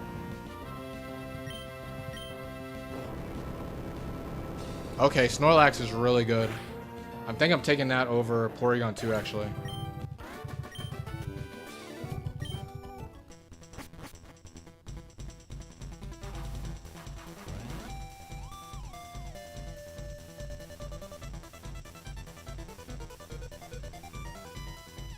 Keep roaring till it rests, then you'll have Donphan end on a Sleeping Mon.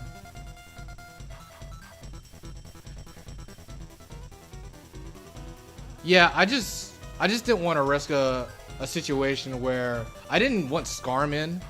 Say like if Mr. Mime goes down to spikes after I roared, I wouldn't want Snorlax. I wouldn't want Skarm in versus Snorlax. I prefer Donphan in, and based on how the Mr. Mime has been playing, it seemed like it was baton passing every time, so it was pretty safe to go Donphan. Baton pass, I don't know if it was guaranteed. I feel like they could have swaggered.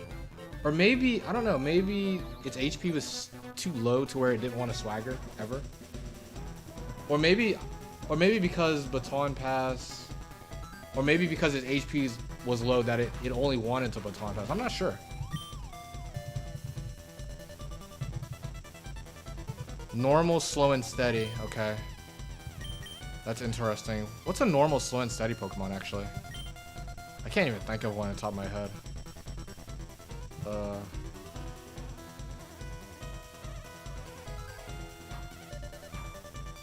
I really can't think of one. That's quite peculiar. I bet like the third Pokemon, it might be like Mischievous too. I'm taking Snorlax over Porygon too. Skarm is still pretty important for the slow and steady matchup, the Fat Mons. And it's thick fat lax too, which is what we want actually. Let me see. So yeah, we got Curse Lax, which is, I would definitely say is the best mon in this round. So, outside of complete nonsense hacks. Granted, this is going to be the worst matchup for Snorlax, the slow and steady matchup. So, Skarm is going to be pretty important to keep around. Slowking. Okay. Yeah, this is a slow and steady merchant, actually. This Slowking. It has... It's Surf, Psychic, Thunder Wave, Yawn. So it's gonna Thunder Wave me. Incredibly high chance to Thunder Wave. It's a question of, do I care if Skarm gets Thunder Wave?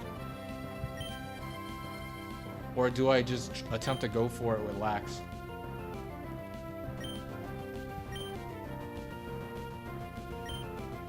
Lax could potentially get hacks down. Part of me feels like I don't care about Skarm getting parried. I don't know, this could be the wrong call. But I'm gonna chance it. Because I feel like, I mean, at the end of the day, I'm gonna want Snorlax around over Skarm.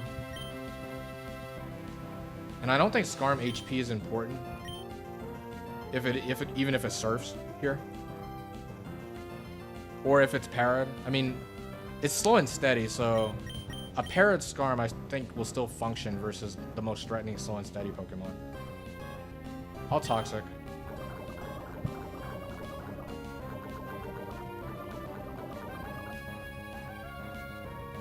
Thunder Wave. That's... We'll see if that's okay or not. My entire team's pretty slow.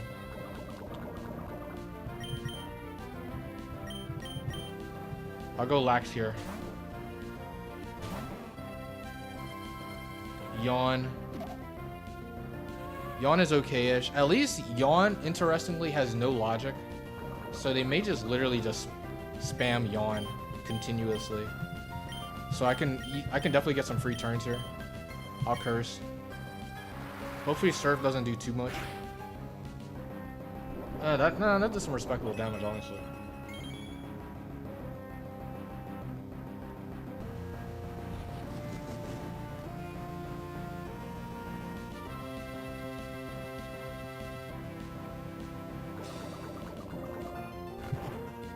asleep, but it's okay. I'm Chesterberry.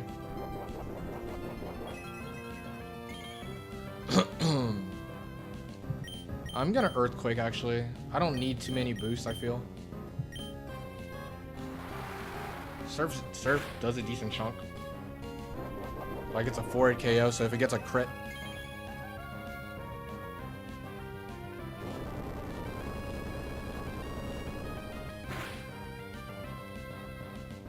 So it's gonna drop next turn. I'm gonna rest.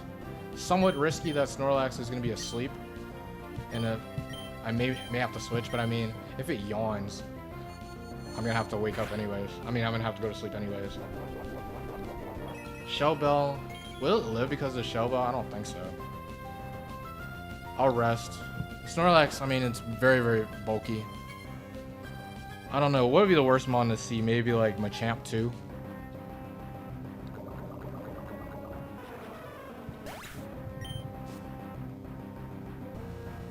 Slacking. Okay. Slacking's not too bad.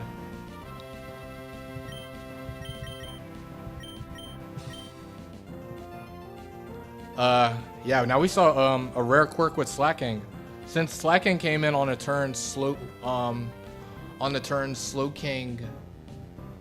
fainted to poison. So when Slacking came in, they see that as the same turn in Gen 3.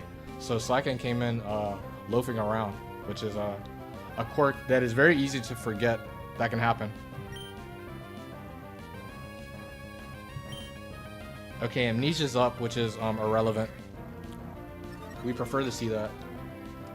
We're waking up this turn. So yeah, if a Pokemon faints to like poison or burn or sandstorm or hail, and then you send out Slacking, you're gonna loaf around that turn. That's that should only be the case in Gen 3 though. So you got the double yawn gaming.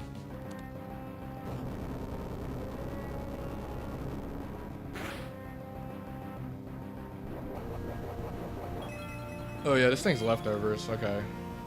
I guess I gotta keep on cursing. Not the biggest of deals.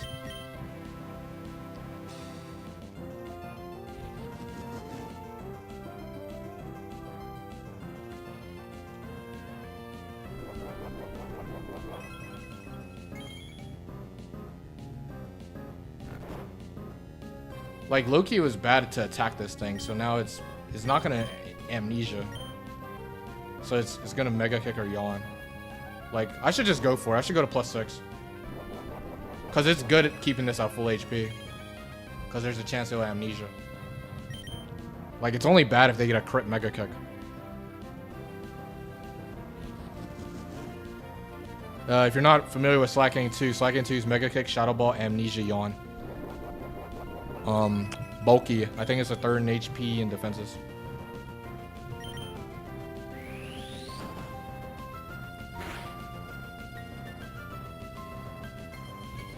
There goes Snorlax 2. This Pokemon is overpowered.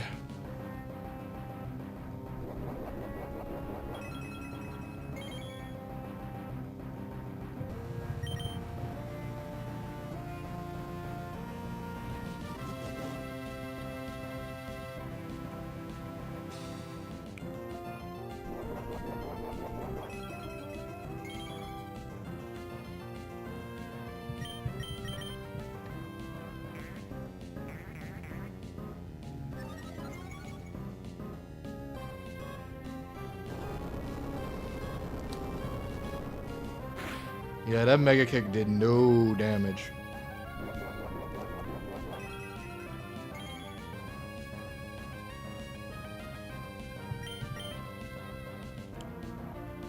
Okay, so we saw the slow and steady quote has been met between Slowking and Slacking. Okay, 2 kings. Do you got the 3rd king? Oh, Tauros. Oh. Okay. That's a very good Pokemon, Tauros too. A Pokemon we do not need, I feel. I kind of like Skarm here. Oh, we do miss. Funny. Okay. Trying to make things spicy.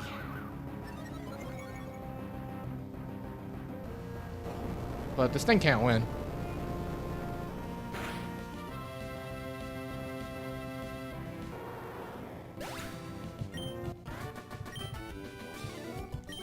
I don't want to swap for Tauros, actually. By swapping for Tauros, like... If I would want Tauros, I would actually swap Snorlax, I feel. But that's not the play. Skarm's pretty important versus the fat, slow, and steady Pokemon. Actually. And we like Donphan. We could greed and swap Donphan. But... Donphan is very strong. We like the raw power. The team kind of needs such raw power.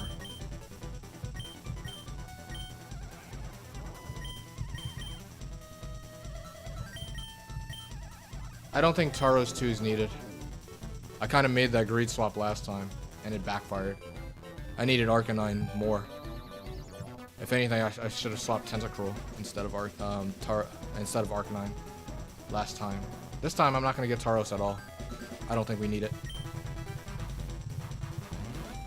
I think I'm going to stick with these three the rest of the way. Maybe there'll be a better anti-slow and steady Pokemon than Skarm, but... Clef. Okay, Clef is not a real Pokemon. Meteor Mash, Double Team, Cosmic Power, follow me.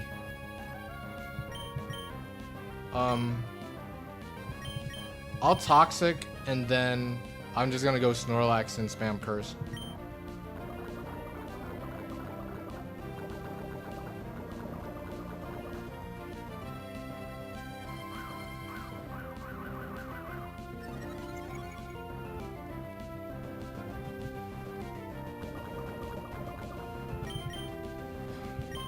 I would prefer Snorlax being set up, so I'm going to take advantage of that. Rather than say, like, of course, I could have taken that as an opportunity to, like, set up spikes with Skarm. I think having Snorlax boosted is better, naturally.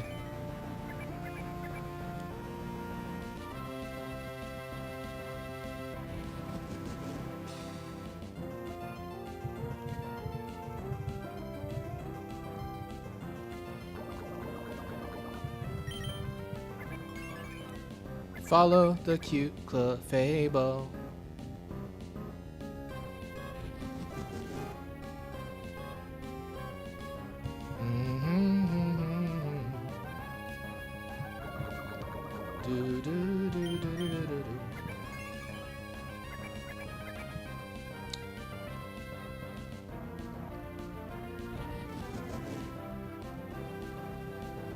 Surely you will not have a Pokemon to somehow take advantage of my boosted Snorlax. There is no way.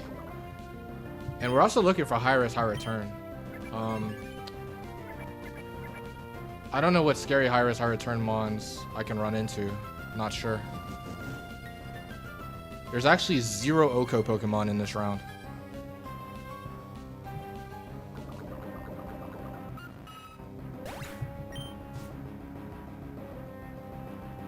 Oh no, it's Raichu, everybody. Watch out. Look out. Raichu, watch out.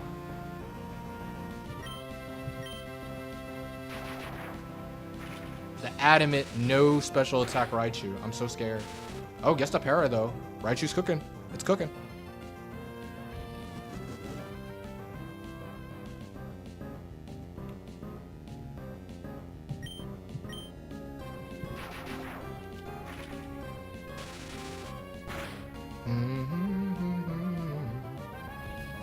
Alright, time to resto chesto up.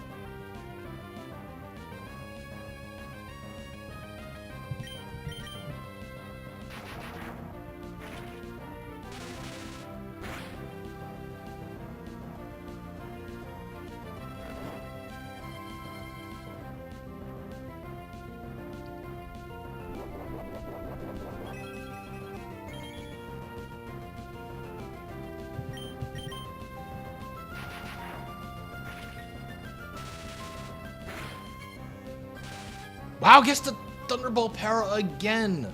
How? Come on, Raichu, please.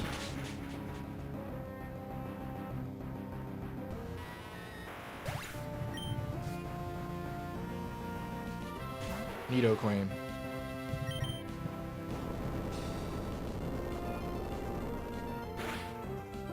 Big chip.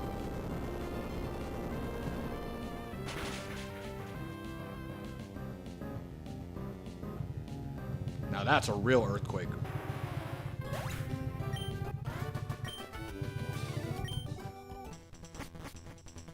Yeah, Snorlax 2 is a very skilled Pokemon. No type. Free spirited and unrestrained.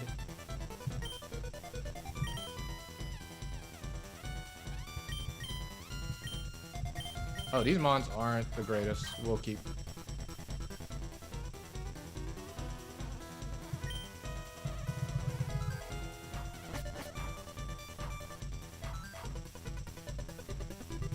My secret power is overwhelming the Pokemon. Bow. Hariyama. Oh, threat. Oh, it's time to actually use Drill Peck. Very exciting. So Hariyama 2 is Quick Claw, Cross Chop, Triple Punch. So I guess I gotta actually Drill Peck this thing. Let's see if I 2-hit KO this. I probably do. I think it's no bulk.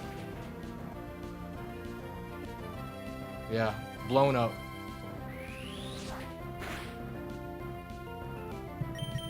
No Quick Claw. Much appreciated. There we go, Skarm. There we go. Actual attacks.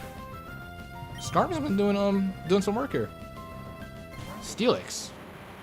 Buddy. Steelix? Steelix can't even touch me. What? Steelix is like Earthquake, Dragon Breath, Block, Sandstorm. Alright, buddy. I guess that means your last can't touch Skarm either. Spike it up.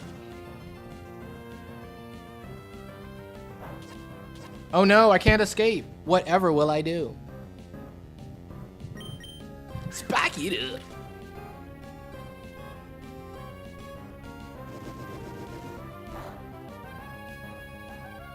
Para, you got me, buddy.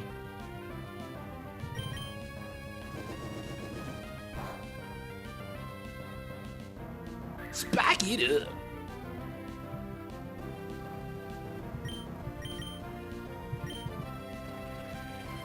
Sandstorm is up.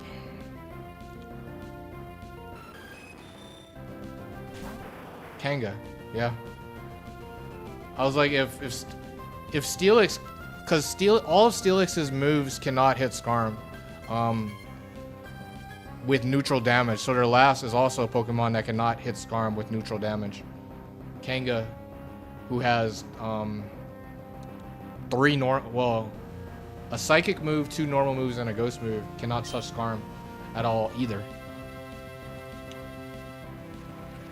But I mean, Kanga 2 isn't exactly the best mon to see. Oh, it's huge that Donphan's female though. So we're totally fine. I'll roar. This is crazy. This is really a Skarm 2 clinic though.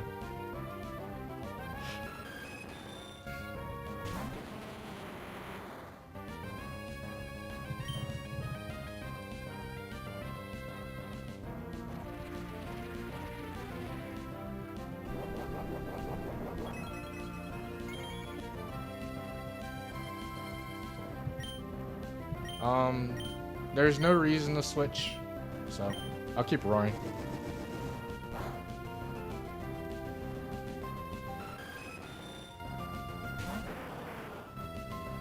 Because now they're probably going to want to rest.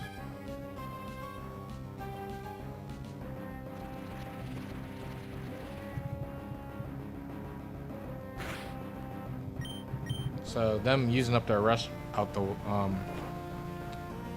using their Lumberry is gonna be quite nice. It would be somewhat of a we do get full parried though. That's somewhat unfortunate. It's not that bad though.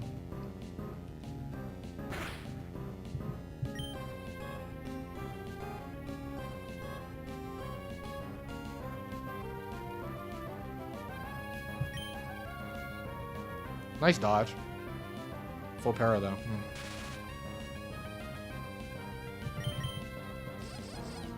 Okay, there's the attract finally. This is why it's kind of a big deal that Donphan was female instead of male, so he can't attract it.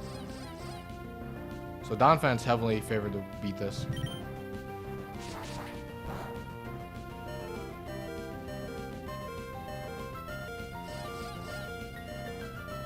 Ah, I guess the Aurora off, nice. Okay, and this is the ideal position. Skarm's gonna drop to a deep breath. But Donphan... Oh, it actually used block. So wow, it actually did not see a Dragon Breath kill there. That's mad funny. That it, even at 11 HP, it doesn't kill. Ah, come on, man. Come on, Skarm.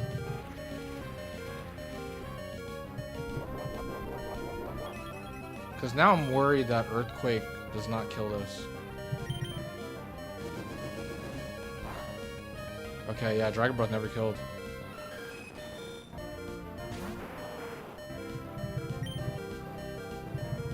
Okay.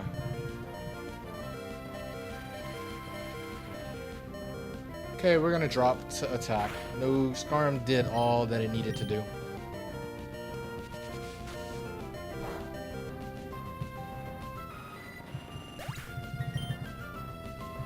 We got a Donphan.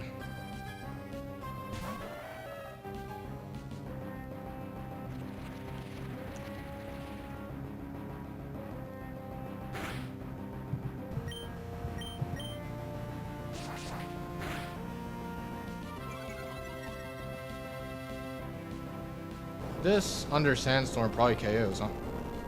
This probably KOs outright. Donphan's mad strong. And it has an IV advantage.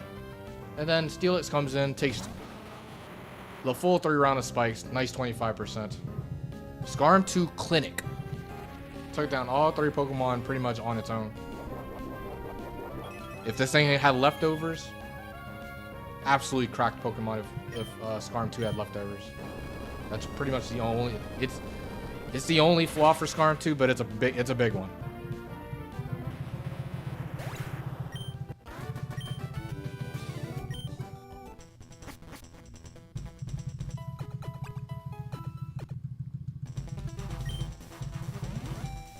Skill to the water type. Okay, water high risk. Definitely scary, because Donphan's not going to be in the best position. Even Skarm isn't the greatest. Do we see any good anti-water choices? Not really. Kanga kind of does what Snorlax does, so we're going to have to keep. This is going to be, for sure, a Snorlax game. We need them on to put the team on its back, I would say. Water high risk. So like maybe a Swampert who activates it by itself. Mirror Coat. Pokemon like Rapidash, okay. Very interesting because Rapidash 2 is Fire Blast, Double Team, Bounce, Attract. Attract is very annoying. This is an annoying lead. 2 waters in the back, but the 2 waters have to activate high risk, high return, so it's very likely it's Swampert 2 who activates it by itself, but it doesn't have to be. We do have to go Snorlax. Hopefully Snorlax clean Okos this with Earthquake. Ah, they double team, so wow. So you're telling me Fire Blast actually did not get the Oko. That's quite interesting. I think...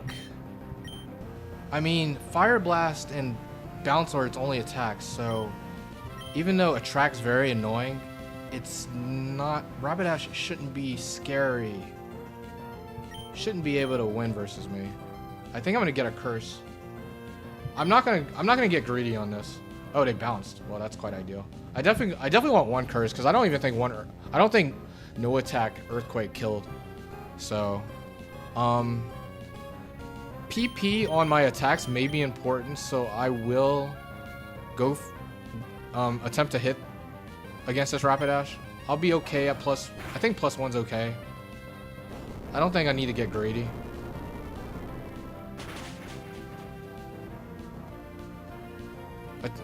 I'm just a little wary of Attract. And also, I mean, it preserves, it is Swampert. It allows me to preserve my Chesto Berry. Since I'm not being aggressive.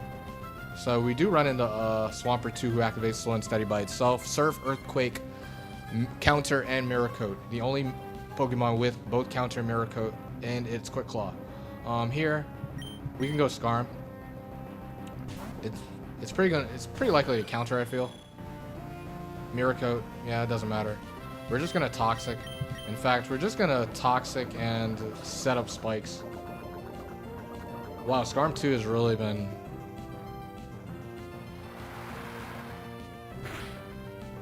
pulling its weight.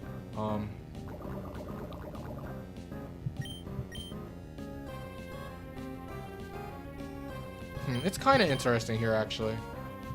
I could go back to Lax and start setting up. I think that's the play for sure, actually. Because, I mean, this thing's going to be likely to counter Mirror Coat. So, why let Scarm take any more damage? The worst case scenario, Snorlax gets crit Earthquake, which won't even do that much. I'm just going to spam Curse. And maybe Resto Chesto on the last turn of it poisoning. So I can be at full HP versus the last. They do Earthquake here. Let's see how much it does. Decent chip.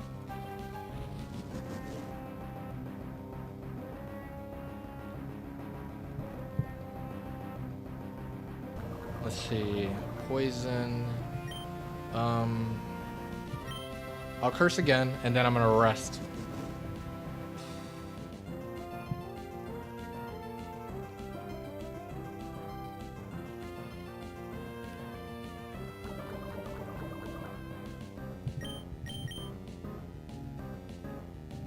Perfect. They went for counter and Mirror Coat again.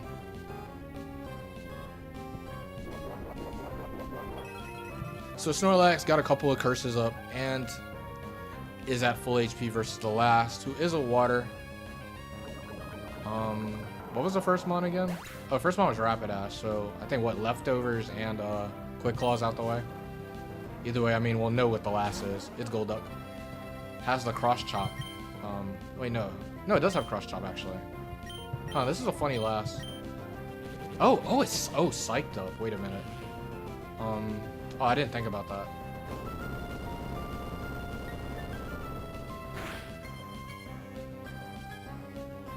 Oh, I crit anyways. Oh, that could have been spicy, actually.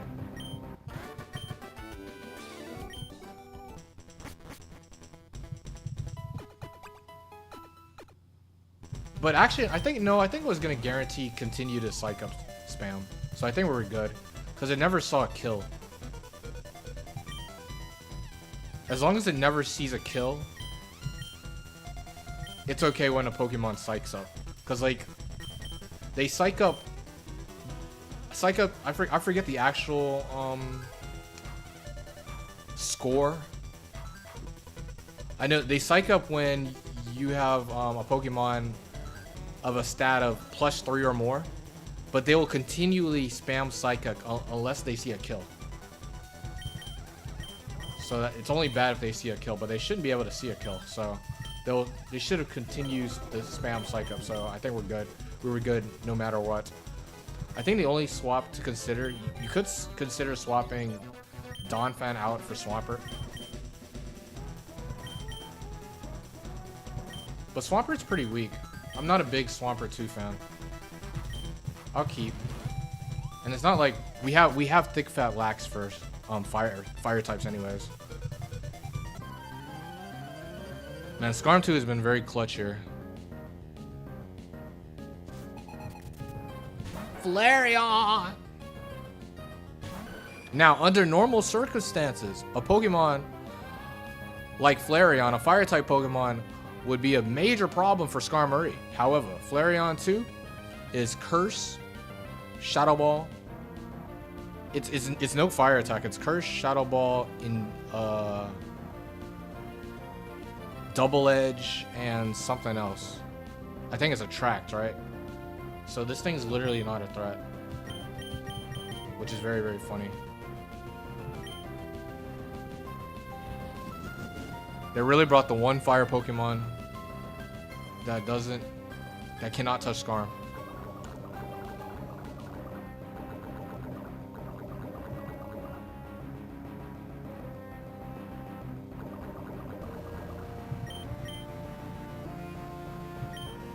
Like, what are you doing, buddy? I'm getting them all up.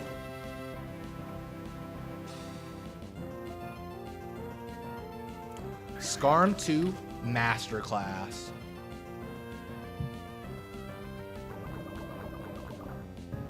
Bump, bump, dump, dump, bump, bump. You can keep cursing, buddy.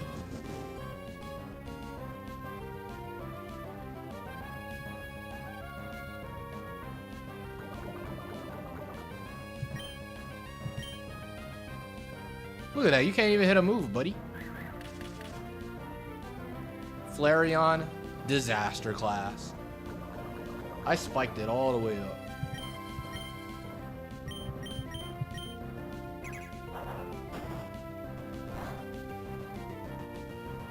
Now, we can't hate on that damage output. They did some respectable chip, almost half. Slowking. Slowking's back. An annoying mon, admittedly. I'm gonna Toxic this as well.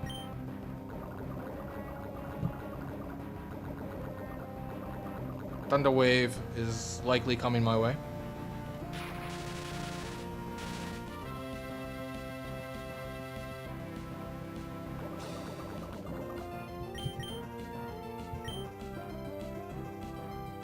Time to go back into Snorlax, like last time. I'm gonna perform the same sequence.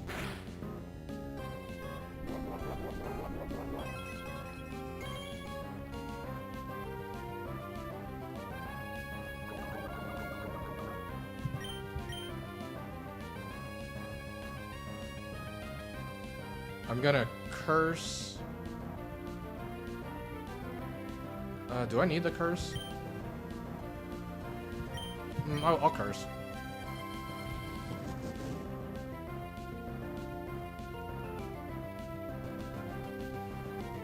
Yawn.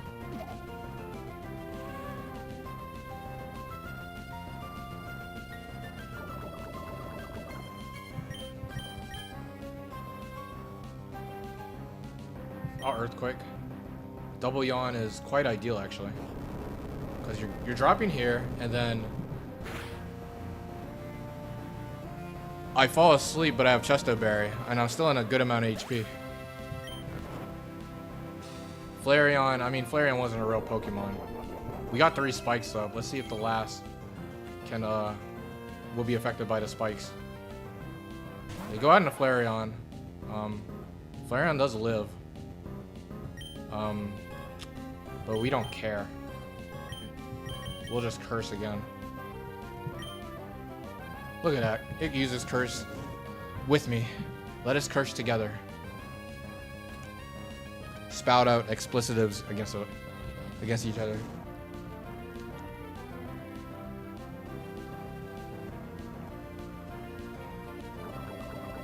So we're at +2 attack and defense. Altaria. Altaria 2.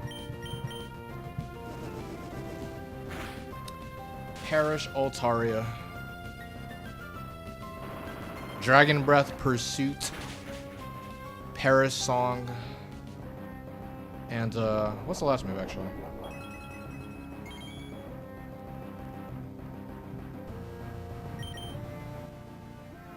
Oh no.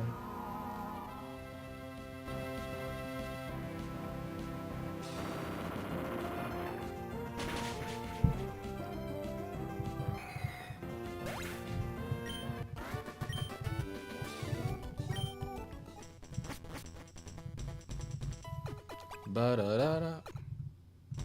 All right, we're in the 7th battle. We're almost there. Battle flow. Okay. That could be worrisome. Hard to say.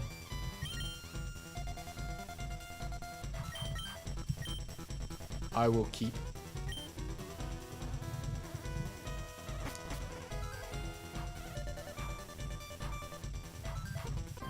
A fiery gourmet. Okay. Are you about to send out that sunny day Arcanine? Flygon. Oh, you sent out Flygon too. Okay. Sunny day Flygon is a Sunny day Fire Blast Crunch Solar Beam, which is walled by good old Snorlax.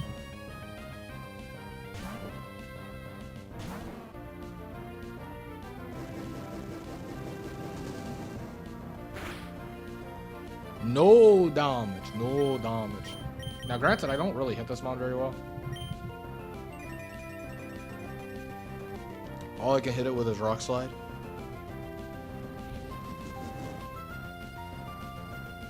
It could be annoying if they get some crunch speedup drops.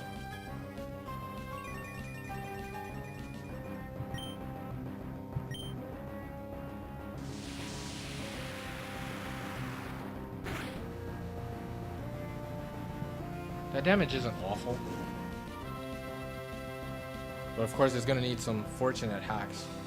This is a Pokemon that's a huge problem versus my team, outside of Snorlax. So, Snorlax needs to win versus those.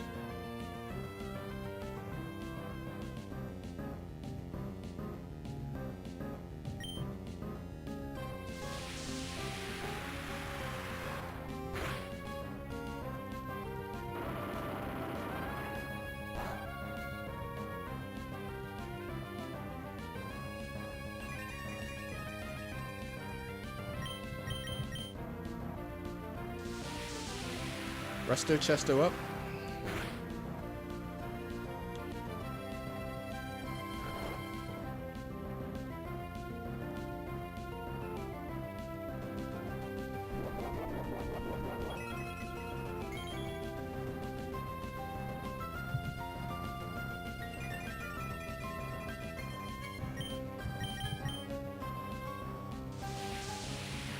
I'm just gonna attack. I'm not gonna take this mon for granted. It's like it's a 4-8 KO.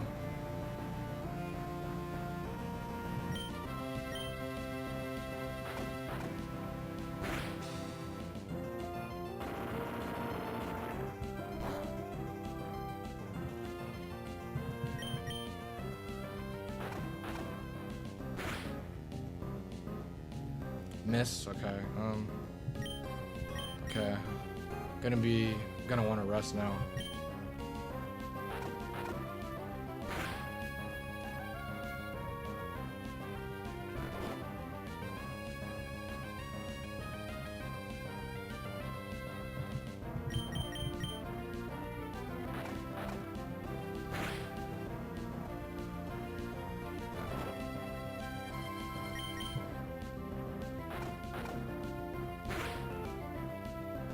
No spit F drop is pretty fortunate.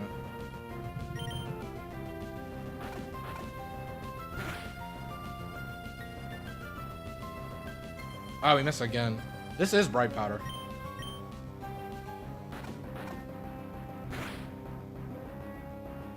Wow, we missed again. Oh boy. I'm getting punished for not cursing.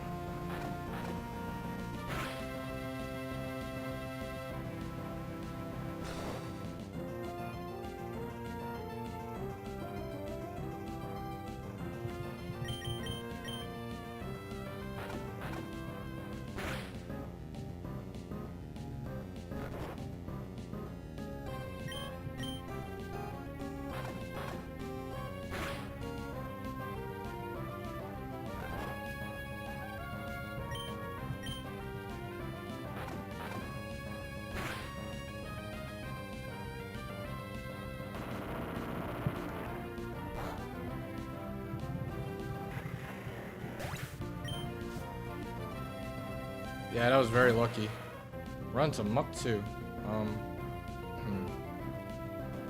Muck 2 is interesting.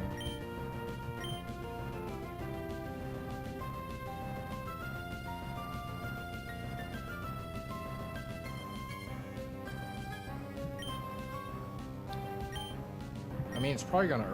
There's no way it sees a dynamic punch kill, so it's very likely to curse.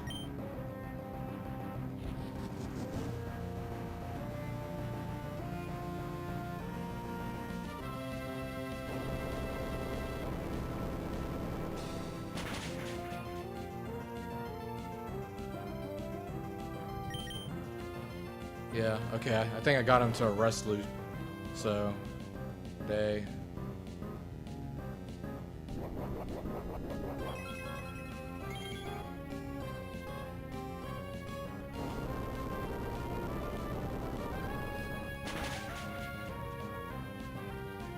We're very likely to rest again. I think we're okay with that. I'll earthquake just to make sure. I mean, because it's not guaranteed that they rest, so going for a greed curse there wouldn't have been the right play. But now we can earthquake, we can curse earthquake.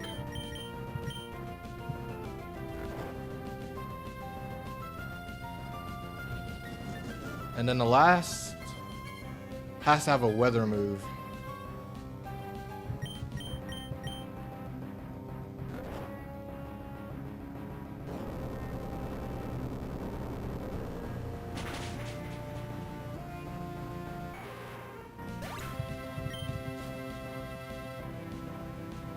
I like the buzz. Okay.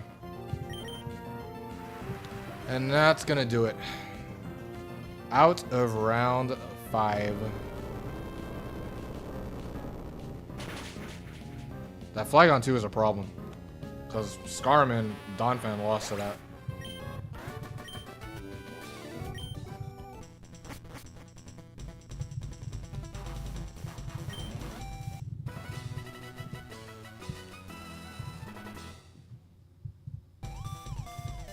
Exciting. Got out of round 5 finally. So, win or lose, this could be the end of the Unga Bunga Runga next round. We also got just enough swaps for 2 elevations for round 6. But before we go to round 6, we got to collect our battle points. It's the right thing to do.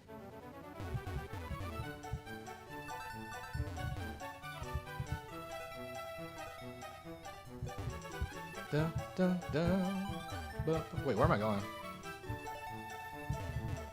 I can't ride my bike. I don't know where I'm doing.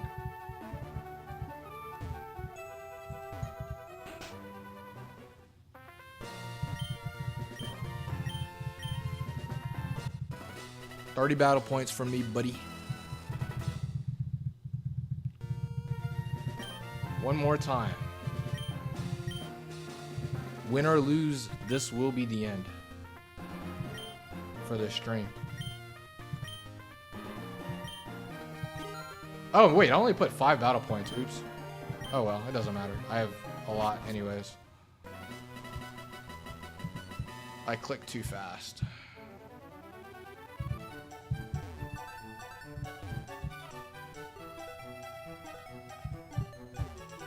Dun, dun, dun.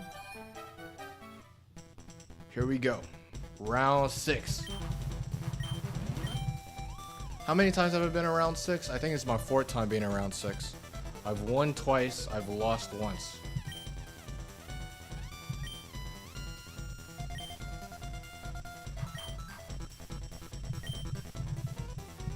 Four times out of 10, reaching around 6.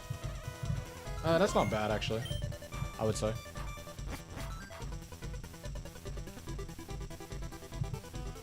Skill of the fighting type. Ah. Free spirit and unrestrained. Oh. Heracross. Uh-oh.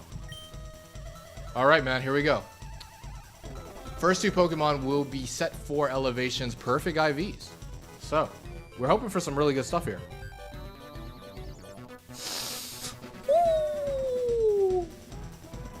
Exactly what the doctor ordered. Milotic 4.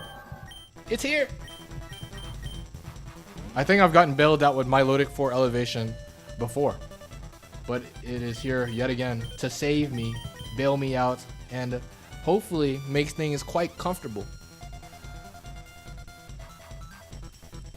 in these next potential 7 battles. So yeah, Milotic 4 is blatantly overpowered. It doesn't take a rocket scientist to know that this Pokemon's good, so no doubt this mon's on the team. Nidoking 4, a peculiar Pokemon. Lumberry, max HP, max attack, Mega Horn, Sludge Bomb, Earthquake, Thunder. This is a weird Pokemon. I mean, all the Nidokings as a whole are weird in the sense that none of them have speed. So, I mean, this mon's isn't really hitting any major speed tiers and somewhat vulnerable typing. It hits hard at least, so if it can actually get a hit off, it will do something, but not exactly the best of Pokemon. I've never really used Nidoking 4 at all. I feel like Nidoqueen gets a lot more mileage as a Pokemon than Nidoking in the factory. So here we go. The rest are set 3s, 21 IVs. We have the final boss, Walrein 3, Quick Claw, Surf, Fissure, Sheer Cold, and Attract. The final boss of the Battle Factory. Nobody ever wants to see Walrein 3. Because it's so bulky, it's going to live any hit, and then it's just going to have multiple opportunities to cheese through your entire team with the 2 Oko moves. The Oko Machine, Walrein 3. The Doo-Doo Dog makes a return. I actually had the Doo-Doo Dog as an elevation in my, well, I guess 2 attempts ago. And it, once again, is Flash Fire. White Herb, Overheat, Extreme Speed, Crunch, Aerial Ace. A pretty competent fire type. Hits what you need it to hit. Good speed tier. It's just unfortunate that it's Intimidate. Aerial Ace is very nice versus some dangerous double teamers like Ludicolo. So that could be important if we have to choose it. 5th Pokemon is Golduck. Ride or Die Golduck. Shell Bell. Protect, Hydro Pump, Cross Chop, Blizzard. Look at the accuracy of these moves, man. 80%, 80%, 70%. Do you believe? Can you hit a move? Do we have to use Golduck?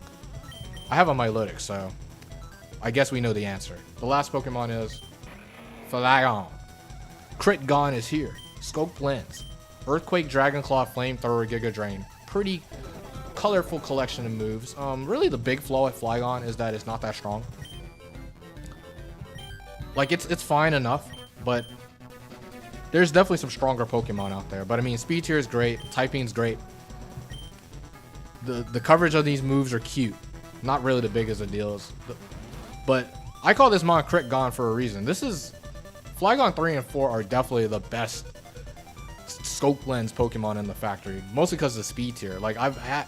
In the set 3 round specifically, I've definitely gotten messed over by Crit Gon 1v1ing my Blizzard Milotic because it just gets the crit on the right time. Crit Gon is a problem. If you have to if you have to go against it. So, okay, Campbell's saying Milotic, Arcanine, Flygon. Those are definitely looking like the 3 best Pokemon.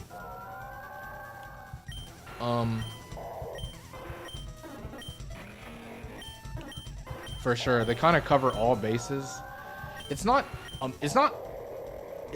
perfect though. The biggest weakness between Arcanine, Milotic, and Flygon are going to be opposing waters.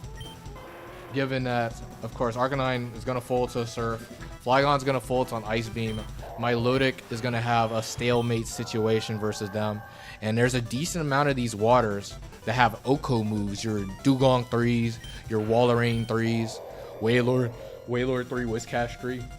So that could be very, very problematic. Giga Drain's very weak though, versus anything that is in a water ground. So, but as a whole, I mean, my best anti-water Pokemon may actually be the final boss. If I pick the final boss, that means I won't have to run into it. But Arcanine is real nice for Ludicolo, because say like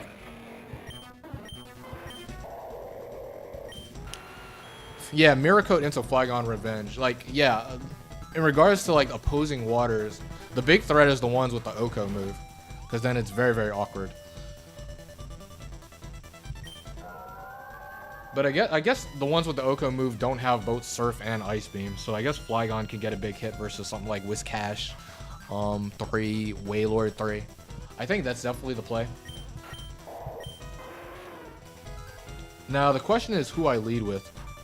I definitely got some options. I think Milotic's my best Pokemon, but I do like to keep my best Pokemon in the back if I can. So Arcanine is definitely the most expendable of the three. I think it's fine leading Arcanine, but Arcanine can be rather important as it's my potentially it may be my only good way of beating something like Ludicolo. So even though Arcanine is in the front lines and I would say is my most expendable Pokemon, it is quite important to keep if I can.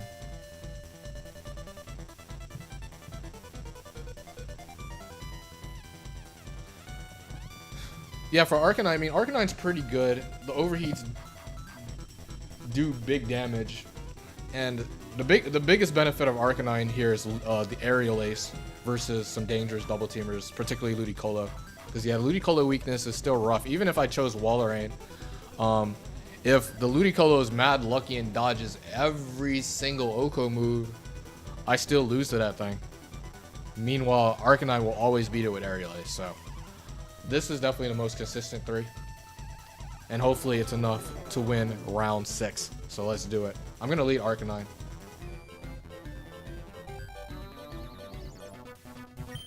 Let me see. Do I like Milotic as the last Pokemon or Flygon? Let me see which one looks better. They both look fine because they all three have a nice collection of colors. I think I like Flygon in the back.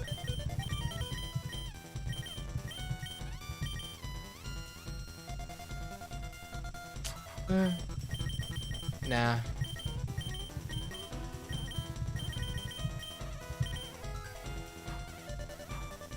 Milo gotta be middle. But it's like red, green, red. I like the colors to be. I like the color. If the two Pokemon, if there's multiple Pokemon with the same color, I like them to be separate. So I think this looks better. Red, green, red. I'm gonna go with this. Let's see if it's enough.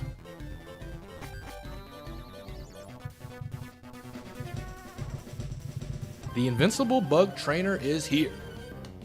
All right, here we go. What was the quote again? I forgot. I think it was like, it was fighting. It was fighting unrestrained, which is another big reason to choose Arcanine. I forgot about the quote, if we're being honest, but I mean the draft kind of spelled itself out on its own. So run to the Loomer. Very interesting here. We do outspeed and Oko this, but we are afraid of Effect Spore messing us up, because Heracross can be a problem. Like, it's very likely they have Heracross, but I mean, we can't switch. So Aerial Ace should Oko this. And like even Overheat, if you're a modern Gen player, Overheat actually is a contact move in Gen 3. So even going for even chancing to Overheat will not allow us to avoid Effect Spore nonsense. Oh, link the tier list? Are you in the LRXC Discord?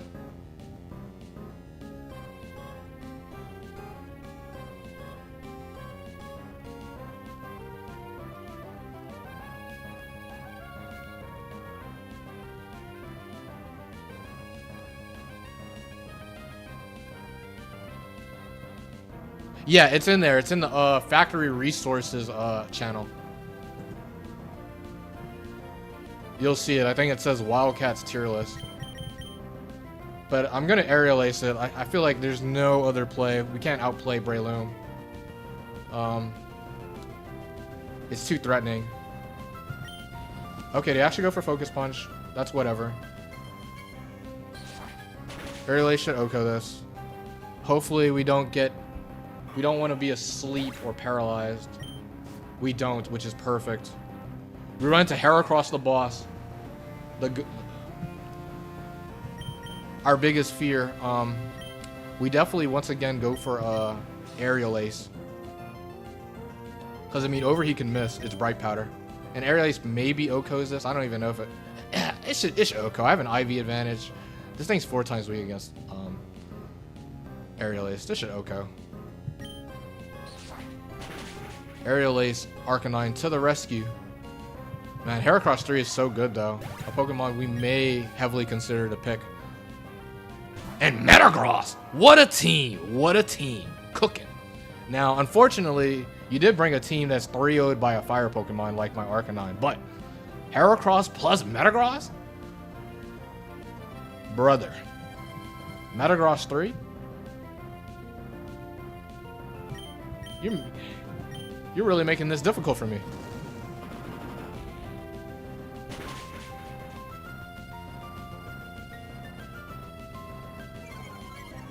Heracross plus Metagross. Dang!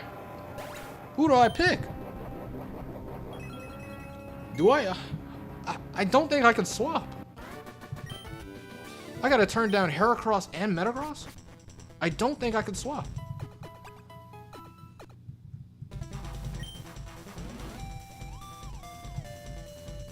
Impossible to predict. Okay, very high chance of Alakazam 3. I don't think I can swap. Because if I greed swap for, say, Metagross lead, very, very good versus, like, nearly everything. But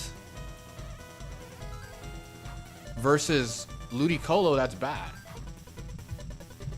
Like, it may be more feasible to swap for...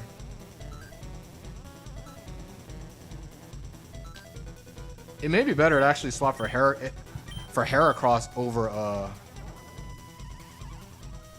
over Metagross.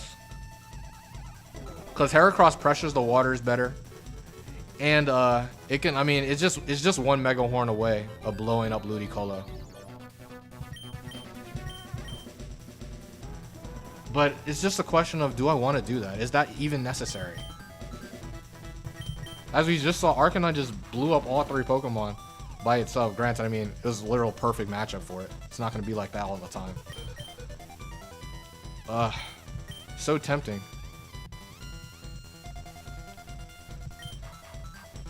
Who's slow? Heracross? Heracross isn't slow at all. Heracross 3 is max attack, max speed. Bright Powder, Mega Horn, Brick Break, Earthquake, Rock Slide. Very, very good. Even Metagross isn't slow. That thing has a 3rd in speed. Outspeeds a decent amount of crap. This is tough. Like, it's very tempting. Like, I would legit be more tempted to get Heracross over Metagross actually.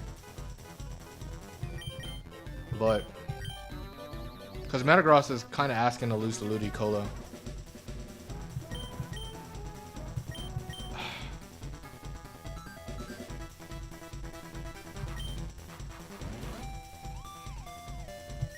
I think I'm gonna keep, man. We are gonna face Nolan. Nolan's gonna have perfect IVs. I don't know how much of a big deal. I mean, 3 IV Heracross is still gonna be pretty darn good versus perfect IVs. But I'll stick with Heracross. I mean, I'll stick with Arcanine. Especially, I mean, dang. I may regret this, but I'm gonna keep.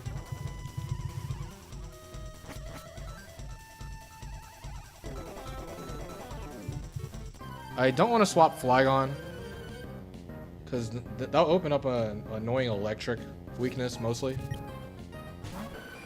Wow, Skarm 3. Wow, we're running to like all the top of the top Pokemon in this round. Skarm 3? My goodness. Another Pokemon that Arcanine easily beats though. Okay, impossible to predict though. So a Skarm 3 sighting means it's not guaranteed Alakazam 3. It can be another Cursemon, like Quag 3. Something like that.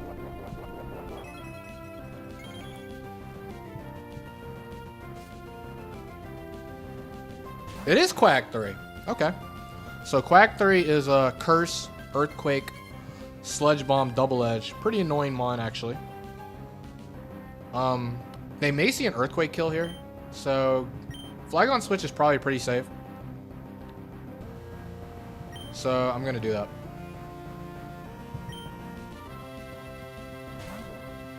And Giga Drain should 2-hit KO. They do see the Earthquake kill. So pretty safe pivot. It's likely just gonna go for Curse here, but it doesn't matter. Giga should 2-hit KO. Quite cool that they have 2 impossible to predict Pokemon that weren't Alakazam 3. But who knows? Maybe the last is Alakazam 3, and they have the 4 impossible to predict moves.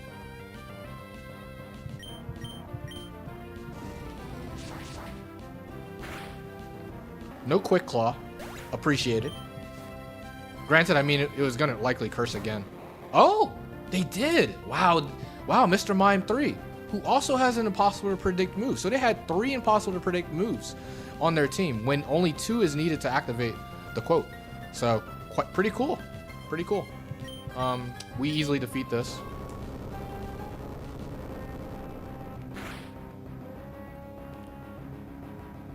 It's always going to trick. Not a big deal. We obviously win here.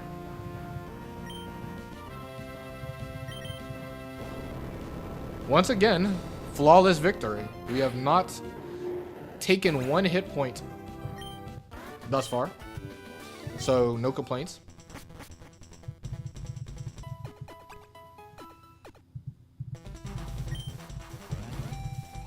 No type. Free Spirited, Unrestrained. I mean, if I didn't take Heracross 3, Metagross 3, I'm probably not taking anything. Skarm 3 is pretty good though, of course. But again, if I want Skarm 3, I would probably swap Arcanine. But I mean, Skarm 3 could work. Because I mean, Skarm 3 is very likely to beat Ludicolo. If it's... It would be amazing if it's sturdy. It's not guaranteed to be sturdy. Because if it's sturdy, then it's like, wow. It sits on the Oko waters. That'd be quite the near ideal last, actually. Last for Milotic Flygon. But I'm gonna be proactive. I'm gonna go for the damage. Because I don't know, Scar may have some bad matchups. And allow certain Pokemon to set up on it.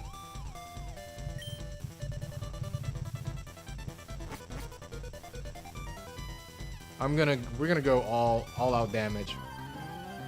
I like to play in water.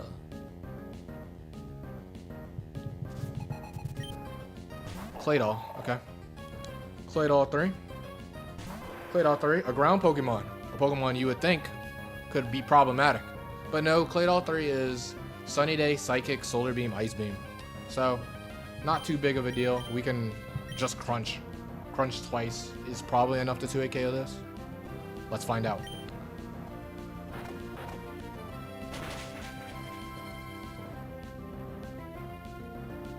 Sunny Day. That can be quite good for us, given that we are a fire Pokemon. Boosted overheats and also weakening the water damage. Claydol 3 with the assist. Easy Oko. We have yet to take any hit point of damage. Runs a Magmar. Okay. Magmar 3 is a very funny set. It's a counter, Mega Kick, Cross Chop, Iron Tail. Pretty peculiar set. We have choices here. We can sit with Milotic, which is probably the right play. Because, like, if we don't need Arcanine to take any damage. So, I think... Yeah, because it's always gonna Mega Kick Cross Chop always. And that's not gonna do anything versus this perfect IV Milotic. Because like Magmar 3 is max HP, max defense. It's not even invested. I think just going Milotic and sitting around. Wait till sun ends and then surfing is fine. Instead of letting Arcanine take, even though it's not going to take that much, it may be important to keep Arcanine at literally 100% HP. Mega Kick shouldn't do too much. That did more than I thought, actually. But we should be okay. We're leftovers. I wonder, with an IV advantage, are we faster than this? We are, which is perfect, actually. We take that every day of the week.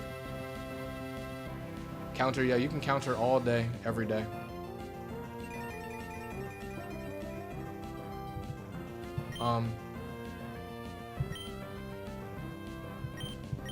It really doesn't matter what I do. I'll Mirror Coat.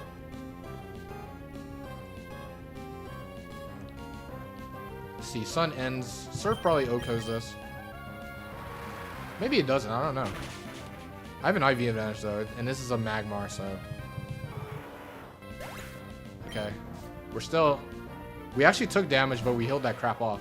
So we're still have the entire team at full HP. And Muck is not a threat. Flygon beats this with ease.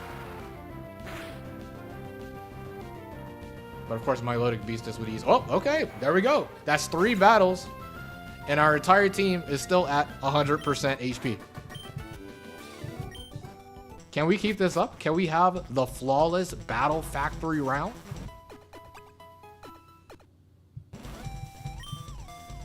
At the most critical of junctures? Okay, normal, high risk.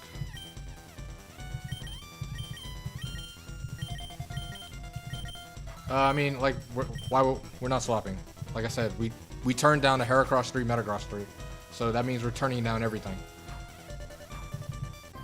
Dance like it's yesterday. That sounds like a song. Jinx. Okay. Very interesting Pokemon. Jinx 3 is pretty bad. It's Quick Claw though. Sunny Day. Wait, not Sunny Day. Lovely Kiss, Substitute, Dream Eater, Attract.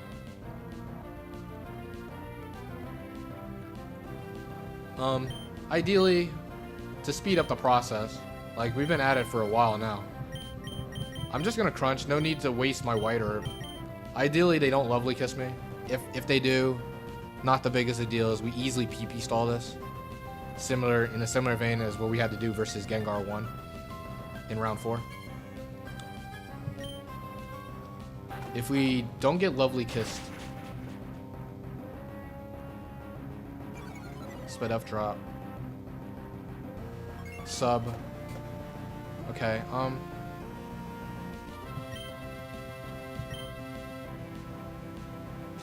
that's okay. I'll crunch again. Let's see. If you attract, I'll switch though. Okay, you do Lovely Kiss. Okay, I guess we're gonna have to PP stall this. Not the biggest of deals.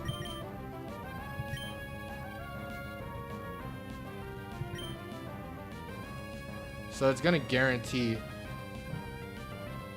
Although since we got it super low, that's gonna speed up the process a lot. So it's never gonna sub. It's always gonna Dream Eater here.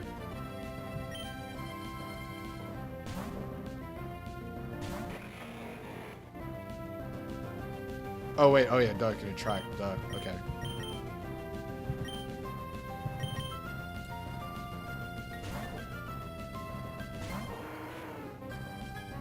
Okay, second Lovely Kiss. Lovely Kiss only has 10 PP, I think.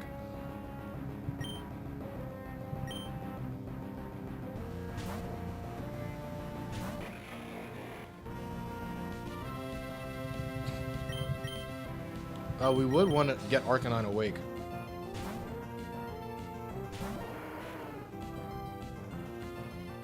Third Lovely Kiss.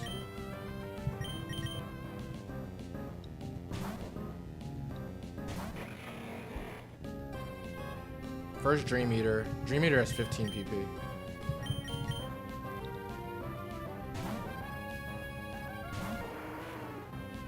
Okay, that's the 4th lovely kiss.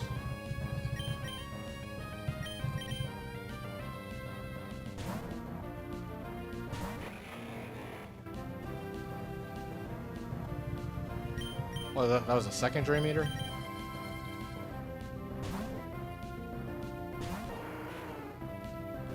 Five lovely kisses.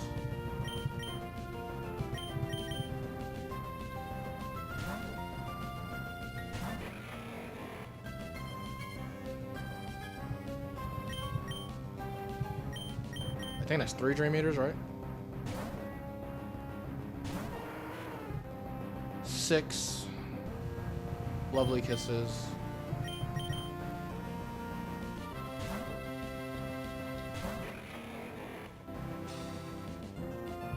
We don't care about attract.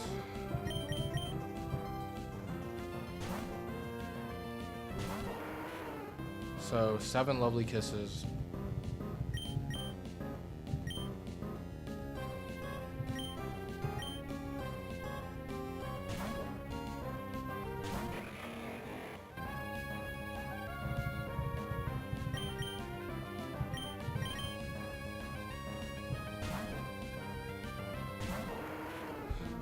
Now it's quite good that we know that the normal that they have in the back cannot have Quick Claw, so it's not Gramble, it's not Snorlax.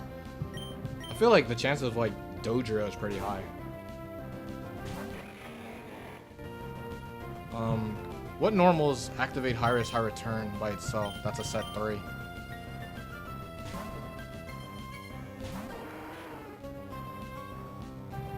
I'm kind of distracting myself.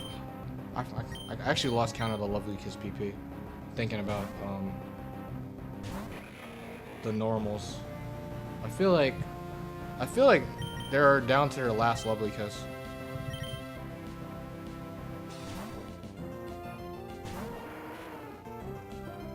I bet that's their last Lovely Kiss.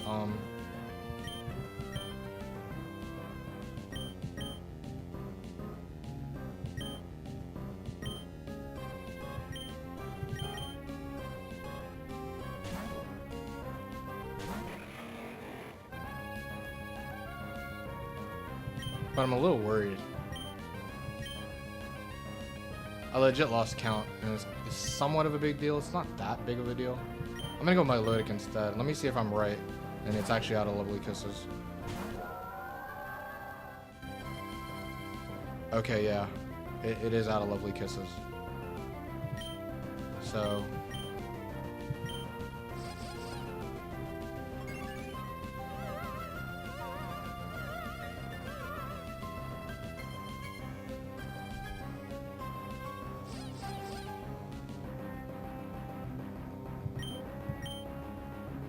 That's good. We're just waiting on this thing to run out of Dream Eaters.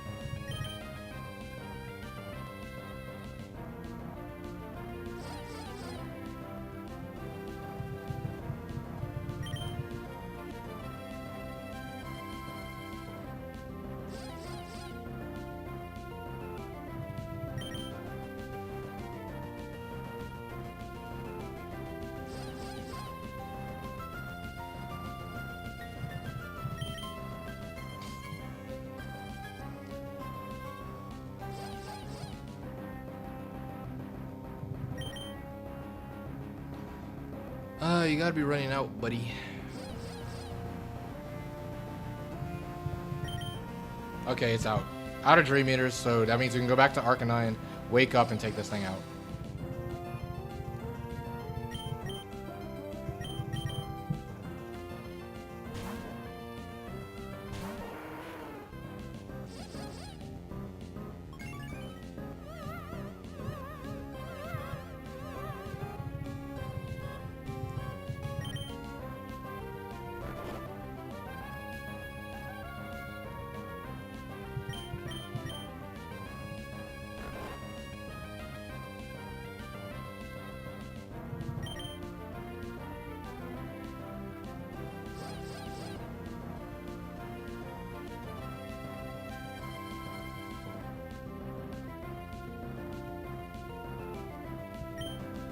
So I guess it's a question of, do I want Arcanine in? Or do I want somebody else in? I don't think it matters.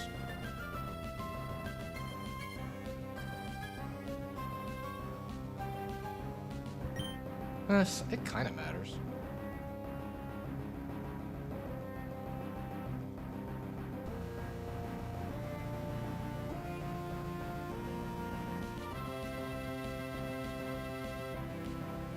I kind of want to go. I want to go Flygon. I feel like I want Flygon in actually. I feel like if I can bait like an Ice Beam normal, I would prefer that. Nice Quick Claw Attract there.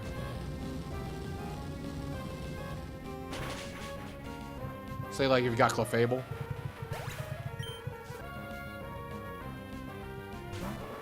Oh yeah, Tauros. Yeah.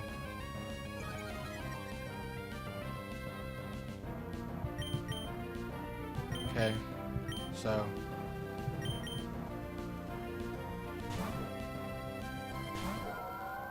They're gonna Ice Beam. Tauros 3 is Double Edge Earthquake, Ice Beam, Flamethrower. Okay, no freeze is appreciated. Here, we can honestly spam recover, right? How much will this do? It does a lot, actually.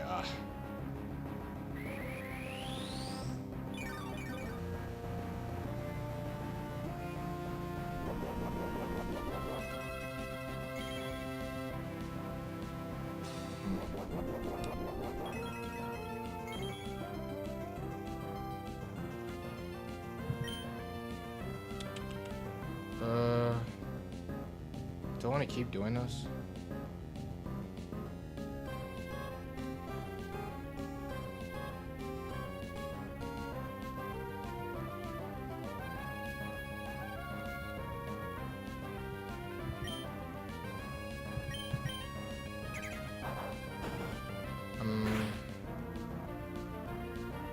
I'm risking a crit. I think I'm gonna attack him this time.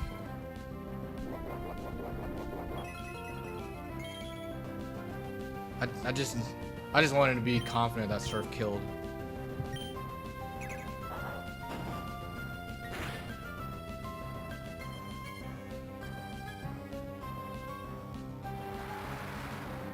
Okay, what's the last? Is it Dodrio?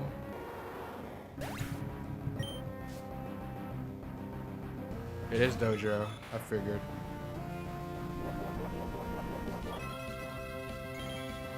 Okay.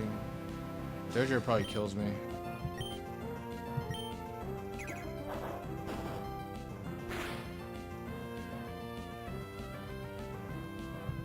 Okay, is Flygon faster than this? I don't know.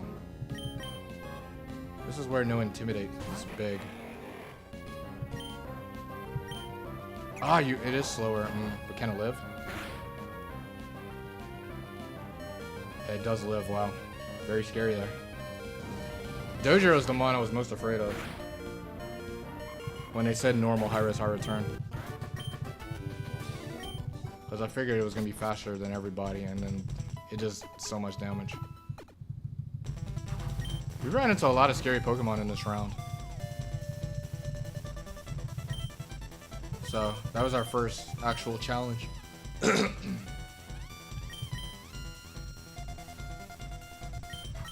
But we just need to survive 3 more battles if we can.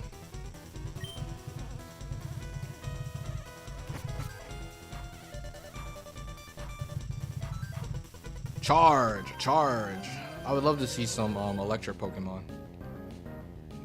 Make it an easy time for Flygon. Oh wait, no. Silly me. I'm thinking this is a Dugong 3. This is Lap Dance. Lapras 3, Double Edge, Dragon Dance, Confuse Ray, Psychic. Not necessarily a threat in any capacity. I can't hit this mon that well though, so. I'll crunch. Let's see if we can get a Speedup drop, that'd be cute. Dragonette.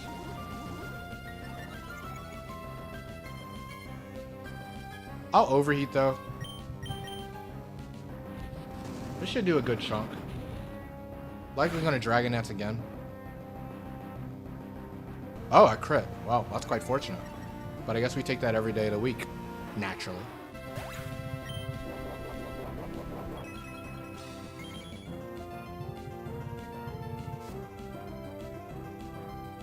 Master Mime! So Mr. Mime is back. It's always gonna trick. So, if anyone wants to be tricked, it's gonna be Flygon. So, I'll go into Flygon to take the trick. And Choice Band Earthquake will Oko this.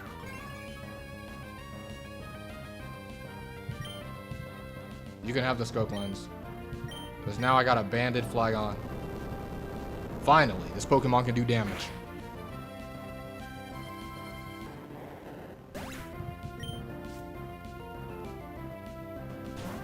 Oh. Okay, well, you got me, buddy. I'm locked in an Earthquake.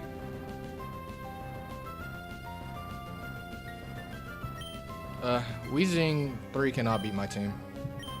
I can do whatever.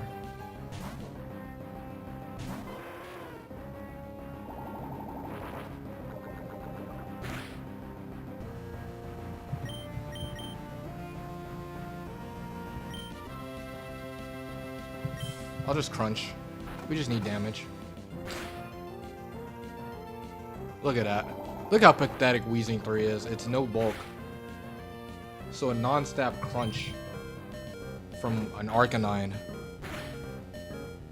to it KO'd it. Man, Weezing 3 is so bad.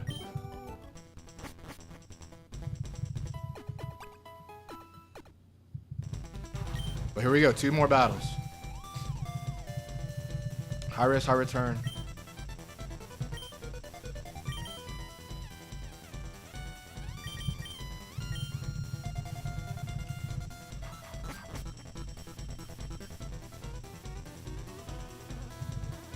Hit you with a heat wave.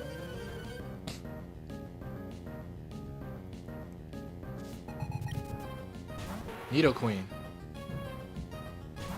Nidoqueen is what? It's a bunch of special attacks. Like, it's Crunch, Thunderbolt, Ice Beam, Flamethrower. So this mon can't really hit hit Arcanine that well. I don't really see a reason to switch. Although, let me think. It's gonna what? It's gonna Crunch or Thunderbolt. No, it's always gonna Thunderbolt actually. If it's always gonna Thunderbolt, I guess it's depending on if Earthquake from Flygon always Okos this, which I don't trust Flygon. Here's an instance of no counts. I don't trust Flygon. I don't trust that Flygon can Oko this. So I'm gonna Crunch, then I'll switch into Flygon. We're risking Poison Point. We'd probably prefer Poison. Because, that means we can't get Thunderbolt parried. That would be way worse.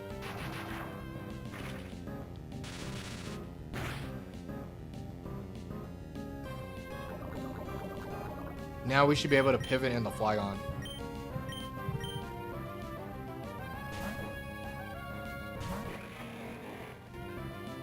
Okay. And Earthquake will KO. Arcanine's still around.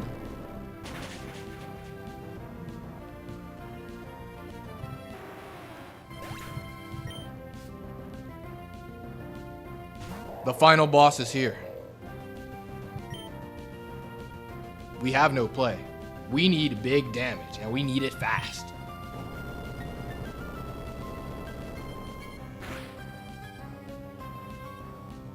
There goes Crit Gone. Hits the Sheer Cold right off the bat.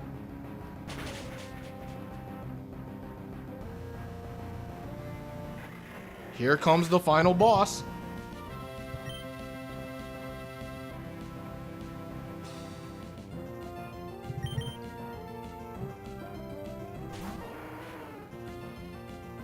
Sad thing is, I don't think Crunch kills this.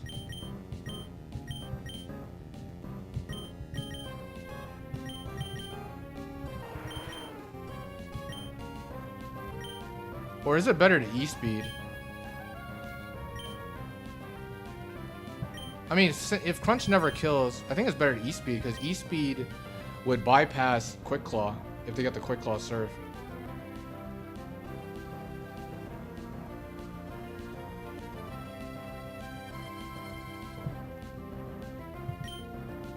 Yeah, I'm gonna E-speed. And I'm putting the entire game on my Lodic, not getting Quick Clawed Oko moved by this.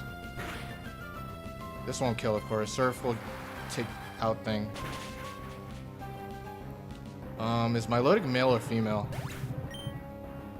It is male, so you can get the Quick Claw attract. Actually, no, it's not going to attract. It doesn't attract at low HP. Okay, Surf should kill. Alright, my Lodic versus the world. Can it beat the last Pokemon? Typhlosion.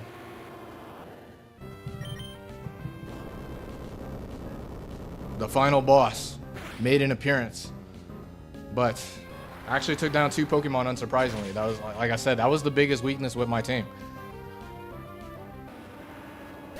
But fortunately, it was actually a huge crit by Crit Gone. Because they got the turn 1 sheer cold, which was pretty bad.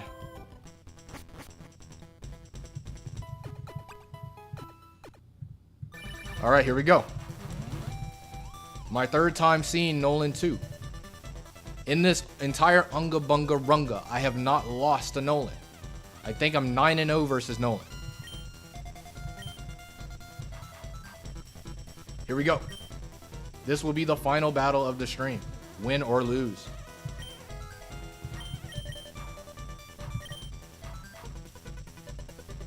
We are not swapping. We move. Hey, get a move on. All right, bring it on. All right, man. Here we go. Nolan and his perfect IV set 3s. The bear. This is a very, very funny Pokemon. A very special bear. Because it's Crunch, Triple Punch. Fire Punch, Ice Punch, Thunder Punch. So yeah, we got a special attack invested Ursaring in front of us right now. We have some options. We can just say we don't really care about this and attack with Arcanine. Arcanine's not going to take too much damage. Of course, we can also go to Milotic. I've had the Milotic versus Ursaring 3 situation many a times. Going Milotic risks the Thunder Punch para. Arcanine's HP is not as important as Milotic's, so I think I'm just gonna stay in. Arcanine shouldn't take too much. Maybe it does take more than I'm expecting. But let's see how much this does. Crunch. Okay, we crunch each other up.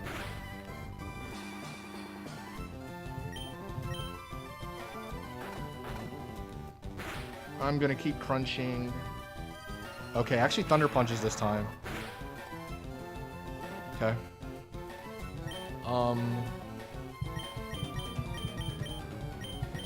Like I said, HP is not a big deal. We may drop to a crit here, but like, even if we drop to a crit, I feel like going for overheat is not needed. I'll just crunch again. Oh, we got a crit. Nice. Deserve. Slowbro. Okay. Slowbro. Quick Claw. Surf. Psychic. Shadow Ball. Attract. Attract is very frustrating, actually. Because it can attract Milotic and then potentially cheese through Milo in that sense. But it is not Ice Beam. So you could say there's an argument in actually, like, sacking Arcanine on this attack. Ideally we don't get Quick Clawed. Crunch would do a chunk. And we can maybe consider going Flygon instead. Because, like, Milotic getting attracted down is pretty scary. Although, it's not that like I said before, I guess it's not that likely to attract when it's at, I don't know the exact HP point. But of course, it's gonna like to attract when it's at higher HP. I feel like it's a bit too dangerous to go Milotic. Arcanine's not that important. It's only gonna be super scary if, like, the last is the faded Ludicolo. Lumberry Quick Claw.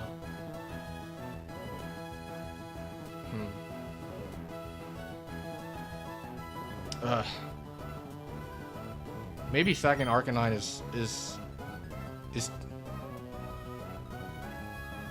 is too safe. Maybe I do go Milotic.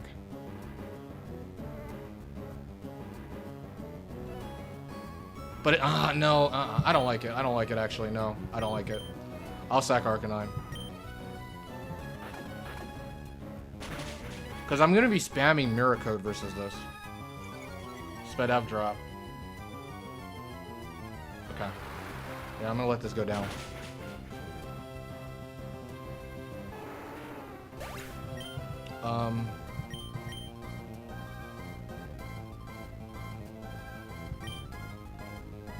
It's interesting. Do I go Flygon or do I go Milotic?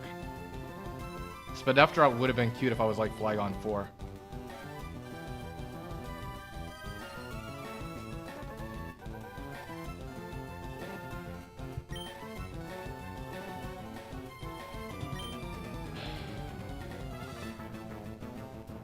I'm going Flygon.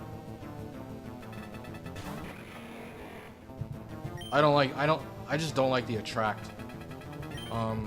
With the Speedup drop, I don't know if Shadow Ball kills, but the Slowbro has Speedup investment. I feel like this thing lives Dragon Claw still.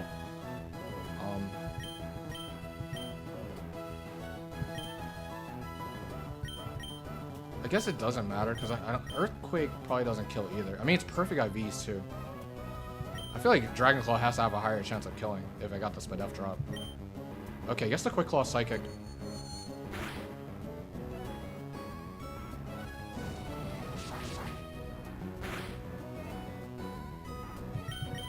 Guess the double Quick Claw. Okay. So it comes down to last mon Milotic again. Quite scary. But I didn't want Milotic to go down. If anything, I would always put the entire game on last mon Milotic. Metachan. Okay, so this comes down to some dynamic punch nonsense. You're faster than me. I need to dodge. Okay. This should 2-hit KO me. This is mad strong. Confusion. Yeah, this is bad. Okay, we do connect. We just gotta connect one more. No point in recovering. That was big that Slowbro got that he got the double Quick Claw. Okay, dodge. Okay. Confuse. Come on, Milotic. Hurt ourselves. Okay. We didn't take too much from confusion damage. Looks like we can live another one. Okay, we dodged another one. That's big. Come on. Come on, Milotic.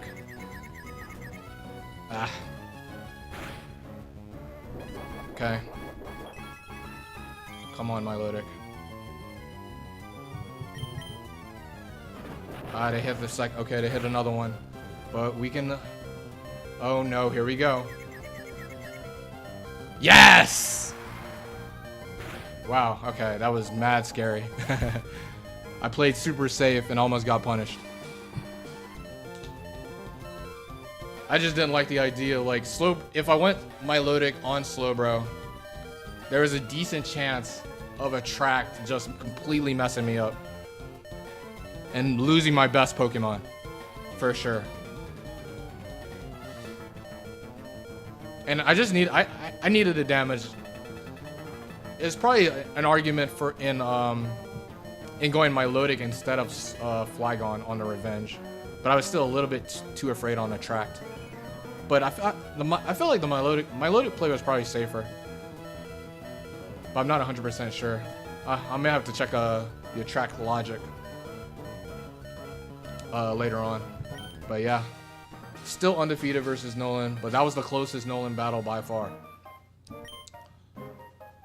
Oh boy. And with that, I emerged victorious in round 6. 2 out of 3 in round 6.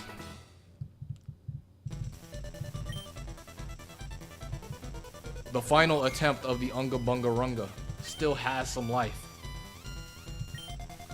but it won't be played today. It'll probably be played maybe next Friday. So I'm gonna go collect my battle points. Although I didn't get that much actually. It's only gonna be 10. But this is a cause for some celebration. I'm gonna get my battle points.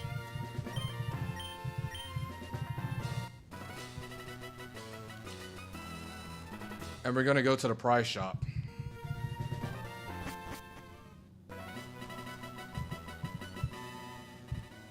And I'm gonna get myself a pretty doll. I deserve it.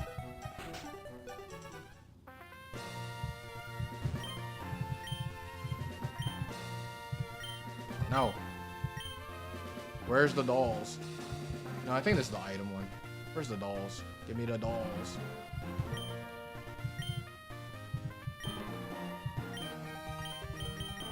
Clefairy doll, yes!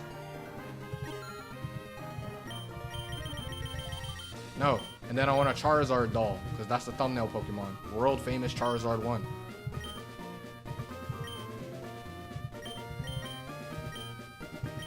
Absolutely. Perfecto. Alright. So yeah, that's gonna be the end of the stream. Next time we will take on round 7 level 50, which will be the final attempt. Who knows, it may be a super short stream.